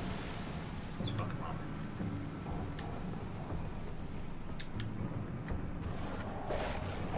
First goal, try and separate.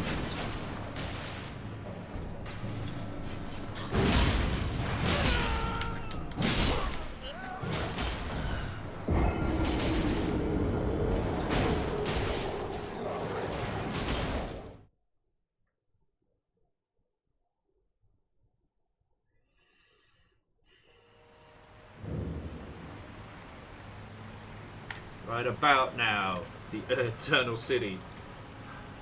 No, it's like, Kestrel, as soon as the base cannon's in play, like, nothing else matters. The base cannon has to go.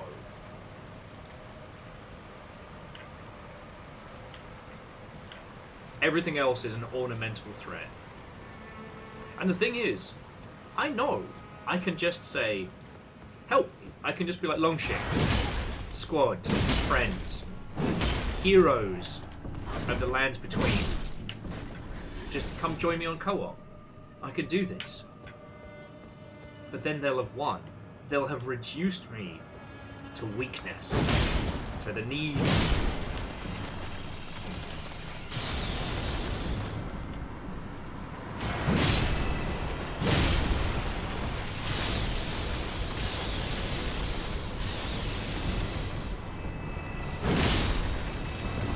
I'm not entirely sure how these fucking impact sizes work with this.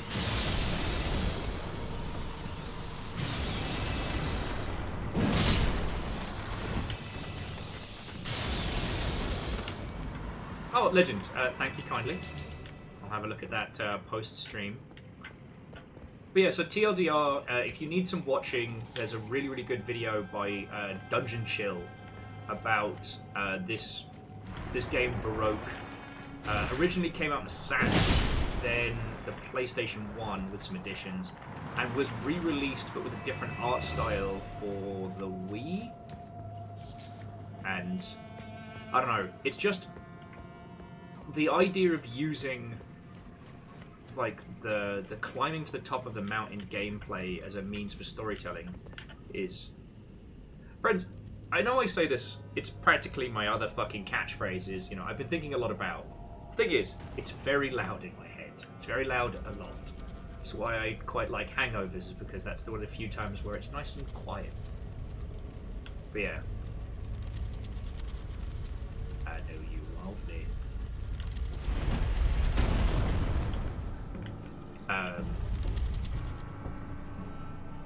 So if you ever wonder why so many of my conversations start with, I was thinking about.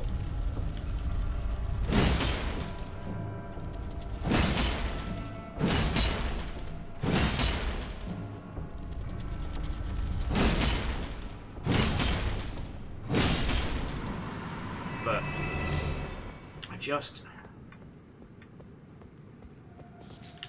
Now that we've reached the point where, you know, roguelike is a ubiquitous and expected term in games, I do think more and more about like the early attempts at that before we had the language to think about it. You know, one of my favorite anime is The Tower of Druga.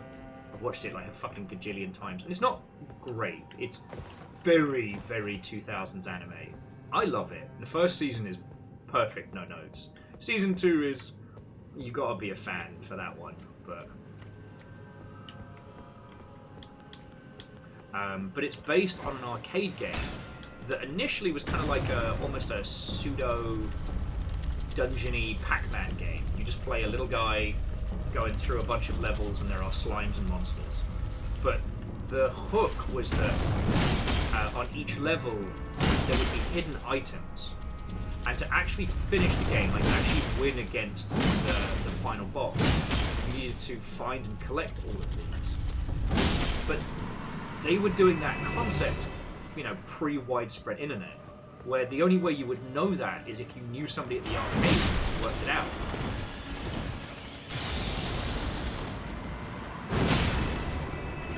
Right? So, like,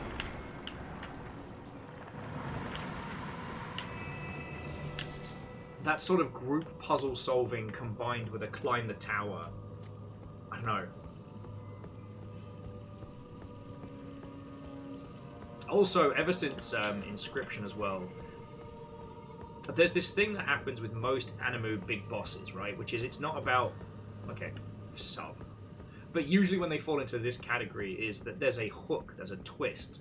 There's either a MacGuffin or the team work out how to do something impossible to defeat the great villain, right?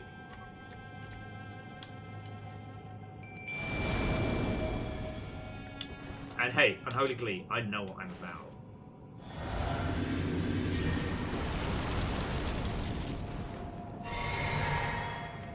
Okay, base cannon, nothing else matters. Collecting souls. There is no other threat, only base cannon.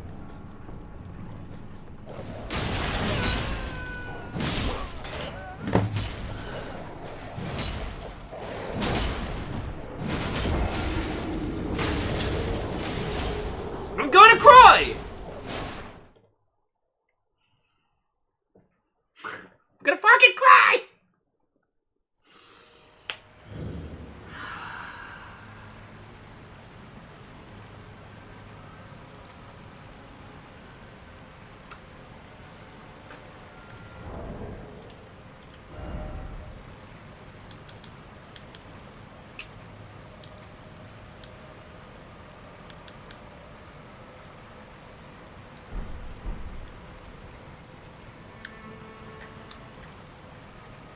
It's not that brutal a fight, it's just the amount of time between attempts. So long. There was a quicker way to get across the bridge. That would probably help.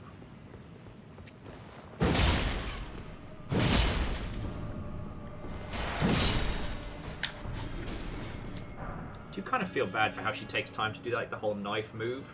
Like, just get to stabbing. I've got places to be. But anyway, so jumping back, the idea of, you know, there being a special method to defeat the final boss. Yeah, oh, the first time when it was little shits, it hit me.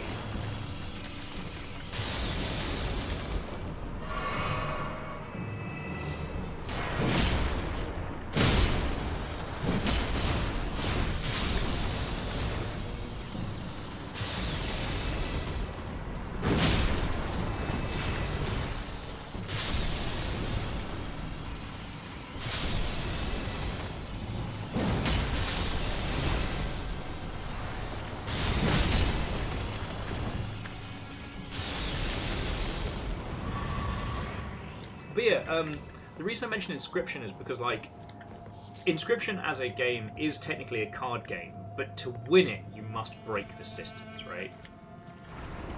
I guess if you're really fucking good at CCGs or deck builders, you can probably win no problem, but, like, if, like me, you want to win that game, you've got to break it.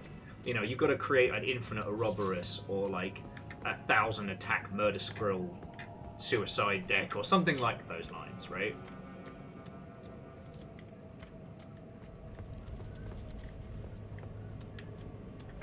So, I like the idea of not only taking into consideration a climb the mountain style game.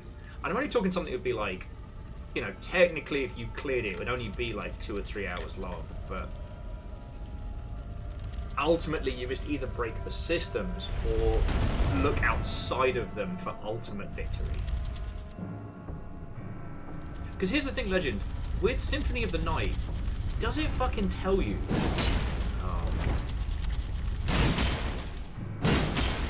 about the upside down castle.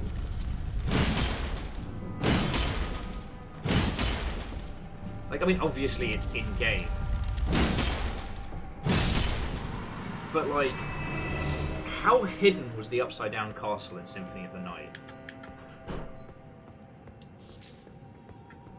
It heavily hints that something's wrong with no clear instructions. Okay.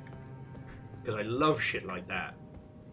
And honestly, if you think about it from a game creation standpoint, reversing the whole place and then rebuilding it like that, you don't have to remake levels, and by that point, the user has the ability to traverse the environment with the new movement set they've got. So you don't really have to do too much.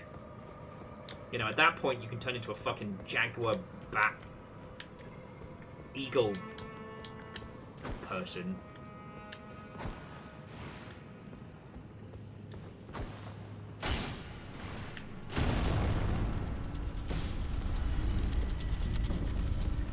Maybe I should have just let this guy just spawn crap loads of little Bloblian children and then just farm them for goodies.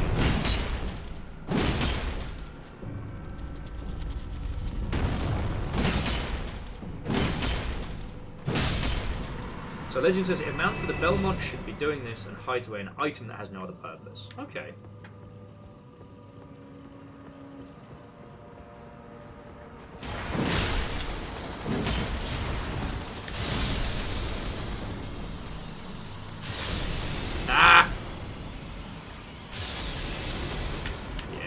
Deflated, you shit. Okay.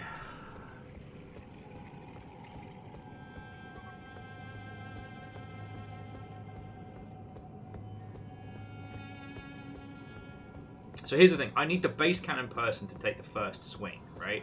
I can't go on the aggressive.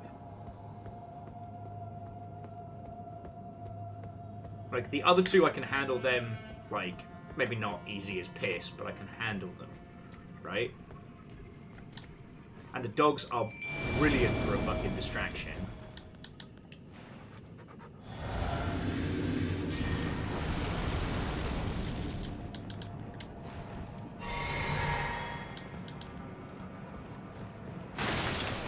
Yeah, you two do your fucking shit. Alright, get ready to mess them up, puppies. Alright, come on. We're one-handing it.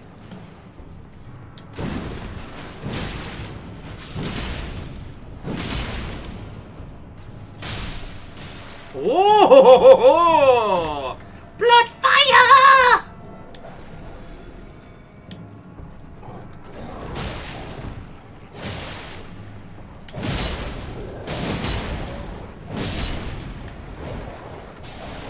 Oh, here we fucking go. Alright.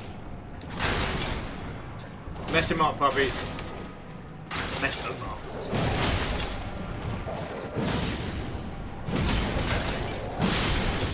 And that's how we get it fucking done! I'm a little bit dizzy right now, and I don't know why.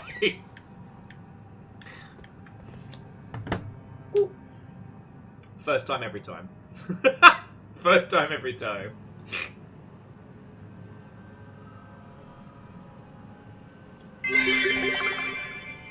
Huzzah! Huzzah! It doesn't look like I'm going to do the Ren Fair this year, so I will not be screaming huzzah for the Big Tipper.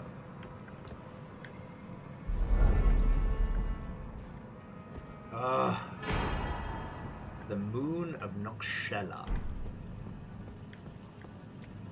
I never want to come back to this place again. I spent more attempts on that than I did on the fucking boss. No, seriously, Legend, thank you for the bits. I don't feel a sense of like, fuck yeah! I just feel this blissful catharsis. Whatever happens now, they're fucking dead. And I don't have to, like, if we have to go through that area again, I'll just run through. Fuck 'em.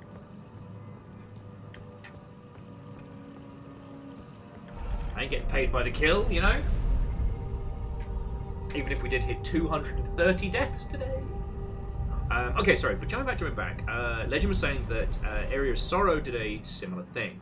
Beat the final boss with specific souls to unlock the last area in a true ending. Yes! So I take it this is where I was supposed to go, just further along, right?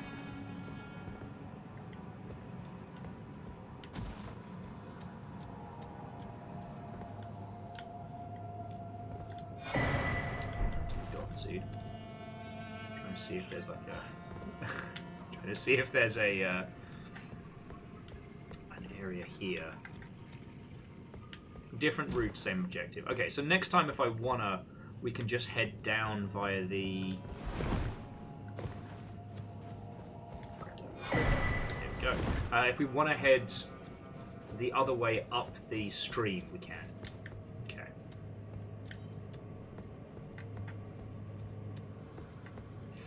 Okay, let's keep an eye out.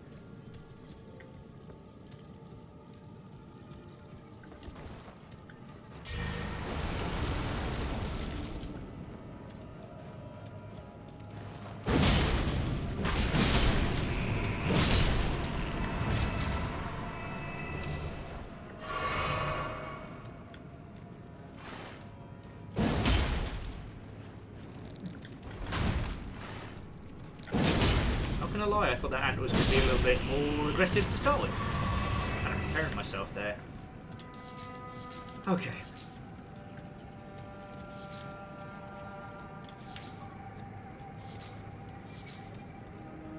But no, I've been wanting to go back and research a lot of the games that did the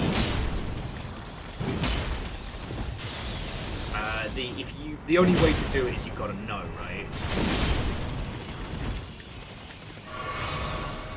The ones that were kicking around, you know, essentially pre-internet. And look at, like, you know, what it was they were trying to do as games, what it was they were trying to say as games.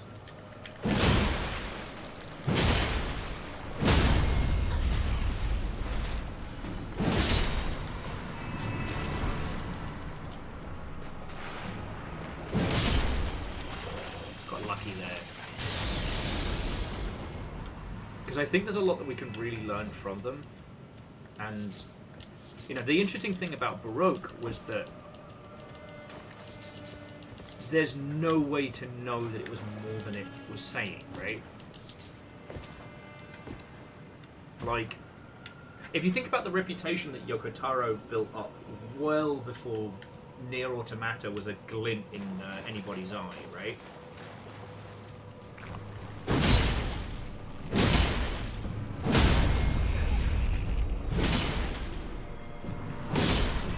Like, he already had a reputation for doing weird subversion stuff, right?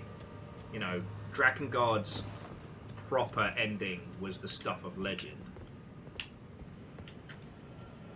And then later on, you know, how those things all became interconnected.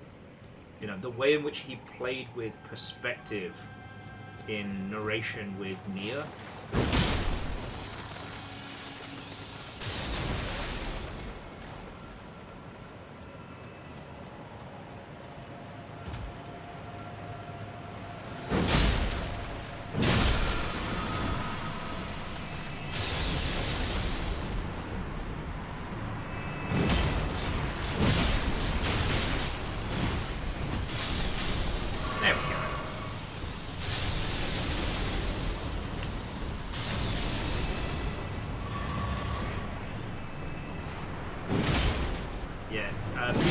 You missed the great Mimics Battle of Hell.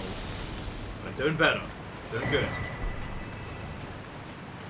I keep forgetting why Celestial Dew is good. But I'll just keep hoarding it. The items that I'll never use because I'll need them one day.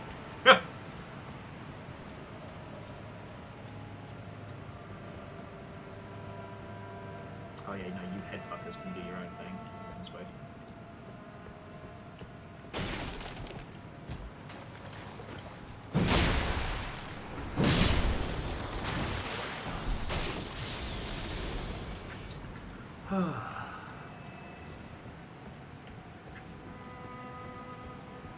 Okay. So this feels like it takes me down this section, but we'll go have a look and see what it gets us. As long as I don't reset the area, we'll be fine.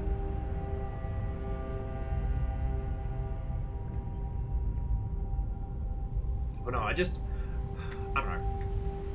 Between having... Ooh. So is this the route if we'd just gone up the river? Or is this somewhere new entirely?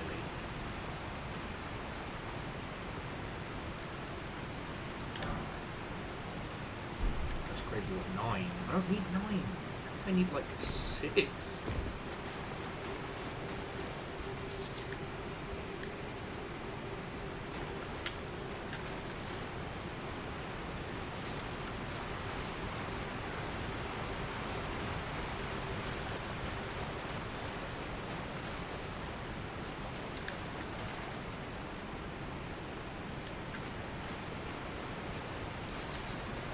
You know what? I don't know why I'm avoiding lighting this. Let's sit down. Let's spend the fucking shit that I got.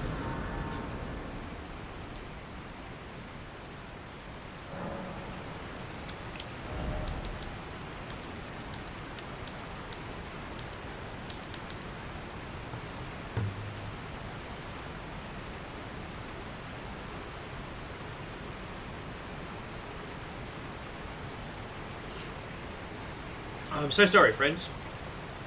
I'm so sorry. So is this the area I'm supposed to be heading to? Do I want to double back and murder some shit before we go down this way? I'll take recommendations, mate. I want to hit a little bit harder. Okay, so that's the way I want to go.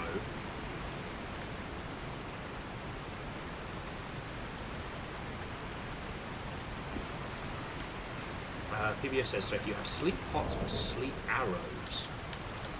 Oh, I might be able to make some sleep... I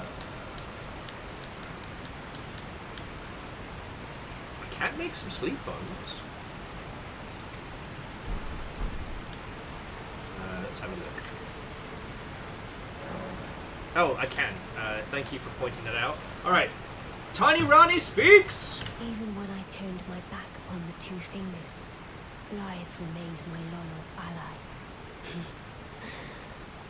Though he was created a vassal for Imperium, he was a colossal failure on the part of the two fingers, Blythe and E.G. both. Art willing to give too much to me, yet they both understand what lieth beyond the dark path, that I must betray everything and rid the world of what came before. Ah. Should I add thee to the list? Another one. Kind of heart. As kind of heart as they. That sounds like us. This form hath loosened my tongue. I've let slip too much. Forget what thou'st heard. Forget.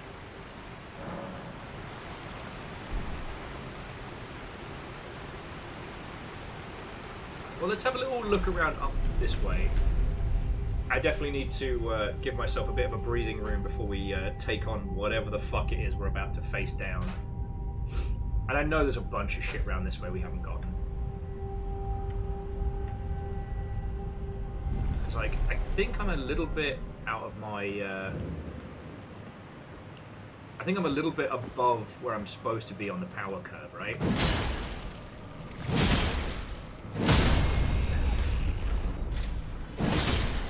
Because, at least in terms of like the upgrades we're picking up for ashes and things like that, like, I'm getting loads of really good ones. I don't want loads of really good ones. I just need a couple of like, well, at this point, big ones.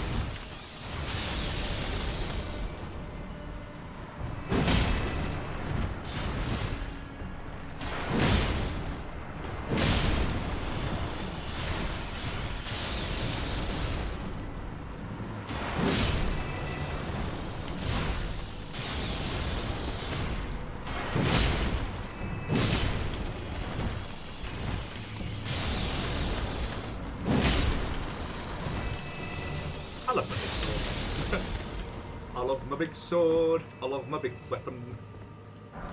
Okay, so there's another one of those fucking giant problem. Bad words. I can't target them.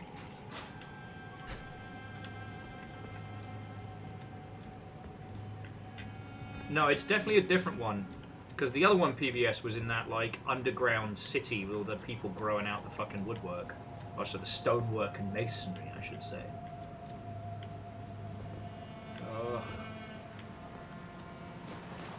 Got too many blobs, making too many problems.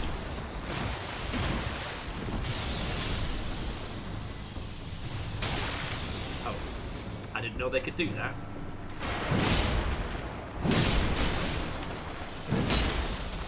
Yo, what the fuck was that move?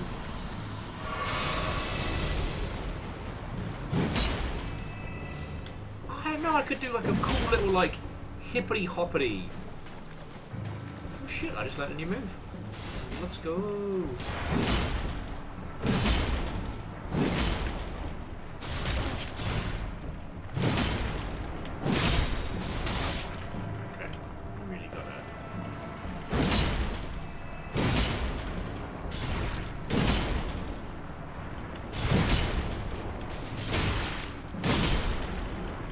Stop, buddy. It's just getting embarrassing at this point. Speaking of embarrassing. Hadouken!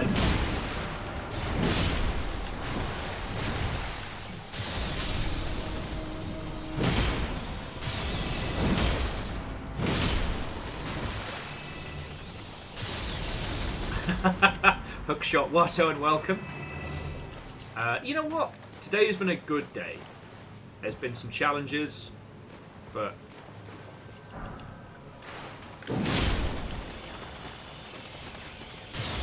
Ah, there we go!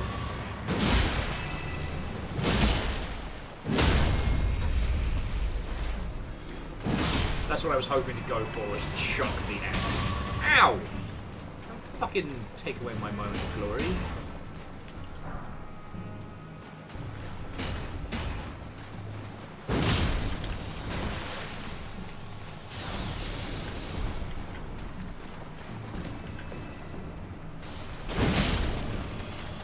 So this is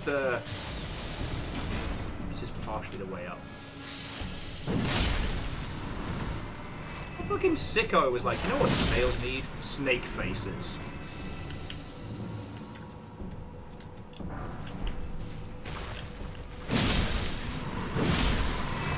Why do you exist?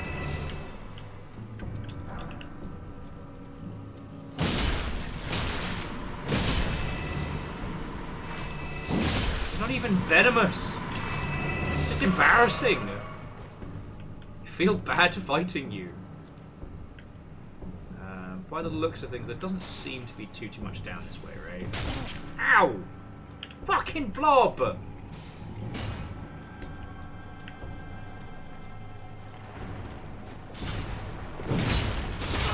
actually, this is very good.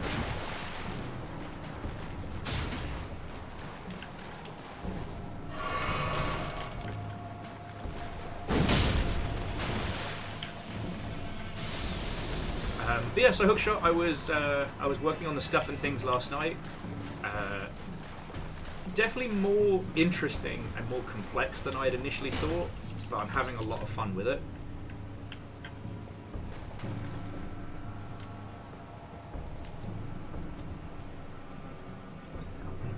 No, that's just death. Okay.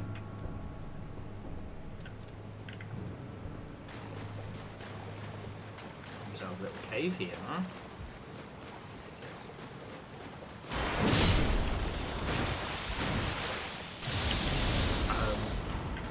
But yeah, so over here, I'm just kind of gearing myself up for what is apparently going to be a big fight. Oh, did I get? I don't think I went there. Or is that the way down? Oh, this is its own thing.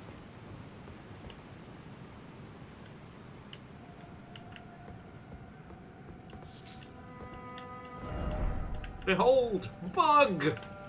Alright, I'll admit I was expecting more from that, but okay.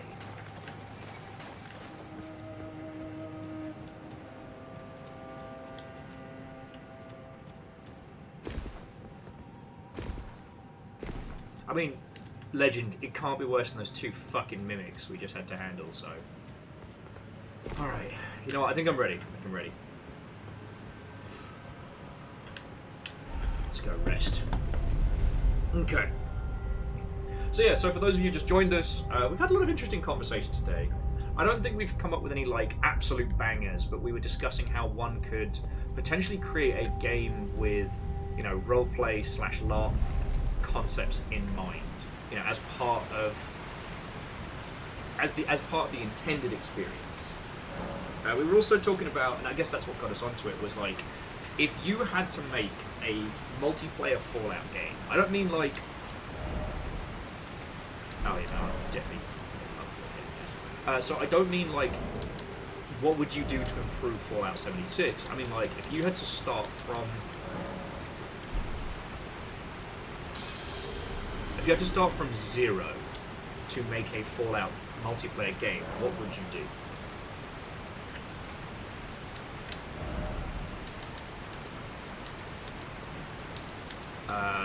Yeah, I'm gonna take that. Our strength, our attack jumps by 6. Yep.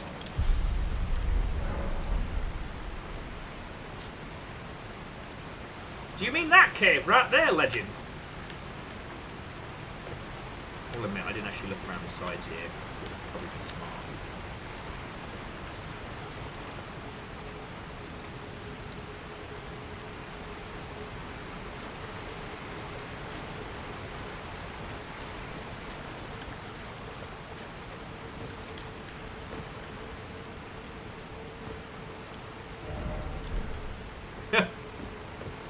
No, Legend, it's all good, it's all good. I mean, PBS, maybe that's the point I start putting things into Vigor. Or, Faith. I'm becoming a punch priest.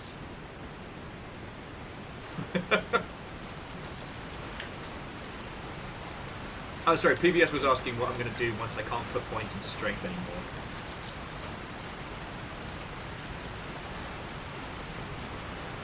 The answer is mischief. But yeah, so we've had some really good banter today. I got into this one segment where I was fighting 2 mimics, and there was a mimic with a bastard sword, both in name and in usage, that made my life very difficult.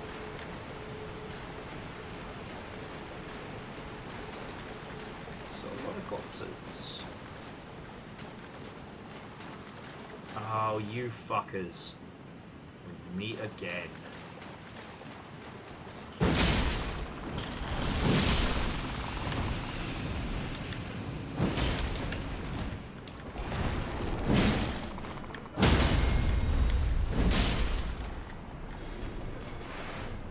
The basilisk babies. The stony bastards. Not actually as scary as they are in OG Dark Souls. Those guys.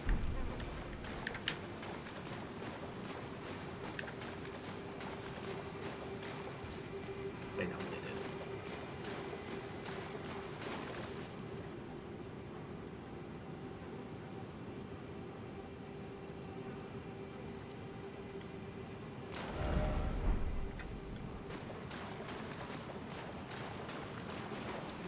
O Shadow, thou art the last. Tell the 2 fingers that Rani the Witch cometh to rend thy flesh with a fateful wound, ne'er to heal. Alright.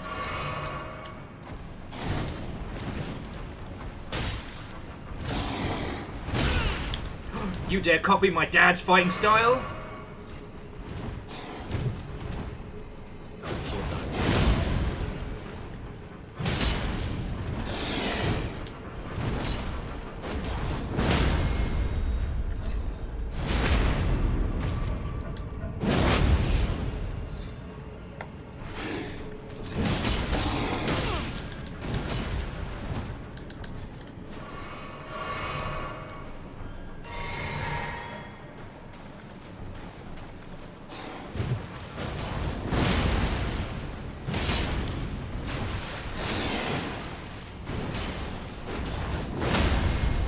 da. Boogie woogie woogie.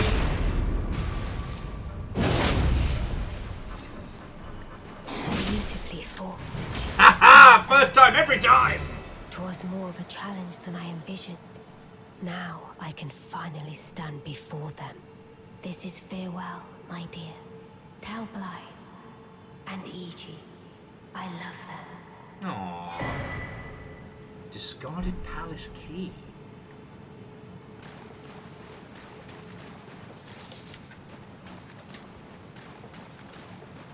I think that's where it came in, right?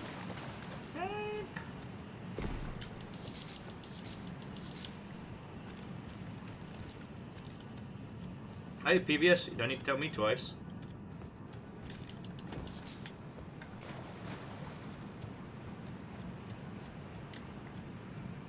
Key opens... Oh, that opens the chest in the Academy boss room. Oh, shit.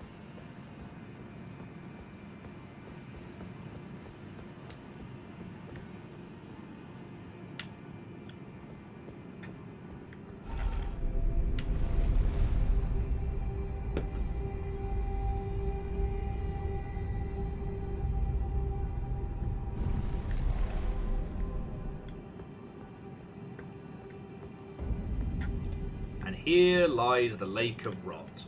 The thing that everyone was so excited for me to hang out in. Oh man, it's like we found that really nasty place up top and we made it fucking worse.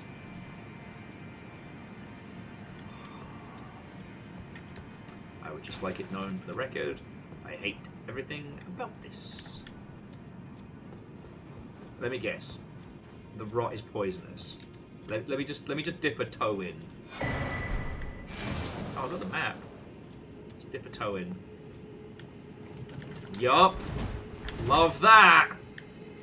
Mmm. Swampy rust mush. Behold the forbidden strawberry yellow sand. Anytime anyone says, "Oh, I'm trying mushroom coffee," that is what my fucking brain imagines. A big old cup of that to start your day. I am good. I hear the Lake of Rot is lovely this time of year. Yeah, no, it's definitely well done. All right, let's go. Oh wow, that is some iridescent vomit. I love that for us. Oh, but there's something here.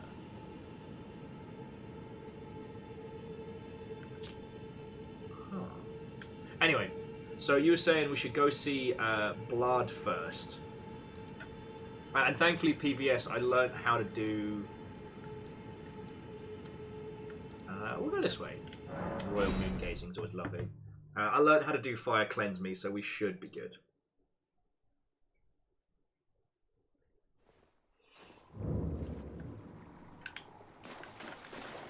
You know, I remember... Oh. E.G. first. Well, where the fuck is that E.G.? He's down outside the castle, isn't he? Right? The best part of Scarlet Rot is red goop in your lungs. Diet red goop available now. Okay, we'll go see E.G. first.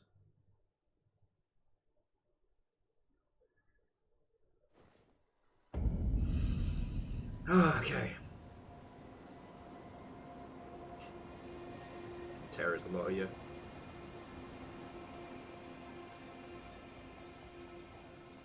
It's nice to be out from the underground. Look at that! Sky with glow tree. Love it. Alright. Hey up, big man. Oh, there you are.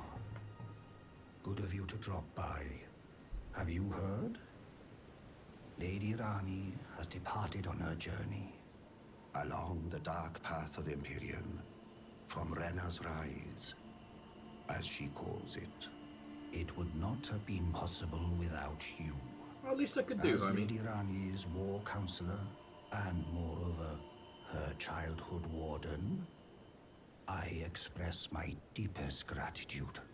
You and only you were Lady Rani's true champion. Aha, suck it, Blad. So, talk. My purpose is nearing its end. No! I've served Lady Rani for as long as I can remember. No! It has been a long and wondrous journey. Now Lady Rani is in your hands. I pray that you serve her well. Unto the very end.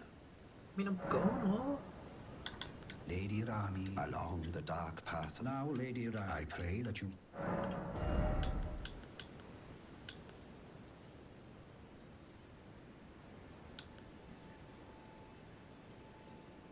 I actually need any of those special.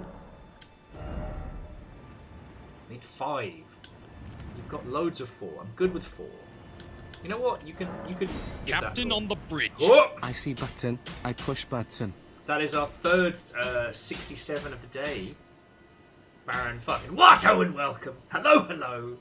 Fucking thank you. 67 months later, no big deal.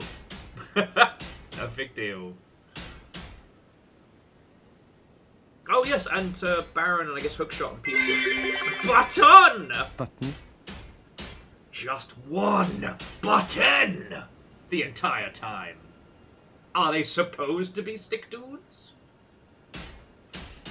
J-Post, thank you as well. Baron in tier 3 for... Yeah, coming up on 5 years. J-Post at tier 2 plus gifts and bits and everything. Fucking thank you all. The thing I wanted to mention was, like, because of that, Twitch turned on their whole Plus program yesterday, and the Longship was immediately in at level 1. Immediately. Like... I've been trying not to be a feelsy nonsense merchant today, but... You know, I do not take that for granted. I'm very, very, very grateful.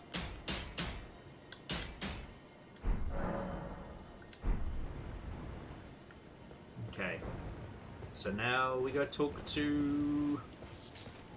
Now we go talk to Blad. So PBS, it's a weird one.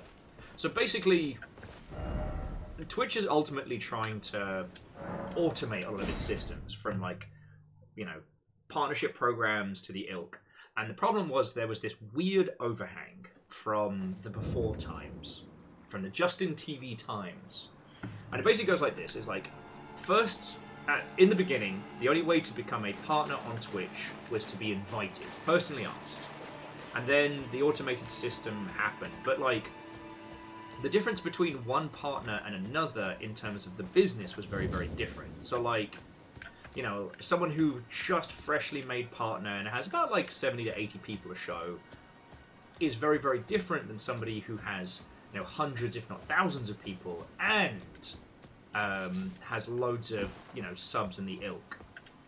So the people who had negotiated contracts with Twitch individually had different contracts than people who had the automated ones. But how could you tweak the system if somebody started getting more successful? So eventually, and for a while it was a private thing, it wasn't really discussed. Twitch had the system of what they called preferred partners, where because you were more successful than other people in the Twitch sphere, you got to have a better cut of sub revenue. Anyway, they decided they were going to automate this with Partner Plus. Oh, fuck off, mate. I've got shit to do.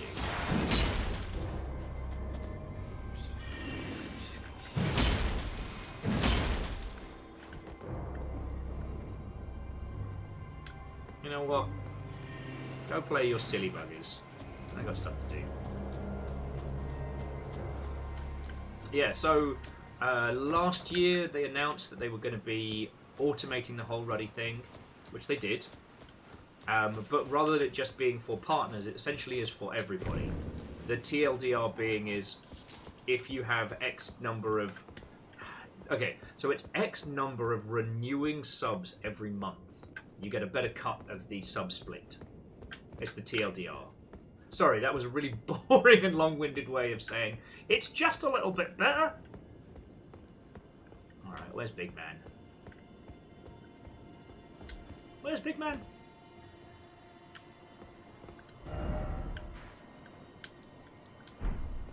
Is he upstairs?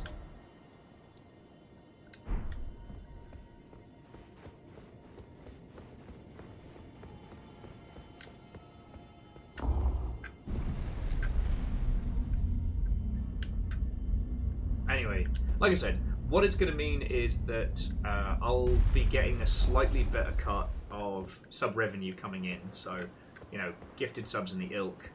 And I've definitely been recognized by Mr. the Twitch in a teeny tiny way. Alright, where's... Well, it's more a case of, like, you'll have... Well, okay, so, PVS, here's the thing, right? Predominantly, the Longship stays alive thanks to bits and donations, right? You lot going, hey, Will, you're not terrible at a thing, here's $2. Stop that incessant clicking. And also House Carl being a bunch of terrorists. But the way they calculate the partner thingy is based on how many people month in, month out sub, right? And that number is very high for the Longship. And Legend, alright. I'm just trying to find Blood, and then we are good to go. Actually, once we've found Blood, then it's our choice of, like, Rot Lake or exploring elsewhere.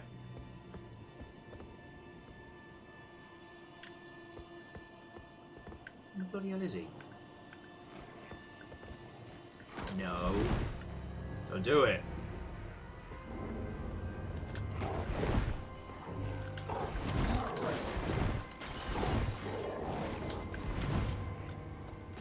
Well, the also he was over here.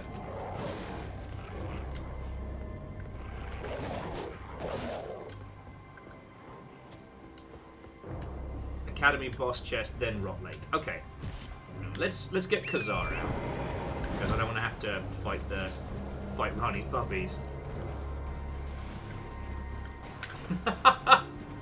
Dustin, I shall take that as a compliment. If only someone had asked me to do vocally noises with my face hole.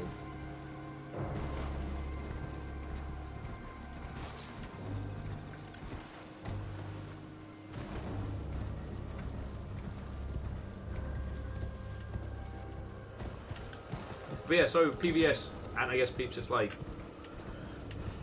when I say the Longship is fucking powerful, I'm not joking. And gods, I hope I do enough. Gods, I hope I do enough.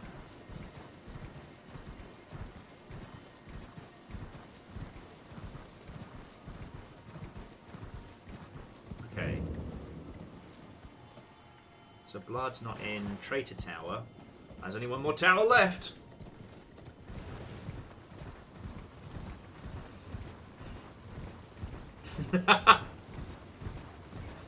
Well, actually, so Hookshot, the original title of today's stream was Upside Down Hand Jobs, because I thought we were going to go do the Upside Down Tower today that was filled with those hand spider monsters. So...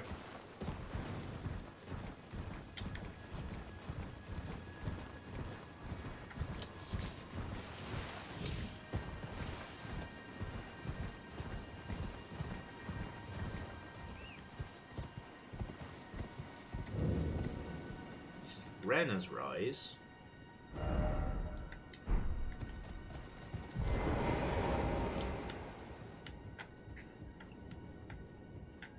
mean, he could still be in the underground, right? Like, I'll have a look in the map in just a second. Maybe he's around.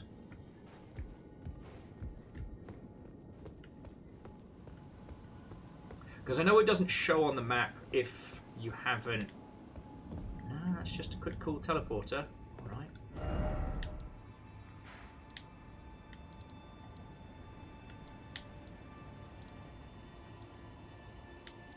There's our seeming friend. There's Bells. There's a merchant. Oh, the Grand Library, which we can head to in a second. The White Mask. Another Finger Crone. Lol. Merchant. Right, well, if he's going to be anywhere, then he's going to be underground, right? Merchant, D, Beholder of Death. Holding these nuts. Sorry. Where the fuck is he?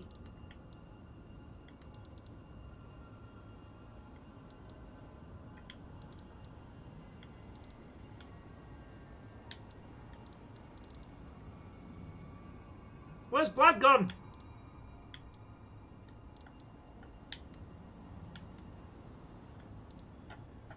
Oh, I need to open the chest first. Alright, let's go do that. Go talk to the, I was going to say the village crazy lady, the university crazy lady. Anyway, okay. So jumping back. How are you all doing? It's me talking at you as soon as you come on in.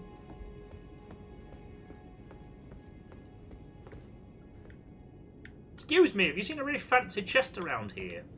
Like, really fancy, like it's got loads of stuff. There we go. Use the discarded palace key. Dark Moon Ring. Okay.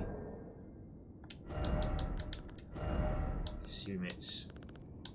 Oh, it's not. It's just an item. Alright.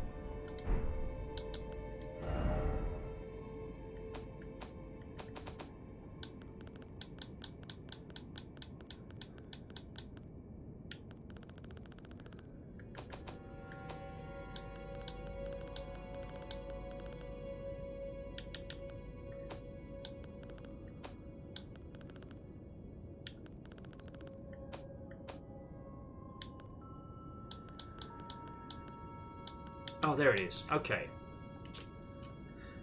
A ring depicting a laden full moon, symbolic of a cold oath. The ring is supposed to be given by a lunar princess Rani to her consort. Rani is an inferior, meaning her consort would by right earn the title of lord. A warning is engraved within.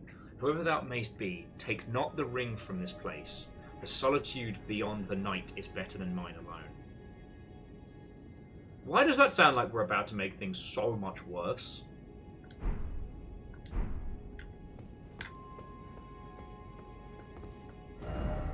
First off, legs. Thou art thou now assured? Be not, I would but... You creep me out and I don't wanna be here. Your babies were weird. Okay. So now that we have that, now Vlad should be over near Rani's chamber. Alright.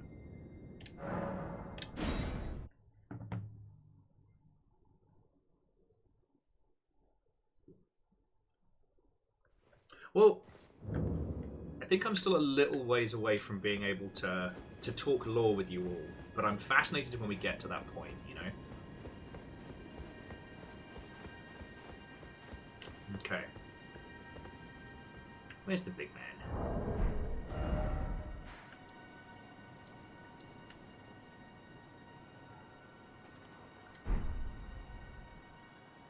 Okay, so you may actually need to use the ring. You'll know when for Vlad to show up. Okay. So here's a suggestion. What if we didn't go to the lake of rancid fucking rot jello and we went anywhere else? Like, we've got the upside down study hall. We've got the thing. You know? We've got some above ground rot, you know? We've got rot at home. We don't have to do this. There's so many places. Oh, the places we could go that isn't a giant underground fucking hellscape. The next step in Rani's questline is through the Lake of Rot. Alright. I want to do... Okay, let's do Upside Down Study. Have you checked in on Roger? Have I? Actually, no, I haven't. Let's go see how he's doing.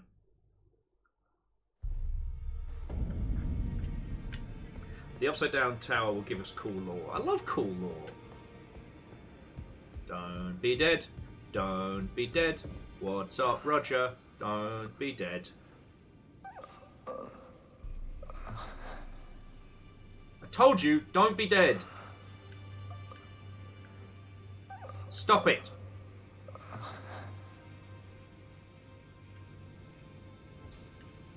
Hey, so Roger's still kind of rotten?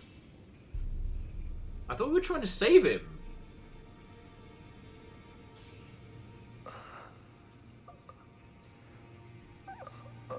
Knock it off, Roger. Stop being dead. It's my style of necromancy. Just yell at people. Don't be dead!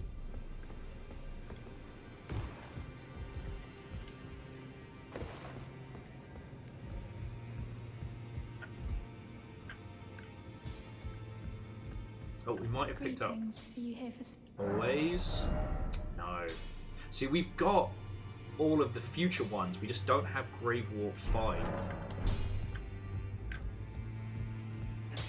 I thought you were fucking dead! Oh, wanker, it's me, the blacksmith! Lay out your arms, then. Oh, I'm a crusty old bastard! I need 2 more of the smithing stones as well. Do apples and peas! I don't even know what I'm saying. Alright.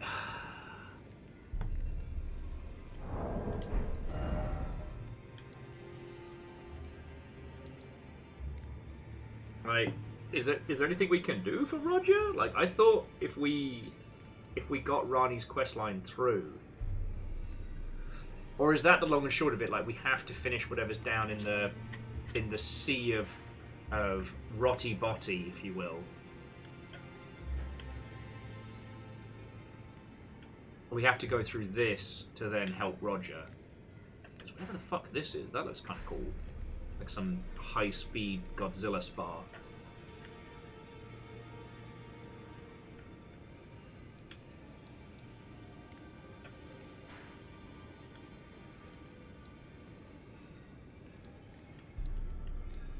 And there's whatever's going on at the fucking Great Waterfall.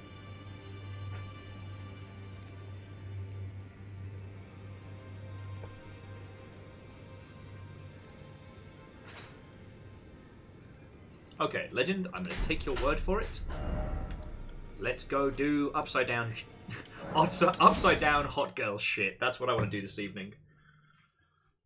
Just the title of my autobiography. Ugh.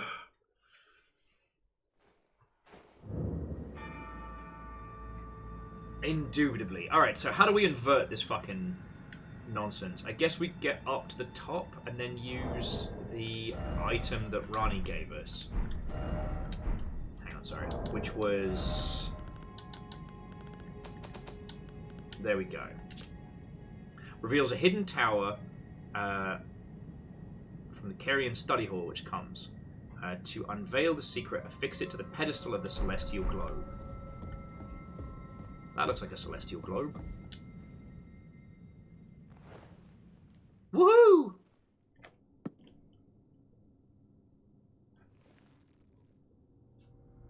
Then my world got flipped, turned upside down, and I'd like to take a minute, just sit right there, and tell you how I became fucked up in a tower in the air.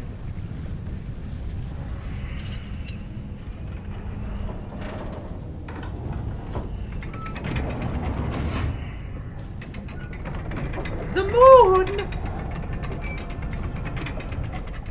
I may have fucked up. Alright, Celestial Glow is a good drag name. Meg 3 Eden is also pretty good. Oh, alright, well, I'll be honest with you, I was expecting worse. So let's have a little rest here. And let's see what the tower has offered us.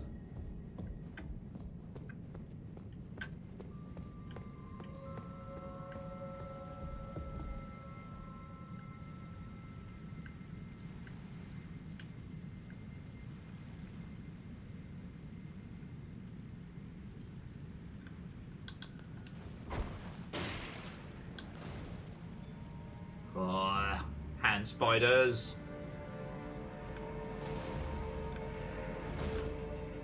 So long, hand spider.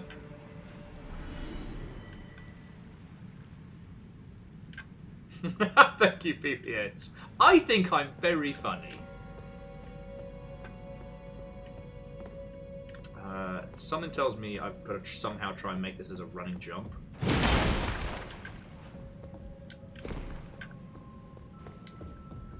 Okay, I can do this. I can do this. I can't do this. Oh, I can do this! Fuck yeah. You fuck hands. God, you're creepy.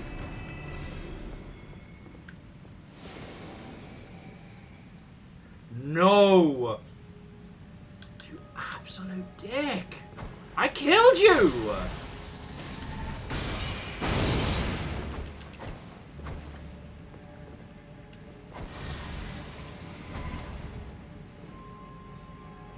He starts casting.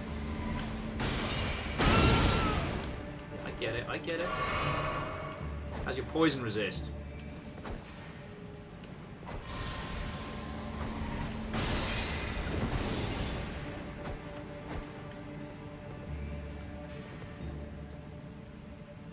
Merman, I've got all fucking day, dickhead. I have nowhere else to be right now.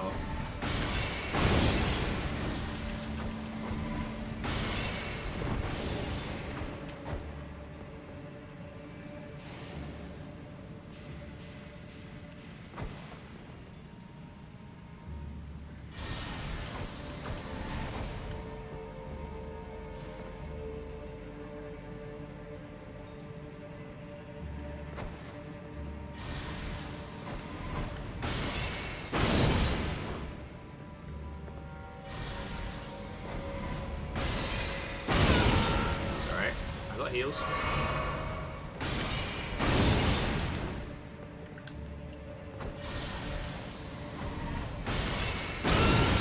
Okay. Do have heals. It helps. I dodge.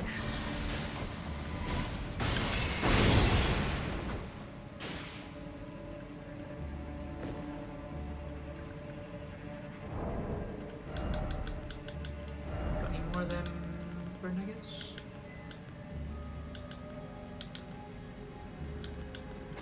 That'll do.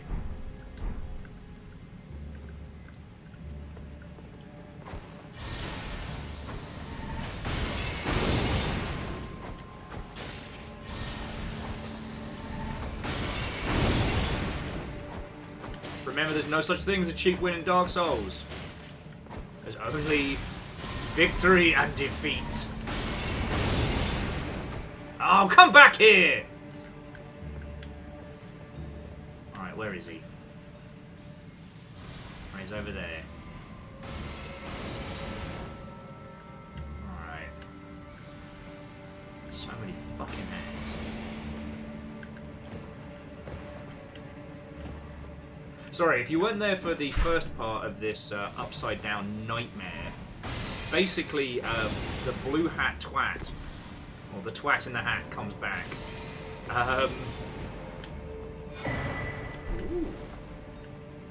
I have confidence. He ruined my day for like an afternoon. He was the mimic of the week prior.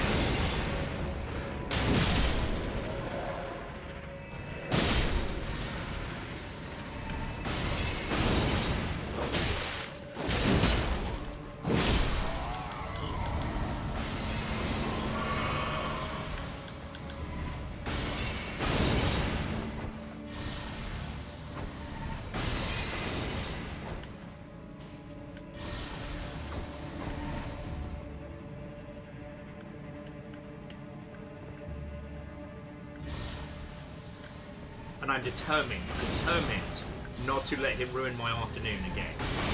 So yeah, I'm gonna use cheap tactics. Yeah, I'm gonna throw fucking knives at him until he dies of tetanus or some shit. I don't even give a fuck.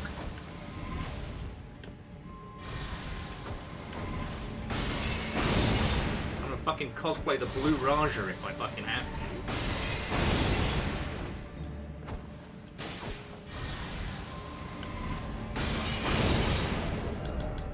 Is a valid use of all of my knives. Musical note, well, the joyful came back, the eerie next day. Musical note, The joyful came back. We thought he was a goner. Musical note. The joyful came back because he couldn't say the word. And PVS, fucking thank you. Get fucked, you wizard shit. You are indeed. No!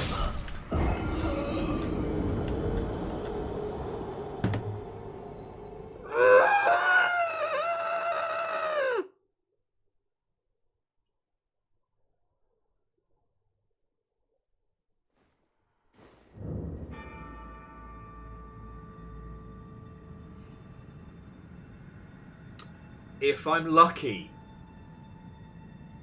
lucky, he's still dead.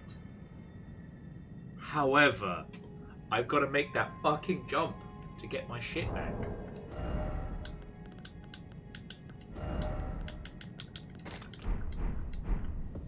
And if he's not dead,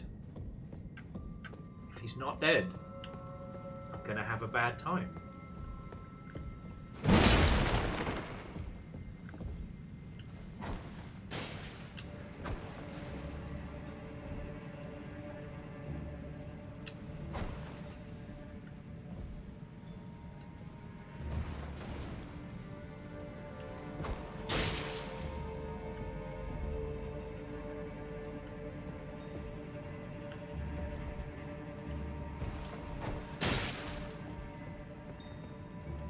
Here's the thing, if this creepy little hand gets me while I'm jumping, I lose it all. It's all gone. Having a bad time, having a bad time.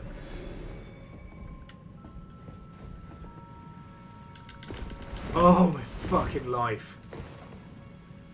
Alright.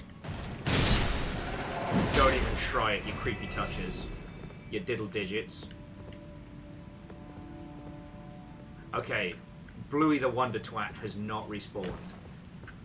Wow, I'm sorry, there's something about tonight. It just brought out my fucking spine. It was those mimics. Again, for those of you who got here late, these two fucking mimics were ruining me for hours.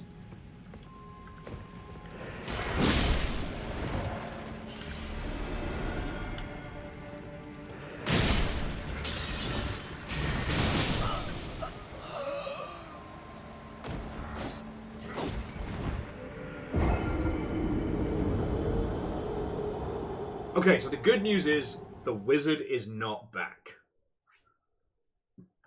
Alright, that's fine. That's fine. Unholy Gleed, there was a point with the mimic fight earlier where I was just going to fucking spike my pad into the ground. I was just like, nope, nope, nope, nope, nope, nope. I was so mad. I was the epitome of mad cos bad.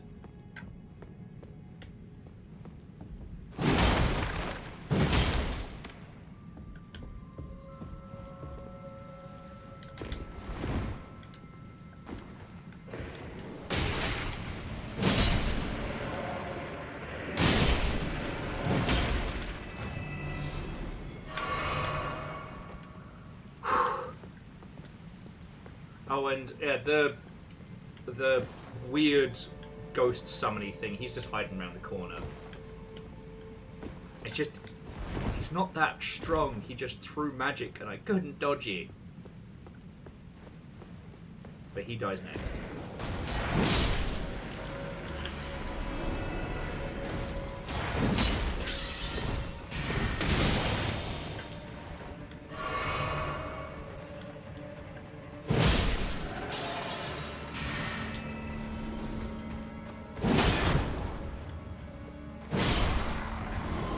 Say hello to the bottom floors for me. Bastard. All I had to do was go down this way and walk. But alright. We've maintained our souls. The wizard is dead. We're alive. Hello!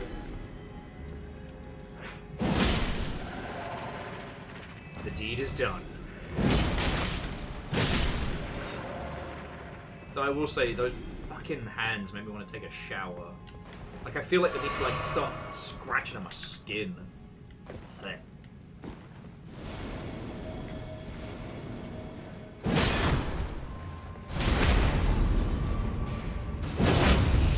your wizards are said fucking high.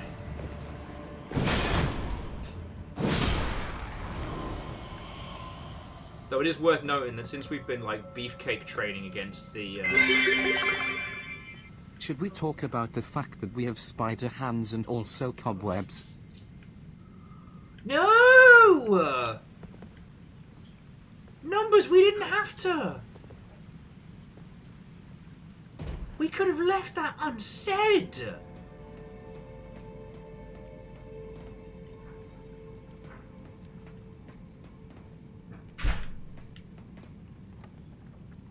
It was fine. The thoughts unspoken, the concepts unconceived. Oh, that was not smart on my part. Like, we never had to acknowledge that. Also, heads up for those of you that get vertigo, this is going to be the puking bit.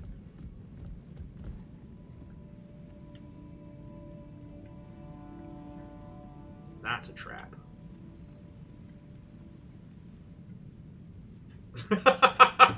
Unholy Glee is like, great, now I'm going to need booze to sleep after that one.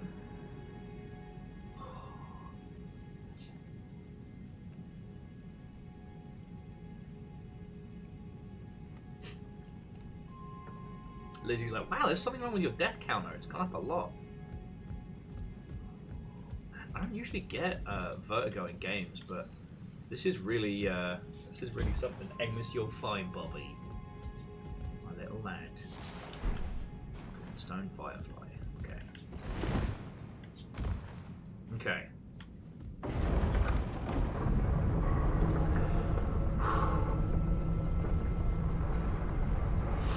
This fucking game.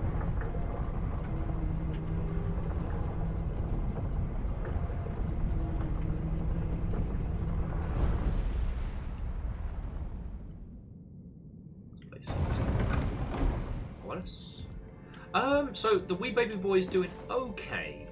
Like, his allergies are not completely under control, but he's doing all right. There was a fire alarm. There's fire alarm nonsense earlier on this afternoon, so he's kind of been a little bit on edge since that. Guess we all kind of have.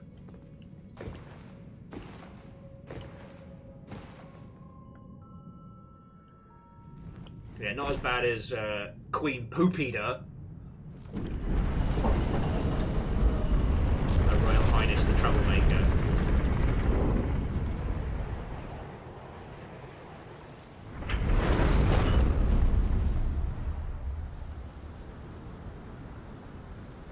What the fuck?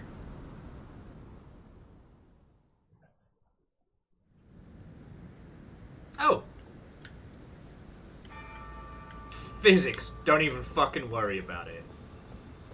Little worried that there's a fire here, but I could use a little break. But no, Amos is like he is a lot. I won't lie, and I will say that like I definitely do not enjoy dog walks with my current mental health, but.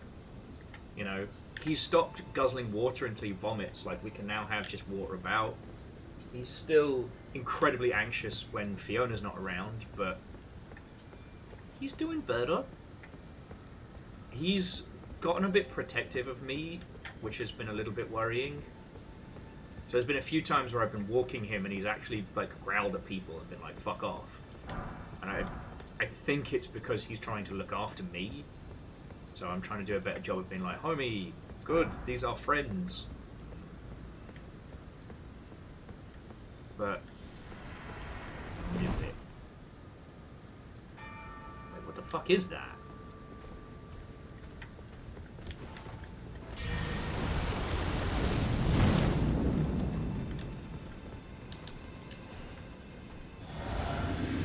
Right, Spartacus. Fucking demon magic shit around. Ow!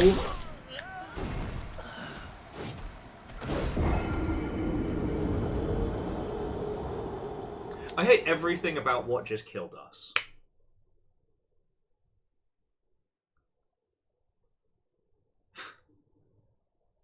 That's like if a Kezu wished to be a real boy. Thanks, I fucking hate it.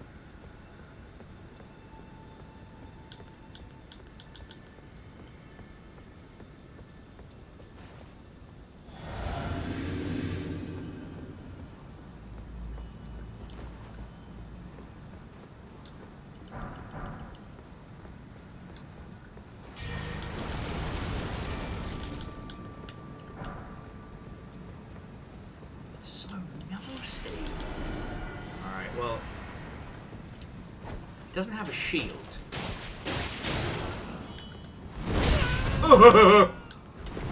Okay, someone learned how to... No, no, no, no, no! I can also do bullshit! I'm serious. Fiery black trouble! Black fiery trouble. Oh, God. Like, I don't know what we just saw is his armor or his skin.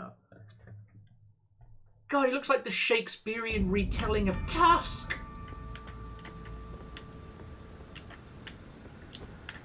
¿Por qué no las das?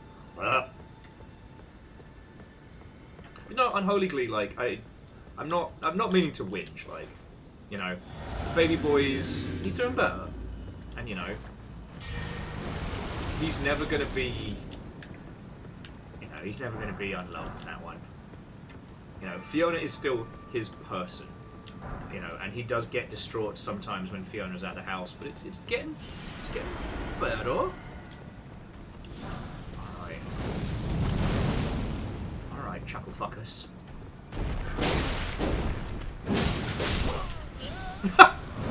Oh shit, sorry, I missed 1, 2, I guess 3?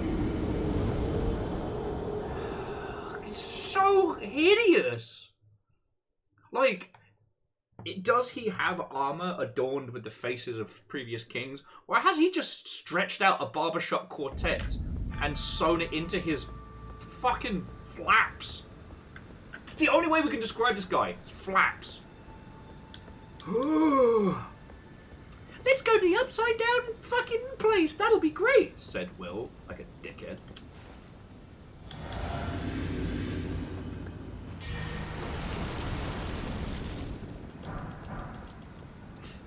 That's the problem, Lizzie. I don't know. Is it a chin flap? Is it a neck flap? I think Chumbawamba wrote a song about this. It's alright. No, I've got an idea. If he's gonna fucking wreck my day, we'll fight him over here. Where in the event of severe... In the event of severe death,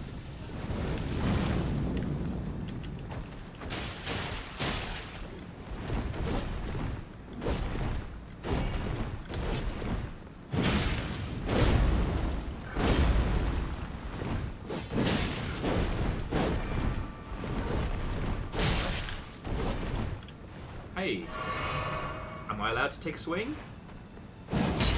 Fucking alright.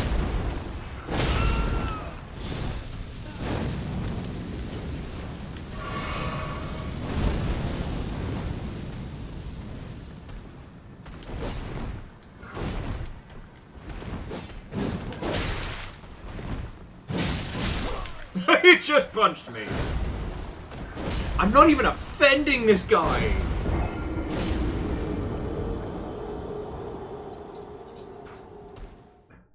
Because that could be a cloak made out of people, or it's some kind of hideous neck hood.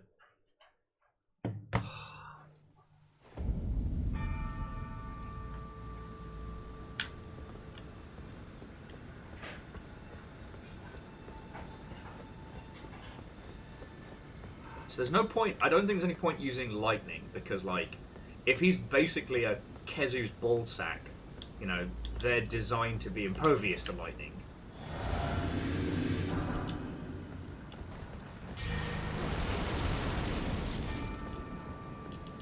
You can be sleep. Alright. Well, I think I've got some of the materials to make sleepy bones. Pope Scrotum the Third. Scrotor the Unstoppable.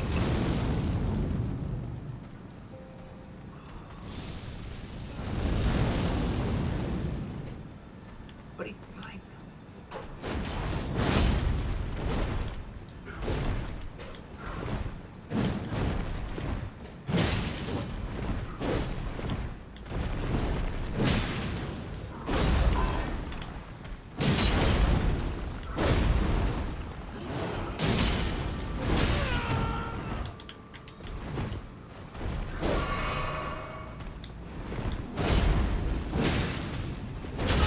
Ow. Ow. Oh, you absolute gigantic chuckle fuck.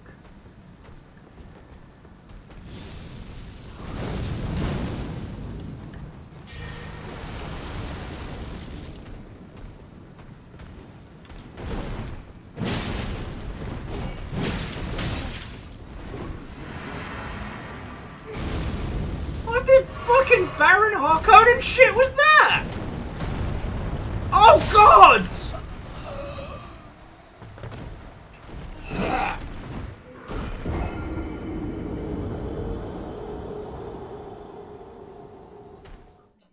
This might be the first thing I've ever fought in a video game that would make fucking H.R. Geiger or Giga, whatever you fucking call him, go, nah, that's too much.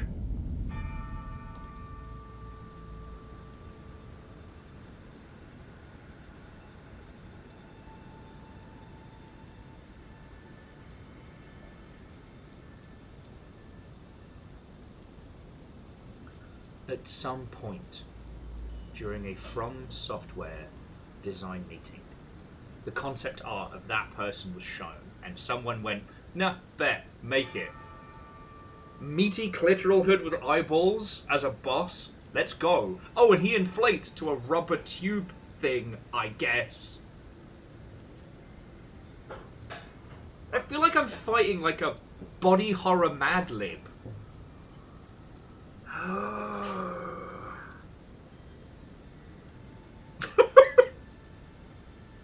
Alright, Legend, good luck.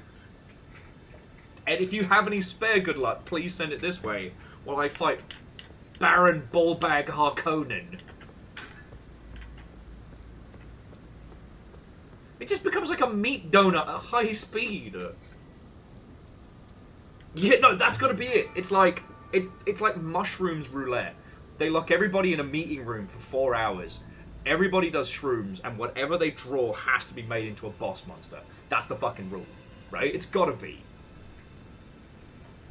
Oh. Someone's day job. Somebody paid their rent coming up with him. At least one animator was responsible for making every one of those wet, floppy, bouncy moves work. There was a 3D artist who chose this. This is why QA teams do not get paid enough.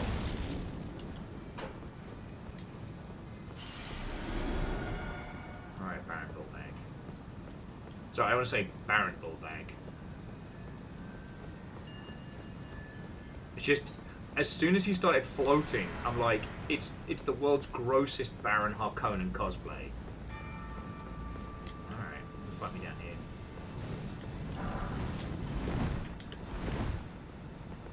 No, Bacon, I can't summon the dogs.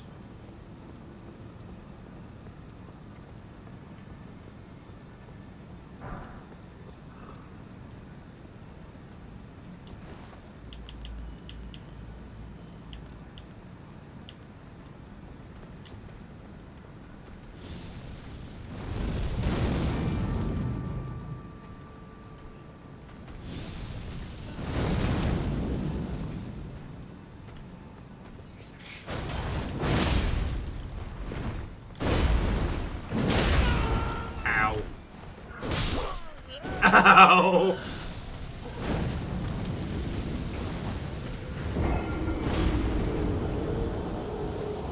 Everything about him is hideous.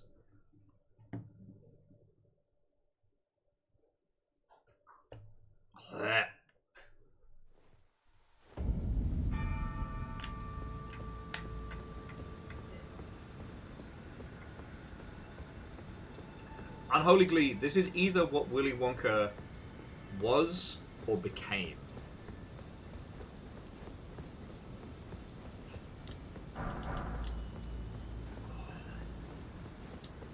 My tune. My rackets. And the thing is, with 24k souls invested, right?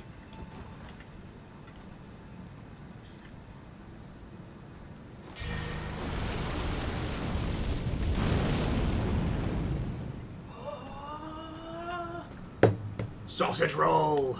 Thank you. Have you seen the thing we're fighting? It's hideous.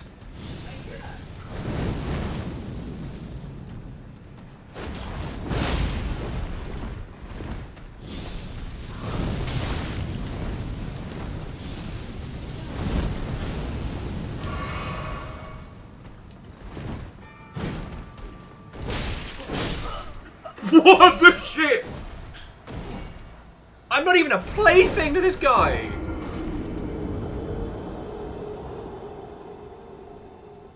Oh, it's so nasty. I have noticed the tail PVS, and it is damp. It is uncomfortably damp. Tails aren't supposed to look like that. Okay, okay.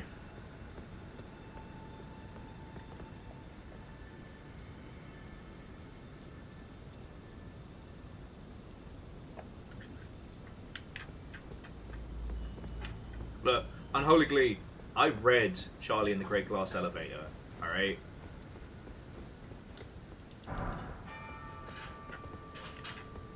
Oh, you're probably right. Baron, like, this is the grown-up version of those fucking babies from Dark Souls.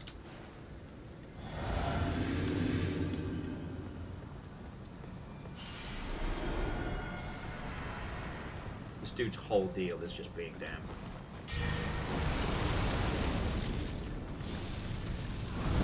Honestly, I should probably stop doing the fire.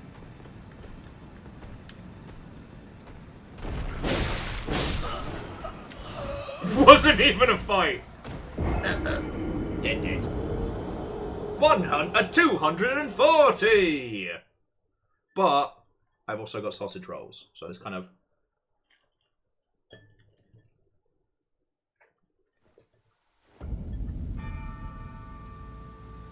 You know, he's got the fence's reach. And that kind of, like, mercilessness.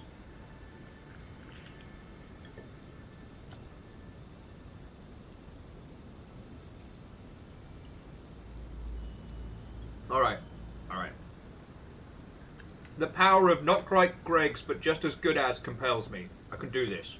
I can do this.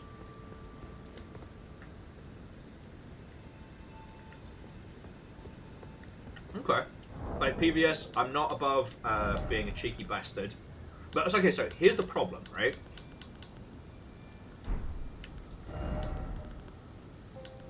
You can't make sleep knives.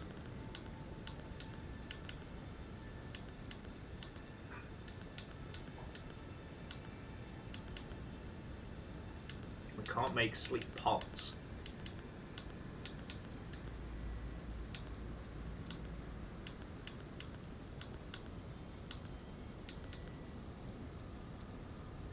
Ooh, we can make this. We can make sleep soap.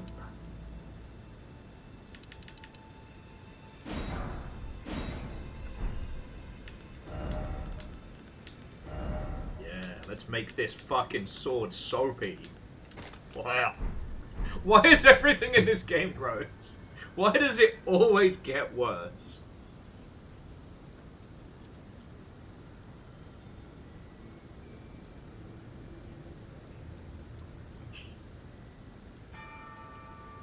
Now, see, guess what? That's how it works. It's because they don't wash Yeah, no, a little bit warm water, a little bit of soap, and they get all like me. Give them the old honk shoe, you know what I'm saying?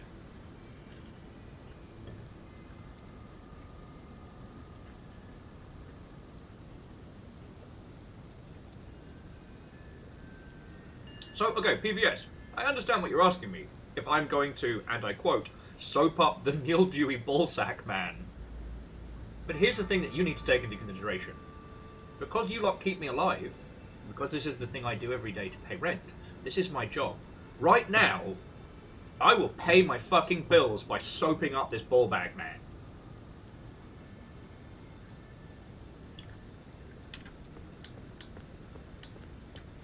There's not a damn thing anyone can do about it.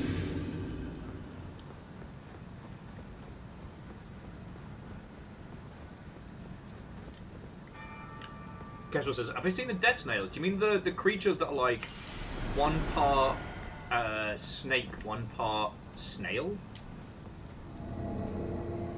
Nap time.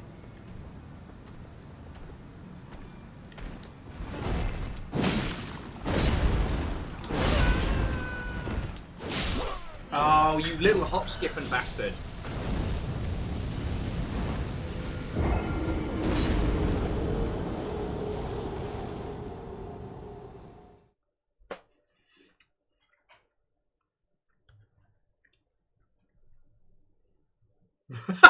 Fuck off, Lizzie. Lizzie's like, it only works if you can do it before he murders you. I know! Stop that incessant clicking. Why is that on Twitch? Why have there been 47 previous ballsack potatoes?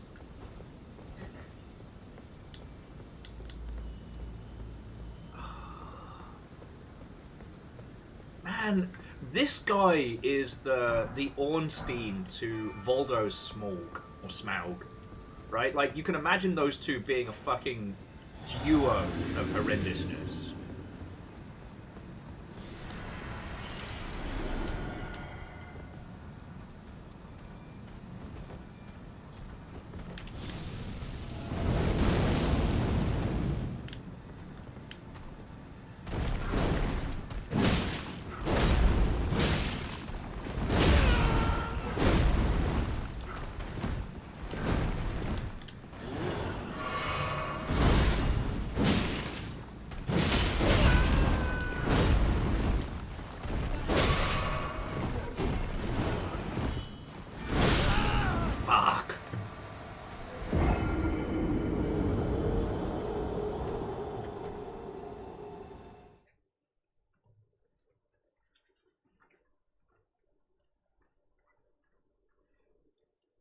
For the record, this is what we chose instead of going to Rot Lake.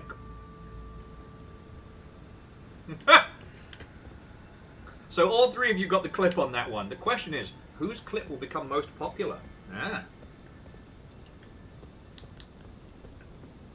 Like a brand contest. I did hit him with the sleepy soap.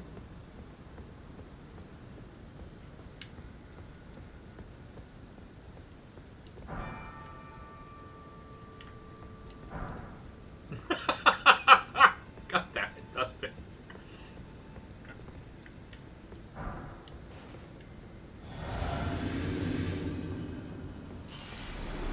On the plus side, I've been hoarding materials so much that I don't really need to worry too much about.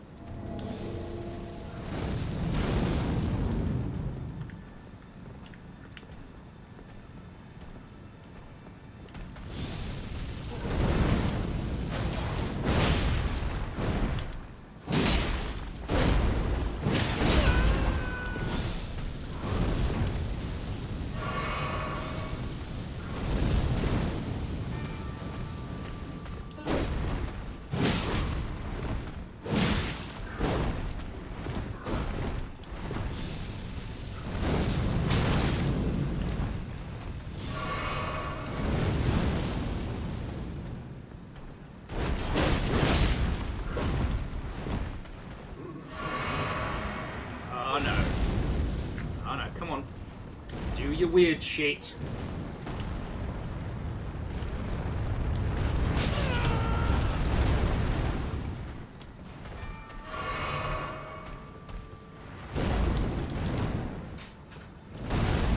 Ooh, I hate it.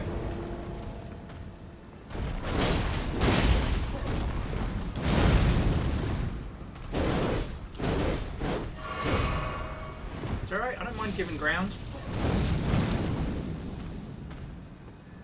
Come on. Oh no! Oh, by the old gods!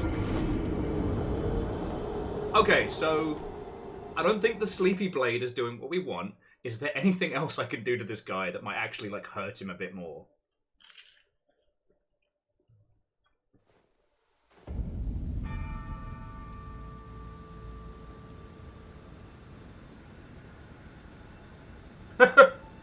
Legend of Zelda, the Skyward Sumo. It's like if you asked, make me onion, but wet.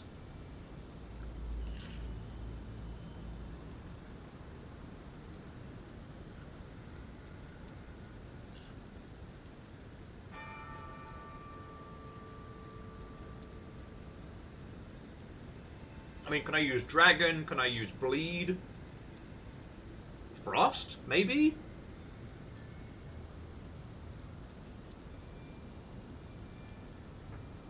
No, those fat rolls, that blubber, he's not freezing.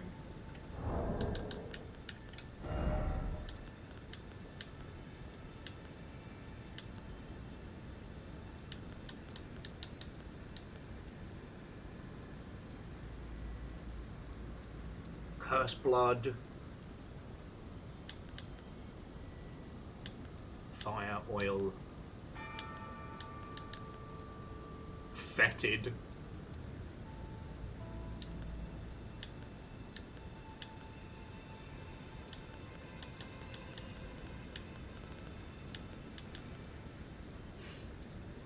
Blood loss could work. I could make loads of blood rot. Now, do I have things that would increase accursed blood plus blood rot? We could just bleed this. Okay, so make some blood grease. And we'll make some blood pots.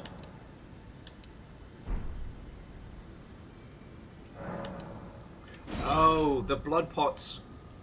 Yeah, you... Okay, I'm learning. I thought the pots were basically what you used to craft. But the pots are reusable.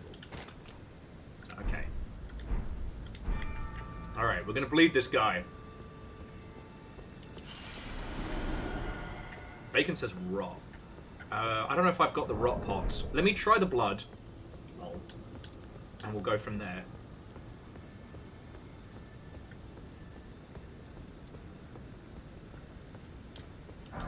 No one knows how cool we are.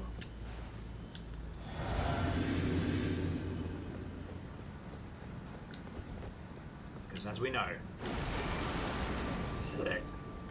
no such thing as a cheap win in Dark Souls. We're just using all the tools.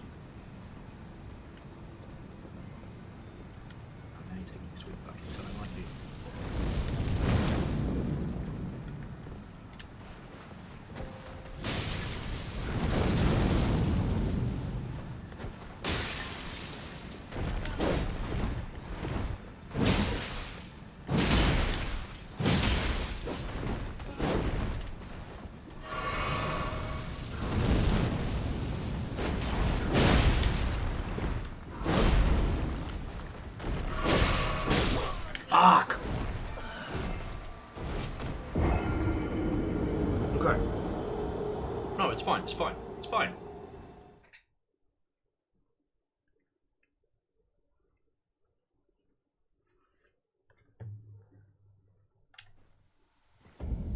Okay. I am crafting. Can we make a rot pot? No, we can make lures. Lures, holy water. Deadly poison? I don't know if I can make deadly poison soap, though. I cannot. Alright, what about freezing? Build up of frost. No, you were saying he's weak to bleed.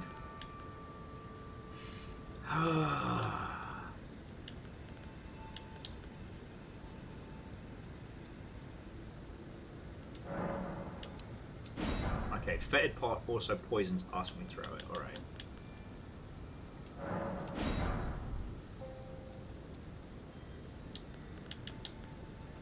Oh, accursed blood is not the same. Oh, shit.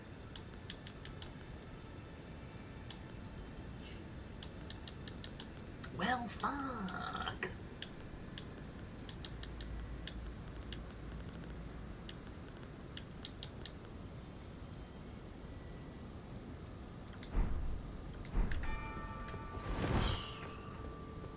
I mean, maybe that's it, Kestrel. Maybe I've just got to take up the fucking... What is it? The Rot Dagger. Which I need Arcane to use. It's a dagger! It's not a fucking fighter jet.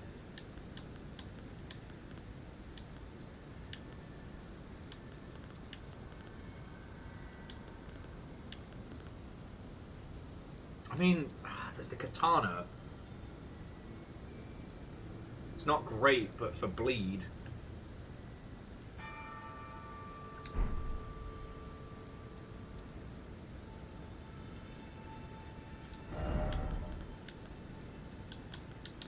Don't know if I've acquired the scorpion yet.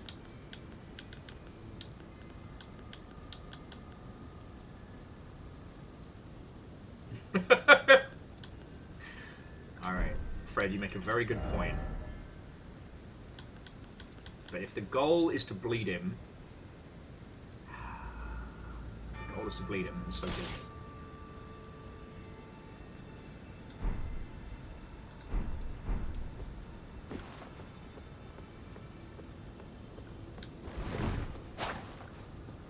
Okay.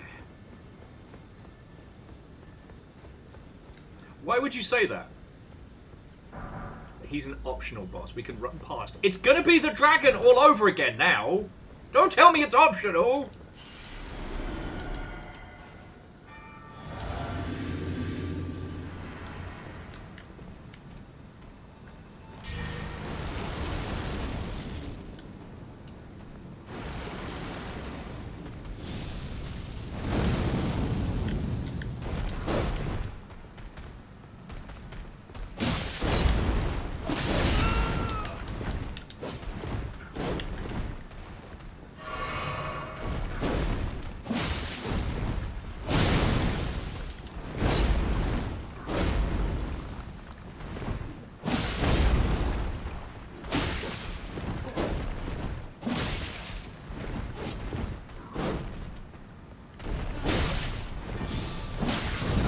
Shit the bed!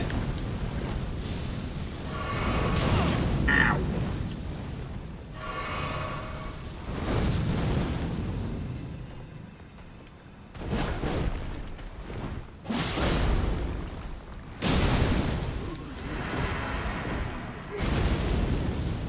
Yeah, Nar Inflator.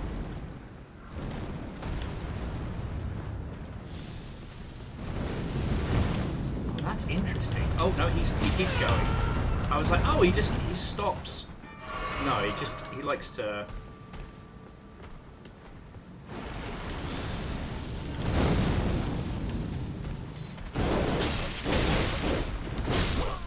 Well, that's new. That's a new form of fun. Oh, you don't have to teabag me. Oh, it's gross on every level. It's disgusting on every level.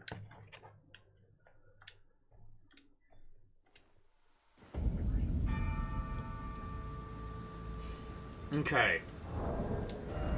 So the blood loss wasn't a terrible shout, but it, like, I was doing better with the big sword, right?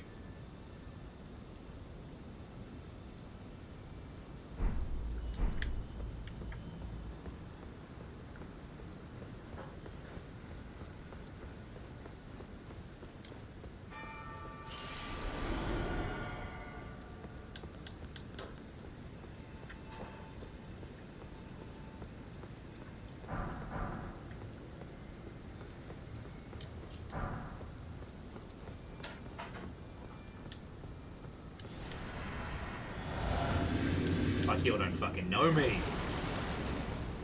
'Tis I, King Stubborn Bastard. Oi, fucko, don't ignore me. Yeah, that's right.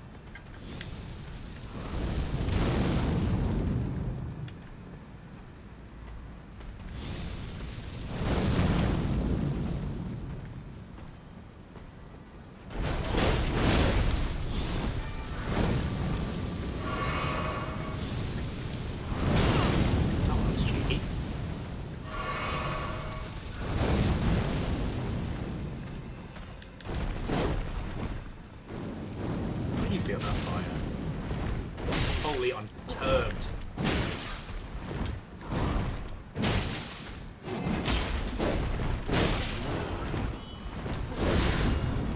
Miss me!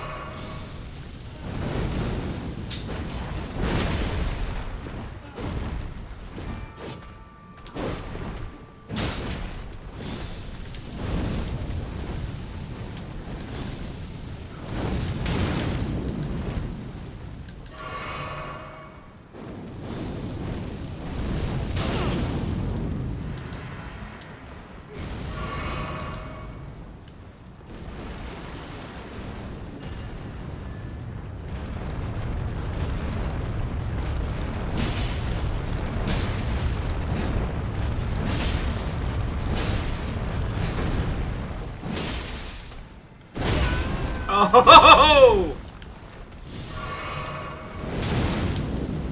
Wow, that was fucking personal.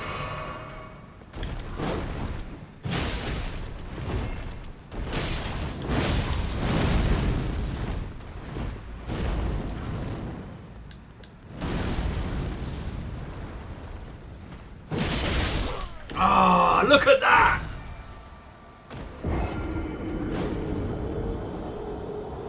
It's alright, I've got an idea. Got an idea.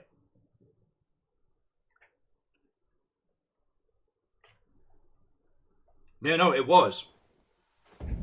He wants to get his chunky self caught. That's fine. Yeah, no, I'm not breaking his poise.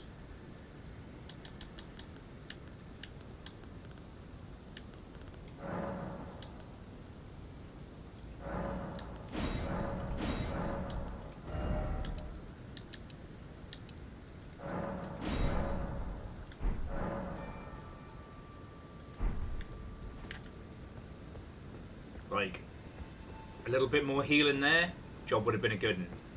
I know how to get him stuck on there.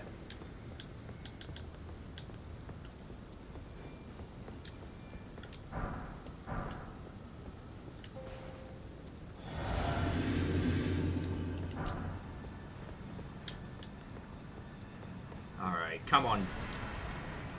It's a hard-coded ball bag right here. Alright, come on, fucko.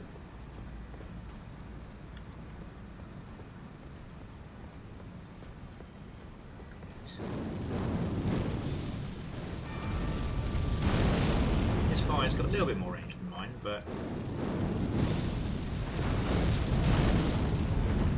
Words of Tesco, every little helps.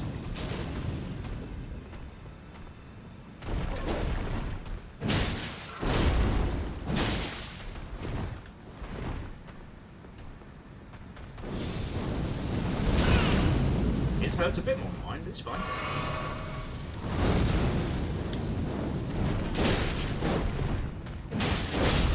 Ah, beans. The old pommel squish. 245!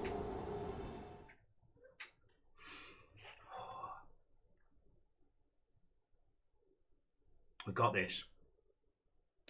Eye of the Tiger, thrill of the fight! Blind determination, fighting this grey, rancid sack.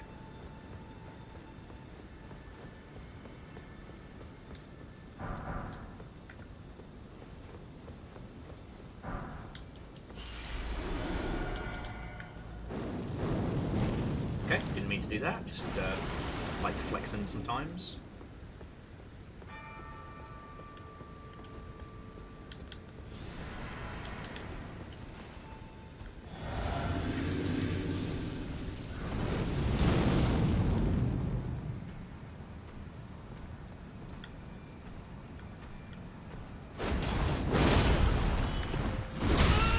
Oh, you are kidding me!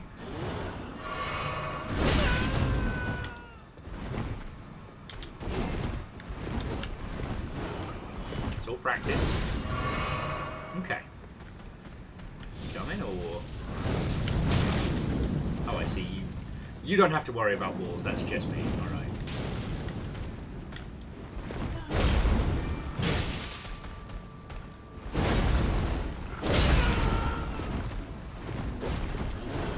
His double is so ridiculous.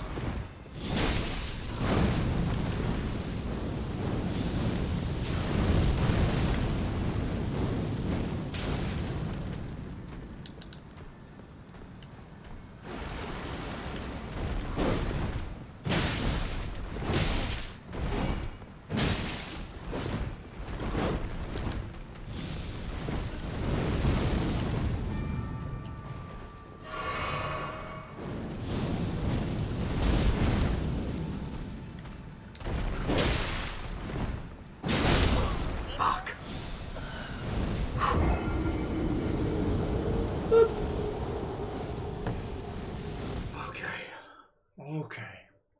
Woosa. Woosa.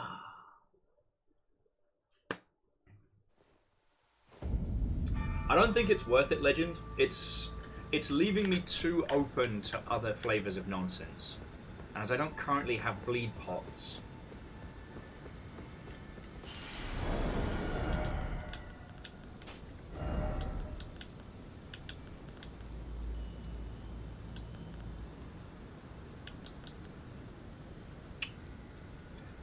The problem is I can't buy more of these knives once I've used them. Poison could work.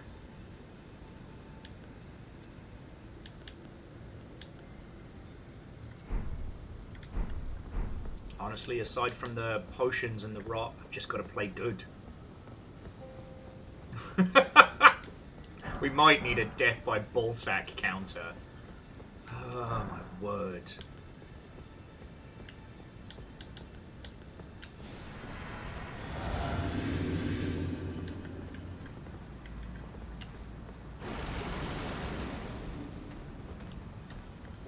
Alright, do it like you mean it.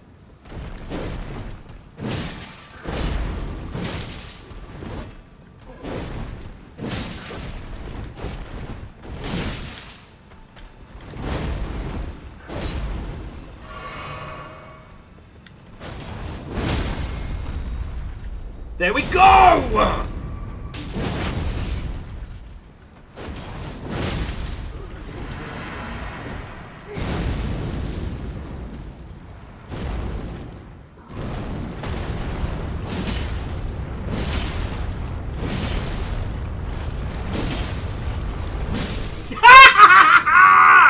Yes! Yes! First time every time. Let's go! That is how we do it.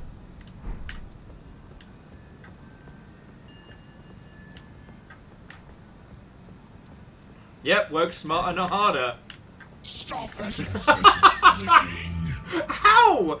Why is Ballsack Crusher on Twitch? That's how we do it. Yes, we did get his skin suit. Let's just... I'm not wearing it, but... a robe made by sewing together patches of smooth skin. Subcutaneous fat makes it plump and soft. Worn by god-skin nobles, known for their 7-face aprons. Nobles are the most ancient apostles who are said to have assimilated human physiology. Not unlike the Crucible, the Erd Tree is its primordial form. I fucking hate that. No, I'm not wearing the ballsack ball bag nonsense. Ugh, not the worst. Fine. Oh, it's the whole thing is puffed out. The back is someone's front.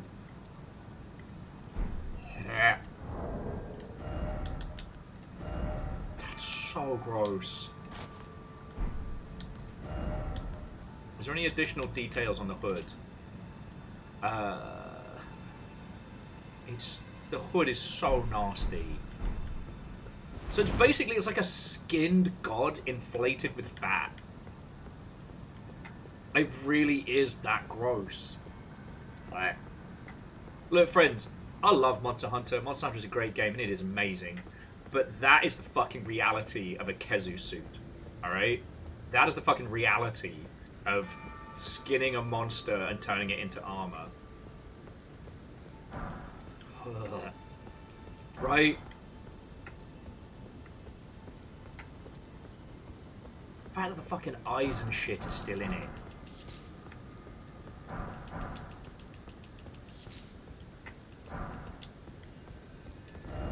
Well done, thank you. Thank you, person I'll never meet. That was well done. Oh, it's just, yeah, the back is somebody's belly button and front. And the front of it is a series of faces, but I think those are actual faces.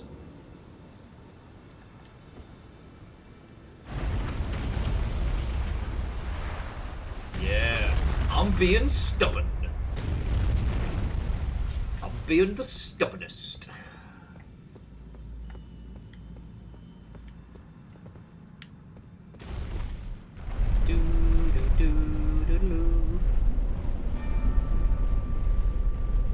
I'd say, PVS, haven't we been to Limgrave? I can't imagine that I would have missed out on buy-in recipes. I've been pretty consistent with getting those.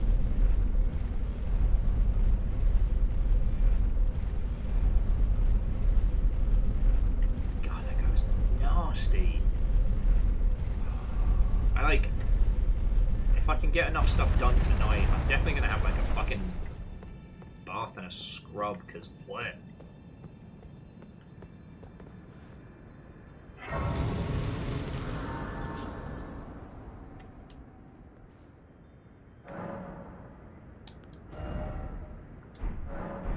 Not quite enough to level up, but we might need to go shopping, so... Whew.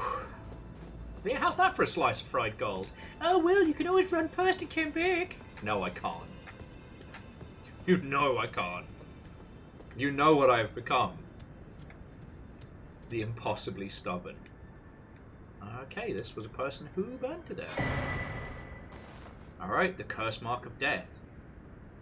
And a stargazer heirloom. Say hi to Ronnie's original body. Yo! Wait, but hang on. Doesn't that mean that we found the curse mark that Roger needs? Did we just skip a whole bunch of this?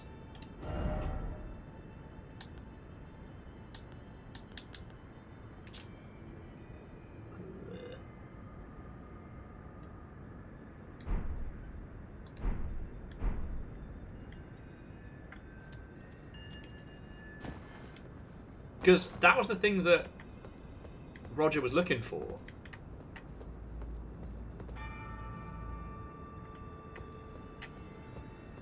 Okay. PVS, I understood 30% of the information you've just told me, and I am just going to agree. And on we trot.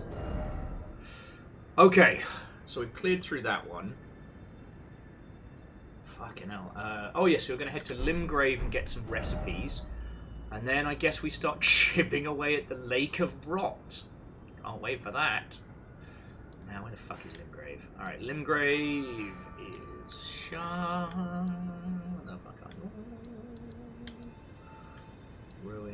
Ruins. Academy Gate. Summerwater. Schoolhouse.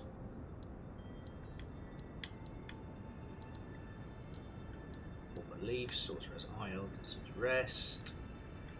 Crystal Tunnel. Crystal Tunnel.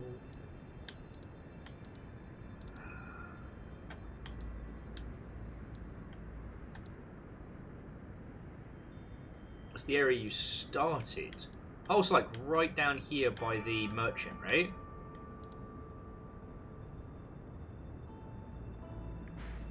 I got the Stillwater Cave.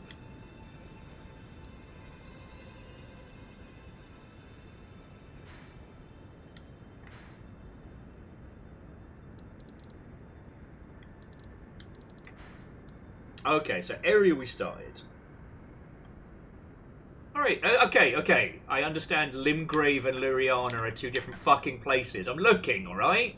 Don't be dickheads. Jesus. Okay. So, Dragonburnt Ruins.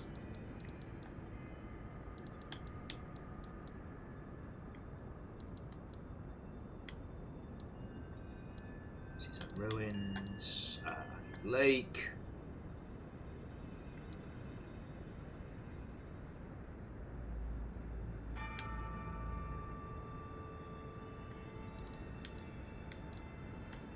Gatefront, Murkwater. It's Murkwater. Okay, Murkwater. We need Summon Water.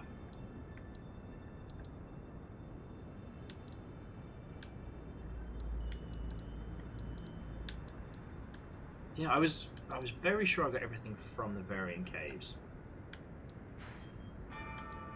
Closer to Khalid. Or high, attic. Summon water, there we go.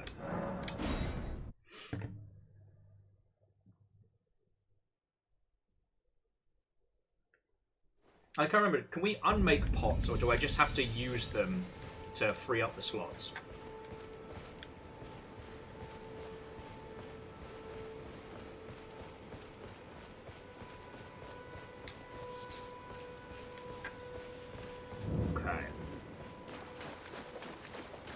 Summon Water Graveyard. Use them or sell them. I will admit, I was a little confused when we got them because I thought, like the other crafting materials, they were the same style. Alright, Limwater Graves. Over this way. Or Summon Water. I'm still just riding high on the fact we kicked that guy's ass. We picked up everything around this way, but let's have a look.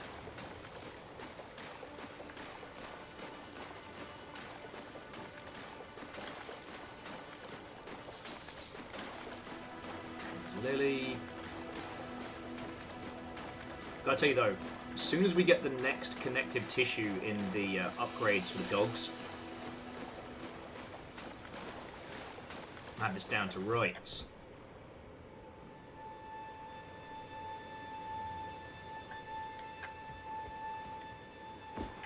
And yeah, I will say, that's another thing that Elden Ring's been very, very good about doing is, in previous FromSoft games, it's always about escalation, right? By which I mean, like, when the Blood Moon rises in... when the Blood Moon rises in Bloodborne, you know, everything is worse. And that's not the only example in Souls games of, oops, it's bad now. But in this, you go to an area like this and it has the boatmen and all the skeletons and it's dark and overcast. And then you free it and it's like, oh no, just good work.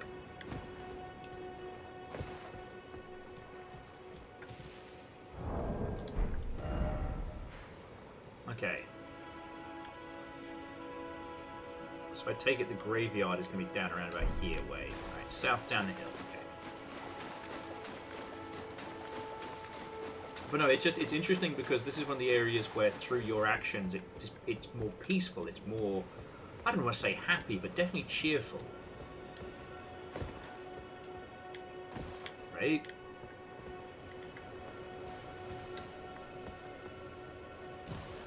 Done Beetle.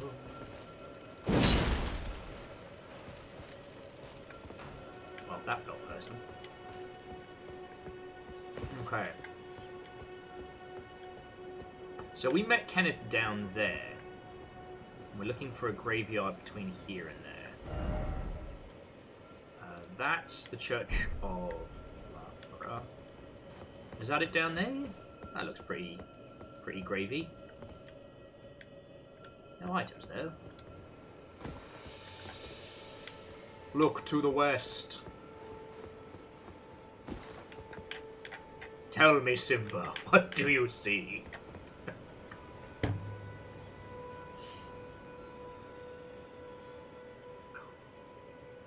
it's nearly 9 o'clock over here. Really does not feel like we have been going for as long as we have. It's kind of where I love this game. My conversational skills do start to drop off towards the end.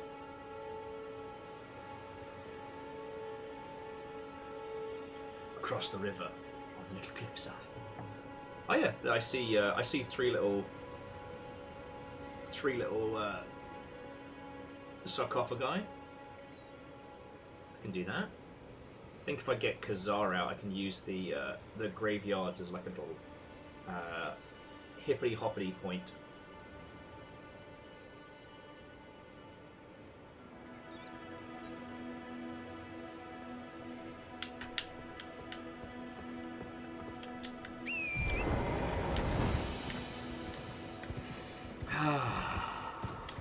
Man, between the dragon fight and now, you know, Kezu von Bullbag, I'm feeling pretty good about myself, I'm not gonna lie.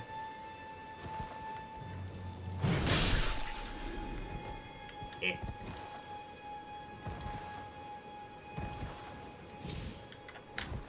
Okay, yeah, Unholy Glee, I'm glad you got to be there for the big title fight. And that was a lot of fun.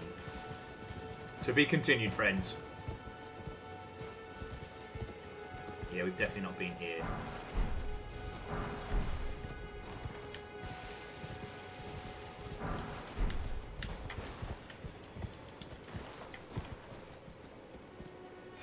There we go.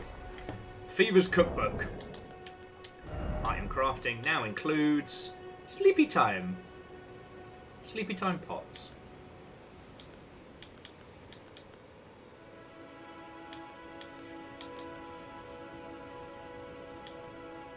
Oh, because those are the larger pots, and these are the smaller ones.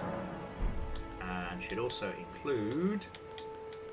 well, we already had Vic's Vapor Rub. I know, and PBS, thank you for filling the pint glass. I mean, you all know by now. I really fucking appreciate it, because... you know... anybody getting to do what they love right now is stupid lucky, and I ain't an exception to that. Okay. So now we have Sleepy Pots. Yeah, no, go get some sleep yourself. So I guess the choice is... well, I guess we head down to the really horrible fucking Scarlet Rot area below. I love that for us. I love that for us. So lucky. Yeah. If anybody knows a homemade variant of the Sleepy Time recipe, I would be thrilled to know it. Realise we're not going to be able to...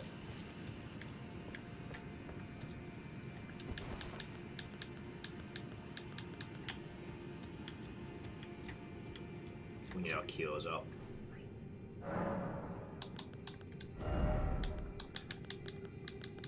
I got Cure Poison. Actually, you know what? Just clear it out for the moment. So, Fire Cleanse Me.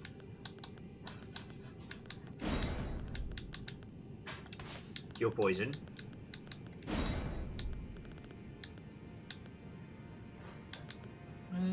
Assassin's Approach is always handy.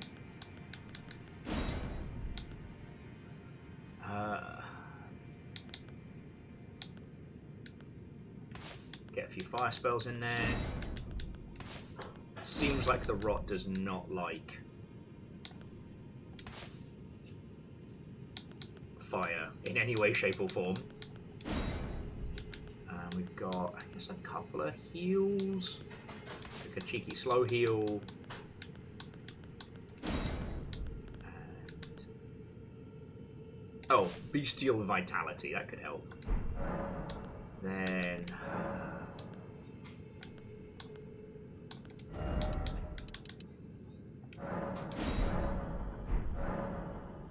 this seems fine. I see no way this is going to end poorly.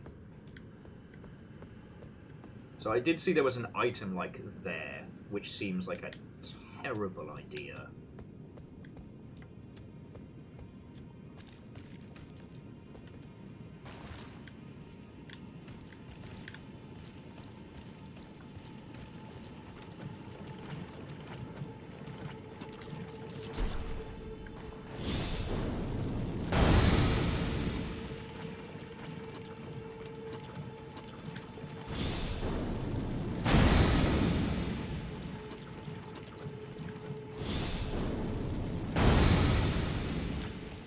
Okay. You weren't kidding about the fact that I was going to need this a lot. Now let's see what we risked life and limb to achieve. What glorious secret this wizard holds for us. Okay, that's fucking handy.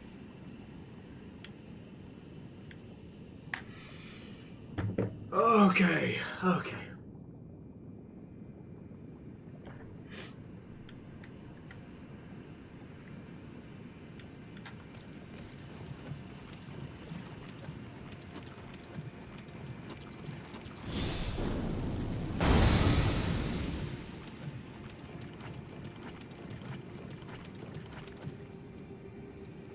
Oh shit, I'm out of magic!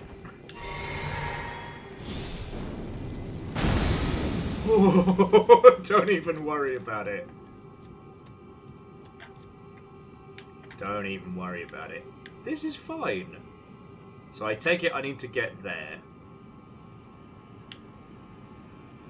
I don't know who the fuck that is out there on the... It's just matey boy hanging out there.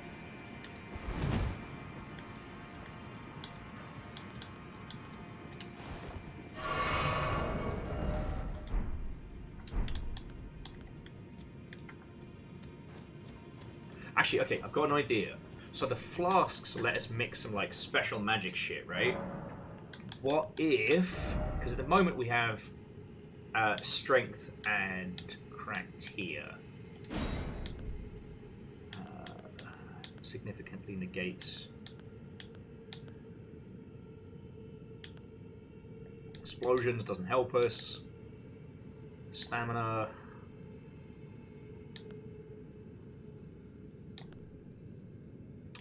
No. None of those help me. Fuck.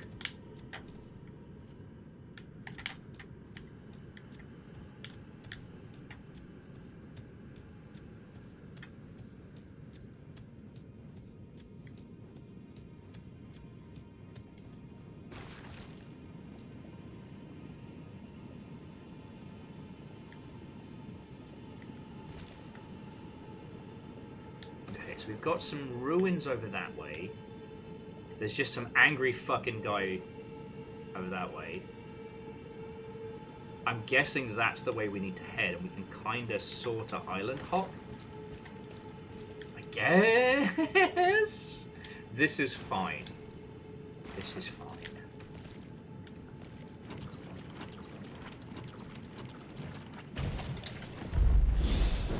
Oh, I fucked up.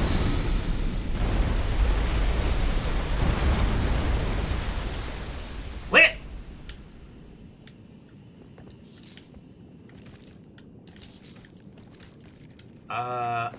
Okay.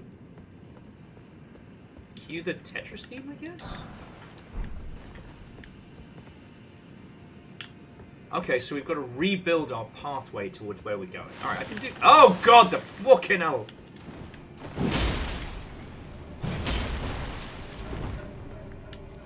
Here's the question. Do they spit rock or do they spit stone?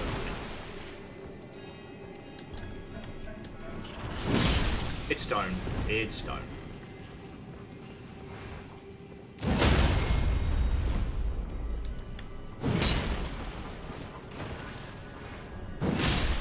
Oh, right in his fucking eye.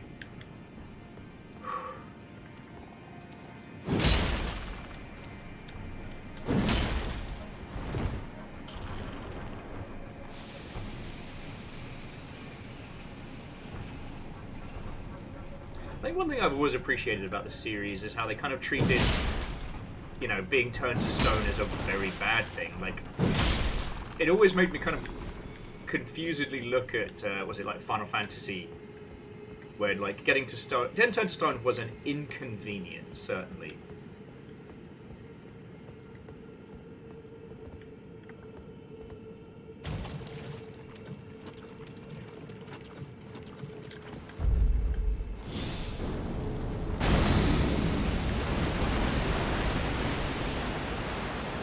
Woohoo! Fuck yeah! Dear whatever that is out there on the dunes. Nah.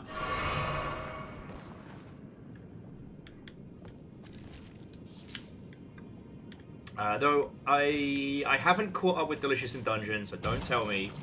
But I have to admit the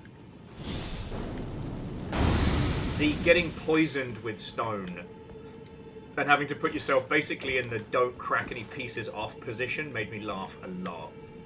So what you're gonna need to do, curl up into a ball, put your fingers in your ears, and hold your breath and wait for the stone to take hold. Like, wait, what?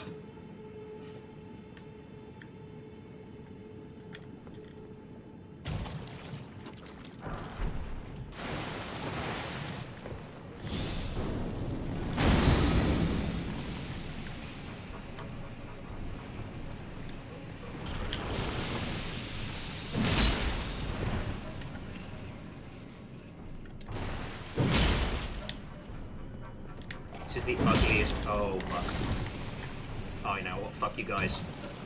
Fuck this shit, I'm out. Fuck this shit, I'm out of here. If these chuckle fucks want to follow me, they can.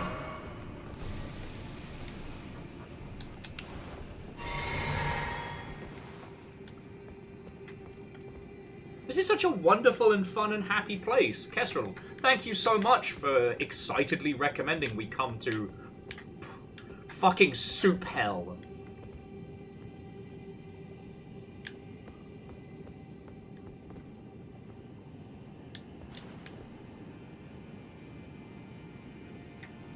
Alright, until I have a way to survive the rot, I'm not fighting that thing.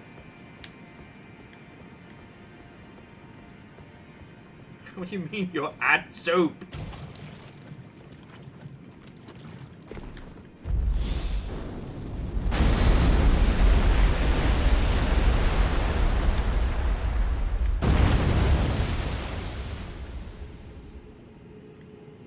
Did you already get your Scarlet Rot Dagger? Was I supposed to get a Scarlet Rot Dagger? Is that like a fucking... It's like a Happy Meal toy I didn't get. I'm not saying I'm mad. I'm kind of mad. Alright, so I have a feeling we hop, skip, and jump between those. So we're looking for the next monument. But the next monument I can see is all the fucking way over there. There's just more soup. There's just more soup! What are you doing buying clothes at the soup store?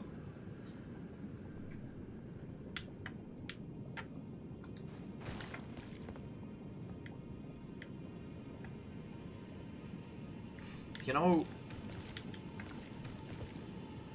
feckin' meat dagger to my head. I couldn't name a single plot point from Code Geass or whatever it was called. The place that I'm at soup was taken from, right?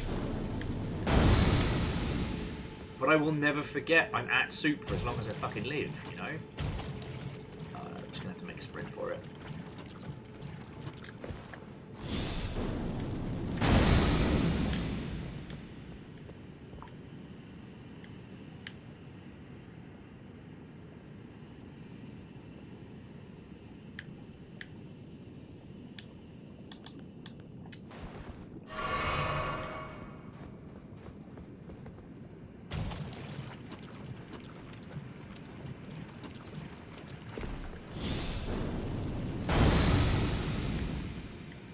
This place is really fucking intense.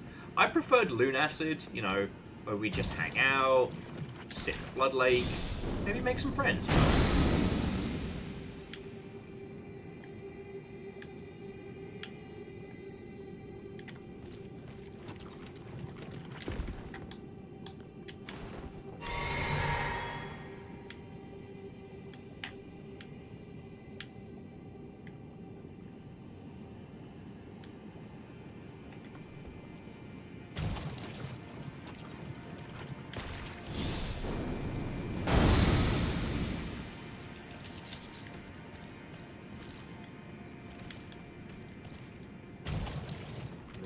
There we go. Almost. Hello, River. How you doing, big girl?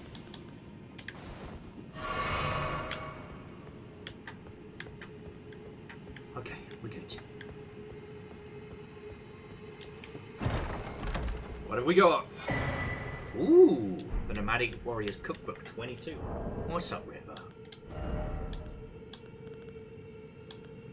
Ooh, rock grease. It's gross, but it'll do it. And a rot pot. Blech. Sorry, that's so nasty. But what a fucking good name. It's like the world's worst, like, fucking cup noodle. Yeah, I was super hungover the other night, but after a couple of rot pots, I was feeling right good. But I'm well on my way to recovery.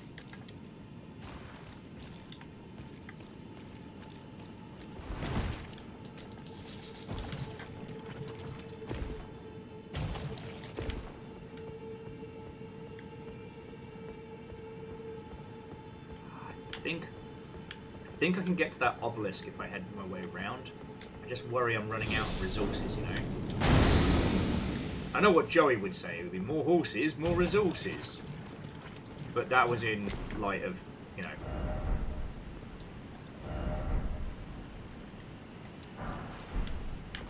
That was in light of snackage.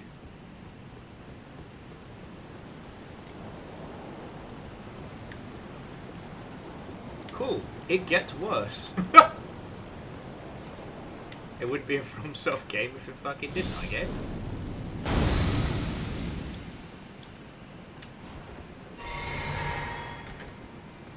Whoa! God, it's just the rock build-up is so fast.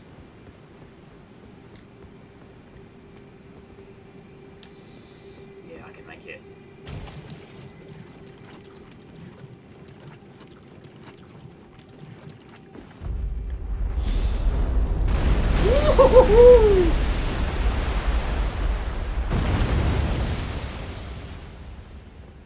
I'm in the Skylands. No one knows how cool we are. Alright. Now we're cooking with, admittedly, fetid gas. This looks like a fucking boss arena. So why am I walking towards it?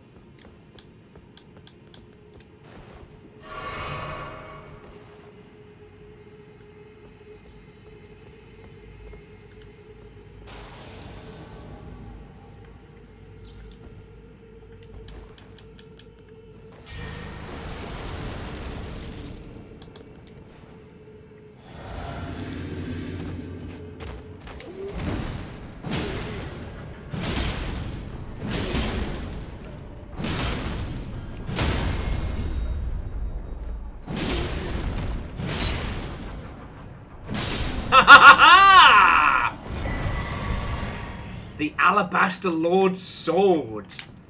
Get fucked on. First time, every time. Thank you. Do I need to sign autographs? Does anybody need proof of how cool I am?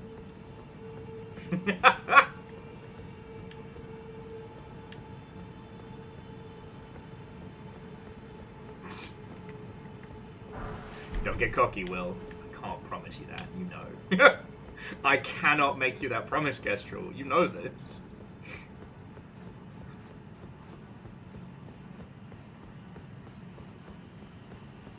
In fairness, I think it's just that guy wasn't ready to be on fire.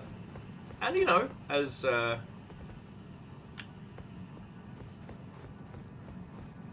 this squad has been very fond of saying many, many times, everyone's weak to fire. I'm going to have a look down here, but we might be at a bit of a, maybe not standstill, but I might have to hop back so that we can continue to hopscotch across. Because without a better protection from the Scarlet Rot, there's no way I can make it across here.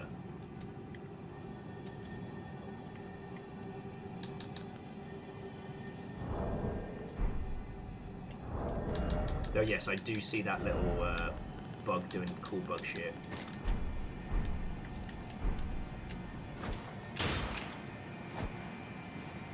That means.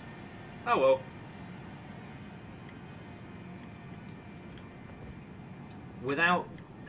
without something that's going to give me like some immunities or otherwise, there's not much I can do from there.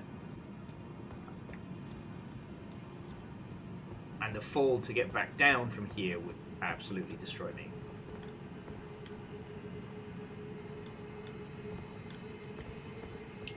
Again,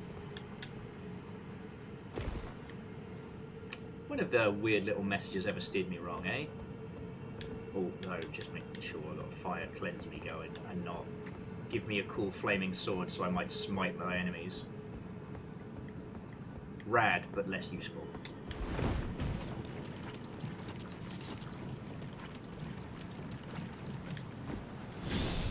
Okay.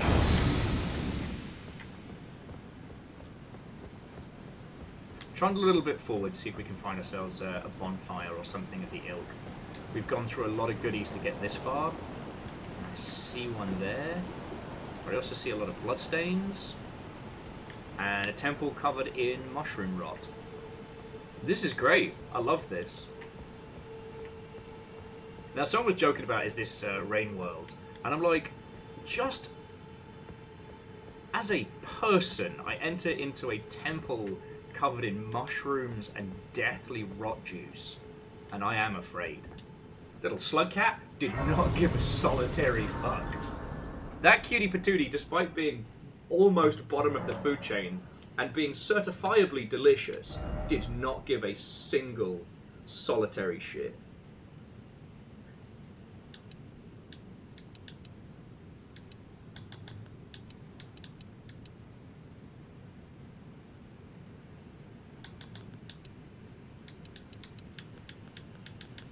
Myself a little bit more health. Just a little. Hoping the immunities will help with something.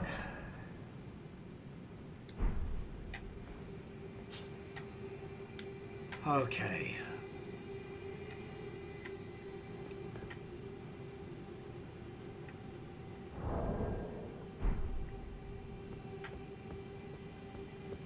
So yeah, so I guess at this point it's like either looking to see if there's a set of kit that gives me not complete but something close to rot immunity. I can explore some of the other parts. Could this be an item? No! You have betrayed me!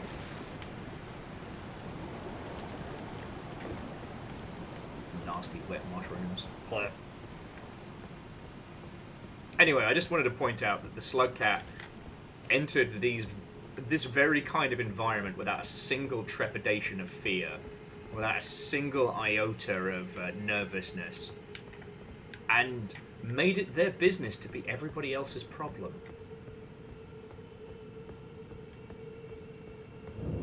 May we all be so skilled.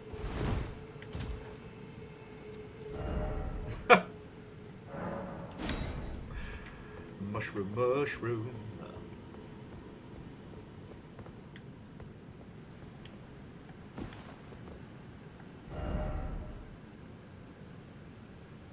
I'm confused, but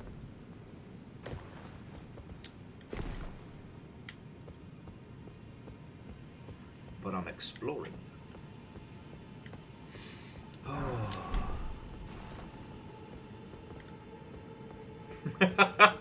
Yeah, Dustin, their albums suck, but I've heard them and they're great live.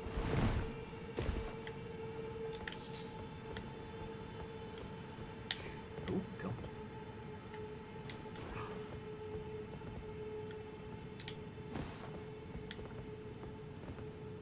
Ah, shit. Ha-ha! Not dead! A lot of splat marks here, though. Not gonna lie.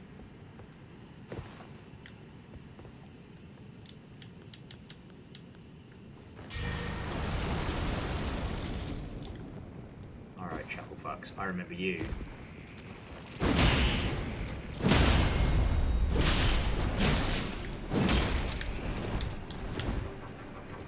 Jesus fucking Christ. His special move is fuck you, the camera. How you like me now? I kind of like how they're like this. Ah, no, fuck. You have stabbed me! What the shit? They all worship The flame.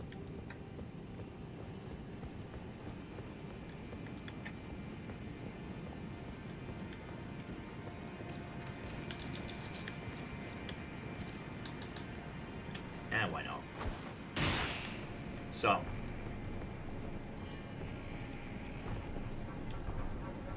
He doesn't want to cross the bridge. Well, that's a you problem, buddy. Oh right, you're made out of hell. Okay. Puppies.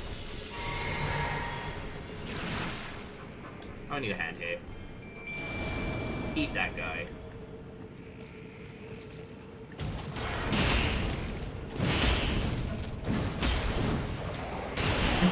Fuck him up, dogs!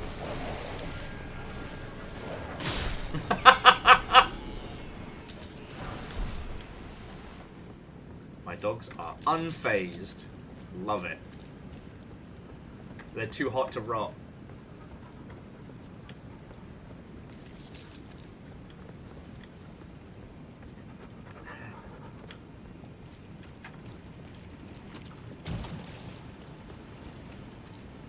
This whole area is disgusting.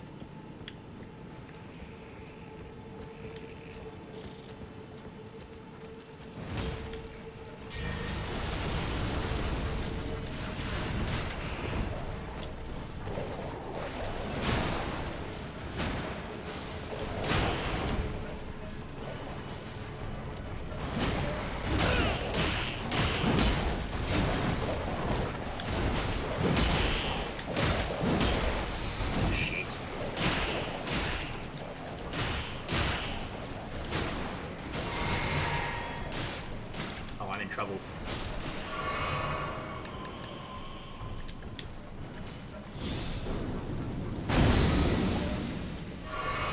Oh, I'm sorry, puppies. I didn't mean to leave you to finish the fight. This guy's a fucking problem.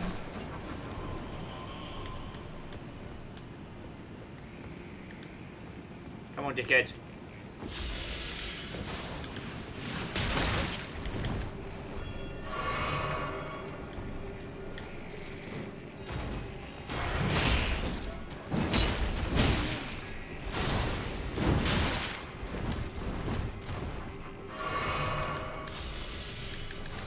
You hate fire. Oh, you bastard! Yes, get fucked! Okay. Big sword, do good. But I might have to go back up there because I'm kind of getting my butt kicked and I'm running out of stuff. I've got... that's a lot. You know what? Like we've got our little spot here, which we can come back to.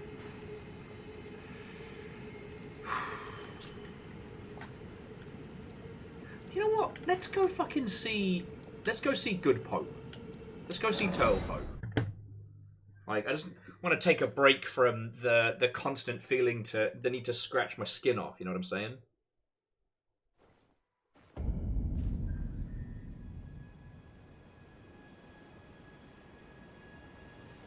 Just have a little break from feeling the need to scour my skin.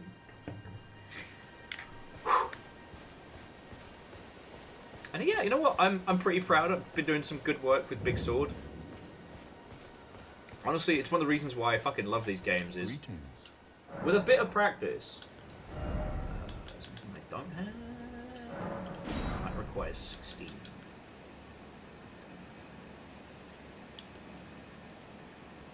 Lightning Spear is 17. Honed Bolt is 24. Yeah, honestly, I could start swapping out Dexterity for Faith. You know? None of it contributes to this sword. Is this perhaps the time?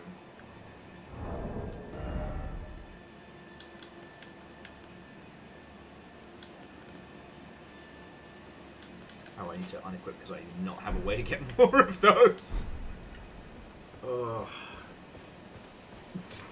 scratching at myself after the fucking rot.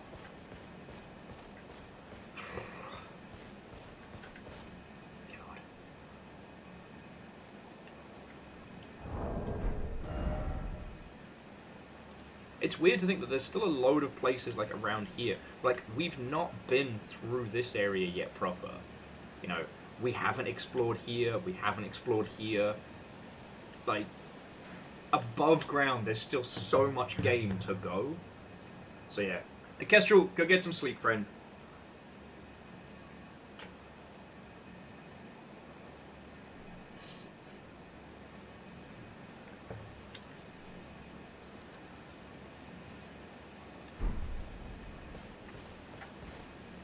I guess that's the reason why, like, the underground areas, they're wonderfully gross, but they are not as pretty as, like, not nearly as pretty as everything up here. That was a bit of a asinine thing to say, but I've missed being above ground. Do you know what I mean?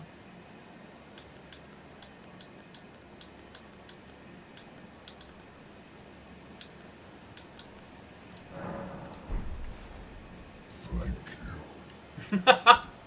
I realised I hadn't tried using the stones.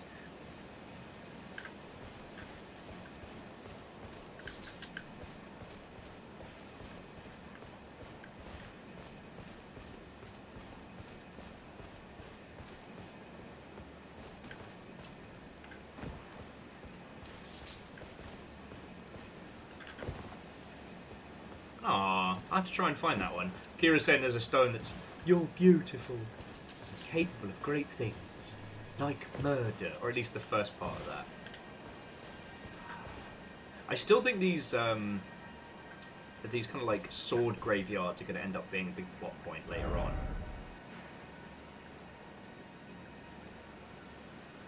Oh, check it out! That's where we were earlier, and I thought the grossest creature imaginable.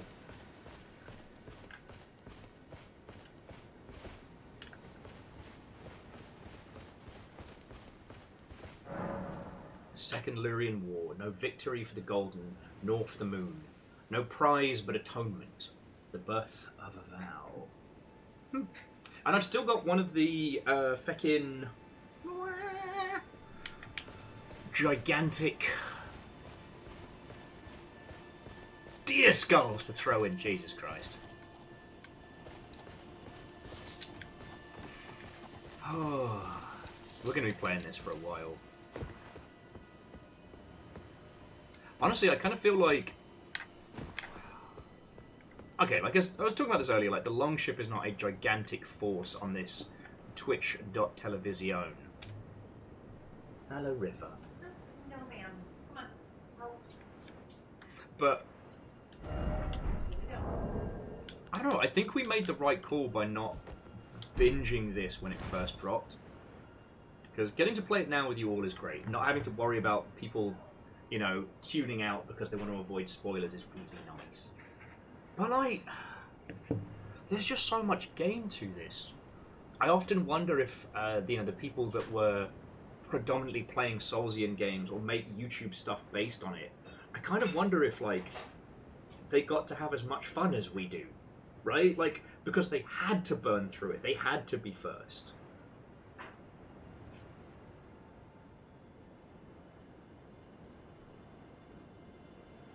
I don't know, I think about that a lot. So, okay, I think this is a good point to bring our adventures to a close. I've still got to go make voice noises with my people face. And send out some emails and some invites.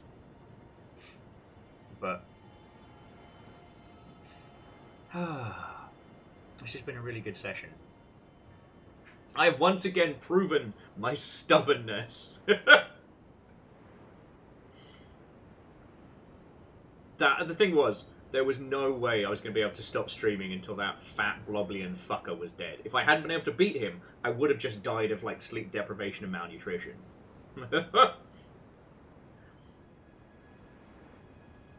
Well, Legend, I do hope you all have fun with these. Like, you know,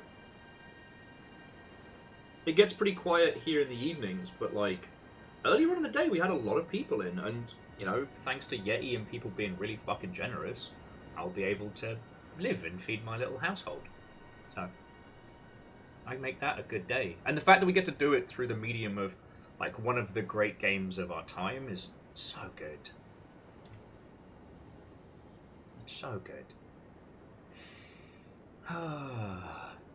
It is exciting and relaxing, except for when the mimics rob me of like 50k, 60k's worth of fucking souls. If there's an ending which is like, it's the worst ending for everybody, except you get to take vengeance on 2 creatures, I'm sorry, that's the ending that I'm going to take, and I know exactly who's going to get hurt.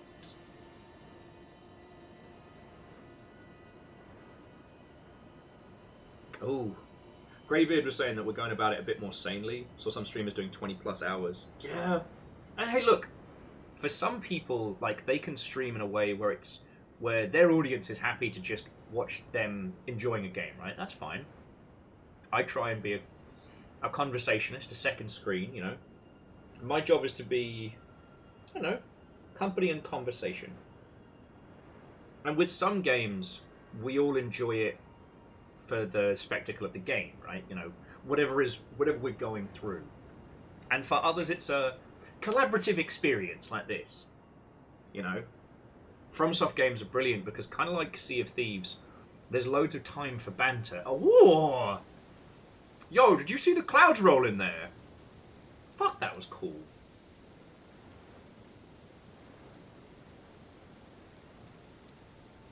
I would say Legend, it's more the case of, like, I'm not a famous person by any means. I'm not an internet personality. So, you know, it's about us all, like, hanging out together. Yeah, Lizzie, you can have conversations about the game, or conversations about what's going on in the industry, or what we're talking on. Like, I know we didn't really come to a group consensus, and honestly, I might revisit as a thought exercise the how would you make a multiplayer Fallout. But it was really good banter. It was really good banter today. God, I love these games.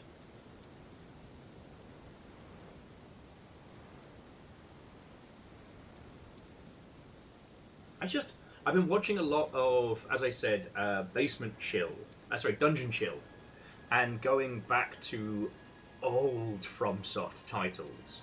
You know, those weird horror games they were doing during the early PS1, PS2 era. You know, the games that would, you know, the Proto Kingsfield flavored nonsense and like early iterations, and it makes me so happy to see where we've come. You know what I mean? Like,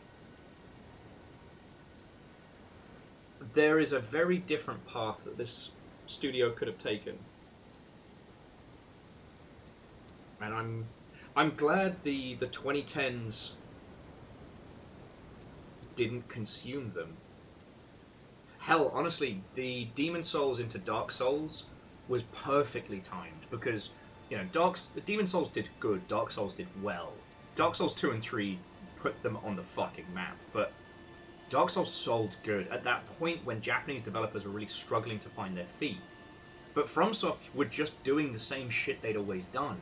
It's just now they were able to reach a larger market, and that larger market went, fucking wee! So while Elden Ring's the most accessible of the series, they've kept this core identity throughout.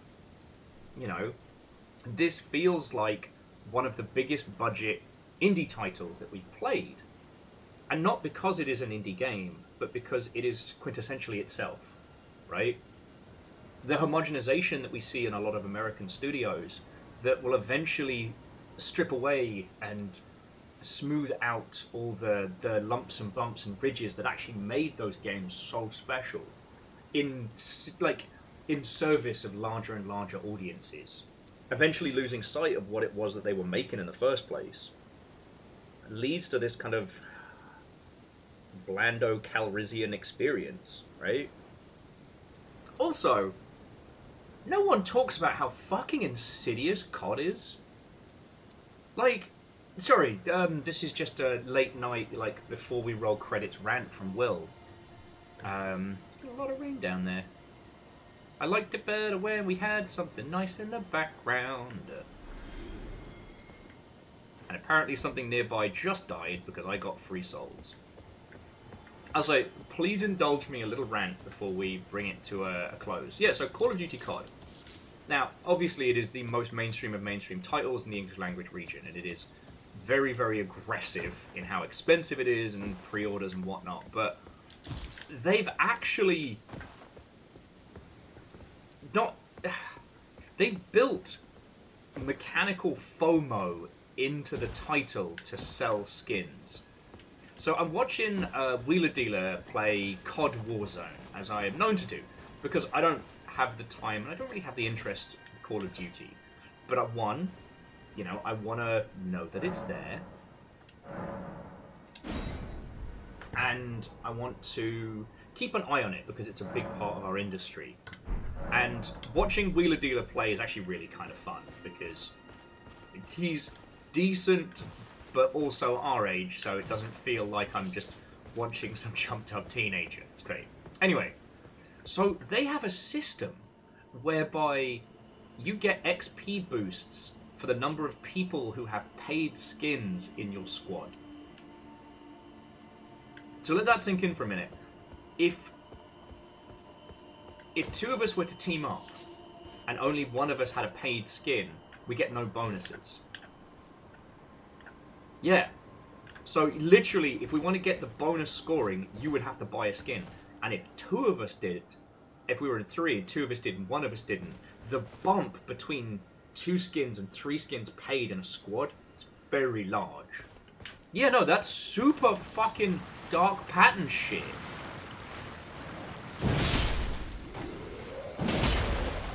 Like, that's fucked up.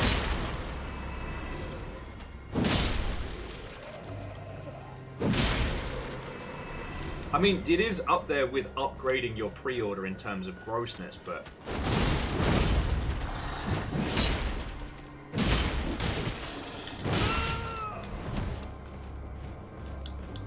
I shouldn't have started this fight. I was not ready. Fuck's sake. Another final death on the inn. But no, seeing that and just the sheer level of insidious fuckery. Like... And again, I understand why nobody does it, because no one wants to say boo to the fucking COD machine.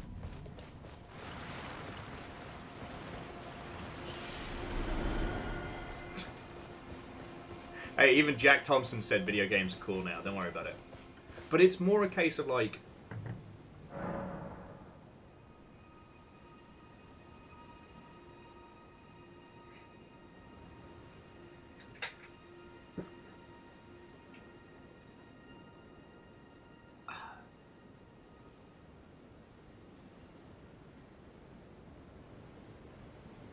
In the attempt to make the line go up infinitely, the lengths to which some of these larger publishers will go to is fucking ridiculous. Like, at some point, if I have the bandwidth and the time, I'm tempted to go on a little, like, worst of the worst in video games. Like, not counting Mobage.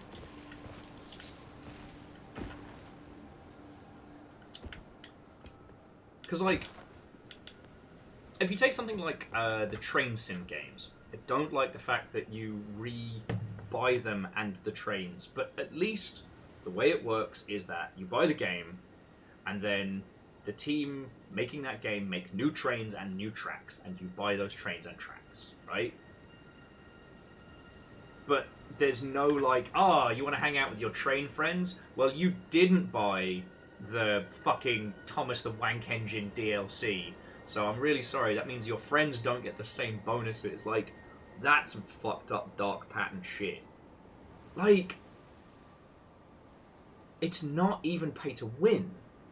You're not paying for a tactical advantage. It's pay, otherwise your friends will resent you. Right? Like, that's some fucked up shit. Other teams have done things where it's like, you can pay for like a planet-side plus or something where you get more XP. But it doesn't leave anybody else on the hook.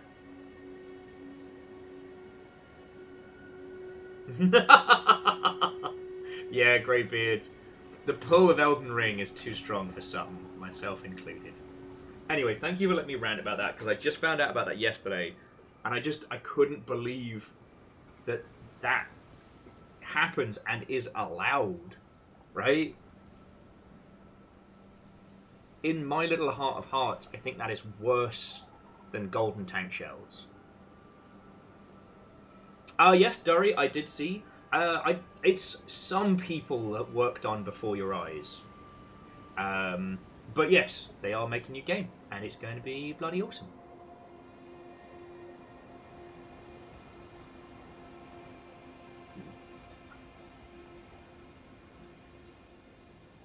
Well, so Bacon, I think this is... Well, okay. One, the COD audience doesn't interact with the rest of the video game community. They just don't. They are people in the real who play video games. Like, they are not part of the gaming sphere. They're not part of our conversation, right?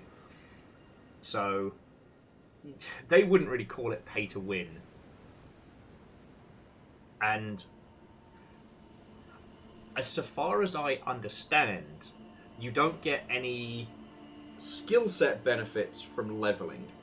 Initially, you can unlock firearms, but ultimately... What is up with the fucking weather? You know what? I'm just going back to the fucking round. I give up. I give up. They just don't want me to hang out in the environment. It's fine. It's fine. Woo.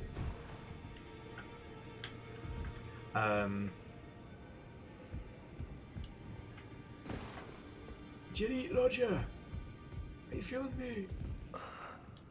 Don't worry. I should just set him on fire like I do for myself. That'll make me feel better. You know, whenever the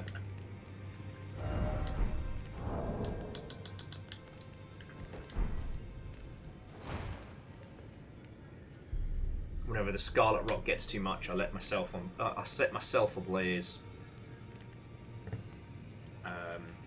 But yeah, it reminds me a lot about what Fogel Human was talking about with manufactured discontent, about how Fortnite goes hard, making you feel like less as a bit of a pleb if you haven't spent money. This is your friends get less unless you spend cash. You know? The idea of, hey, don't worry about it. I've bought the DLC so you can play with me and we can experience it. Or if you want to play it solo, you can pick it up yourself. Versus the, you didn't buy the Godzilla skin. Well, you know, the others did, and you're now letting them down. Like, fuck. It's dark shit. Okay. Once again, thank you for letting me rant. I should get my arse in gear. I have to make people noises with my face hole, chase a build, and then see who is coming in for Abiotic Factor on Saturday. On the off chance that placeholder cancels. On the off chance, you know. My last sip, and then it's on to tea. Death to placeholder. Lizzie, that would work as a t-shirt, especially if placeholders in brackets.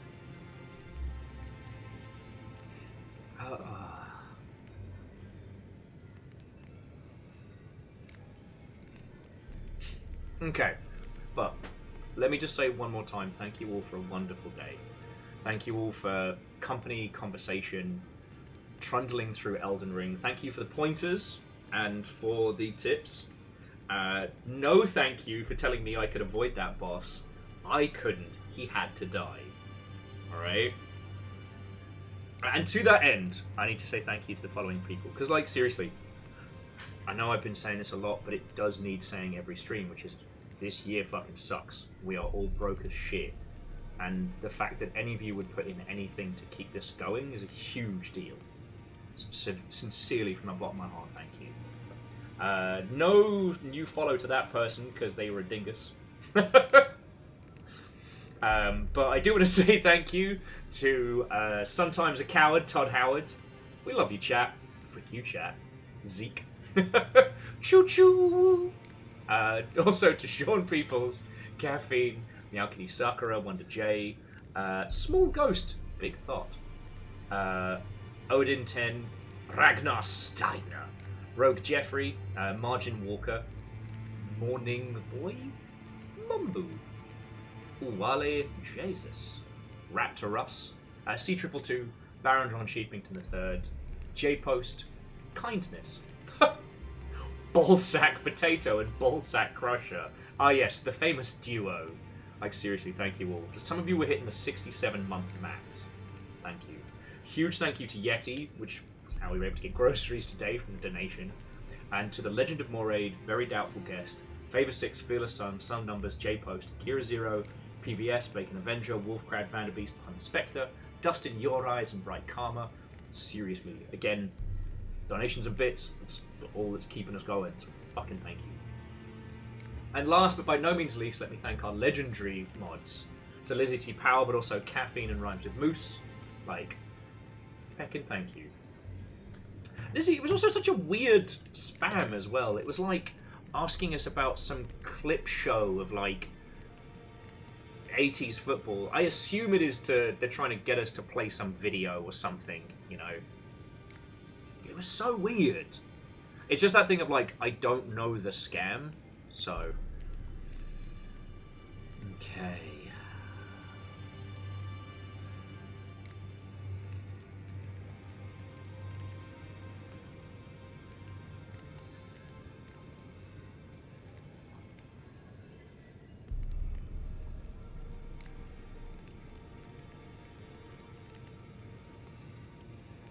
Bear with me just a second, friends.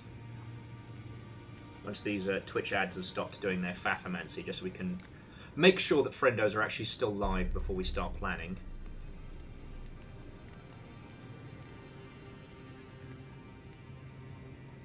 Because, well, we've still got a good, a good 35 of us kicking around the end here. We can go make somebody else's day. Okay, maybe not that one.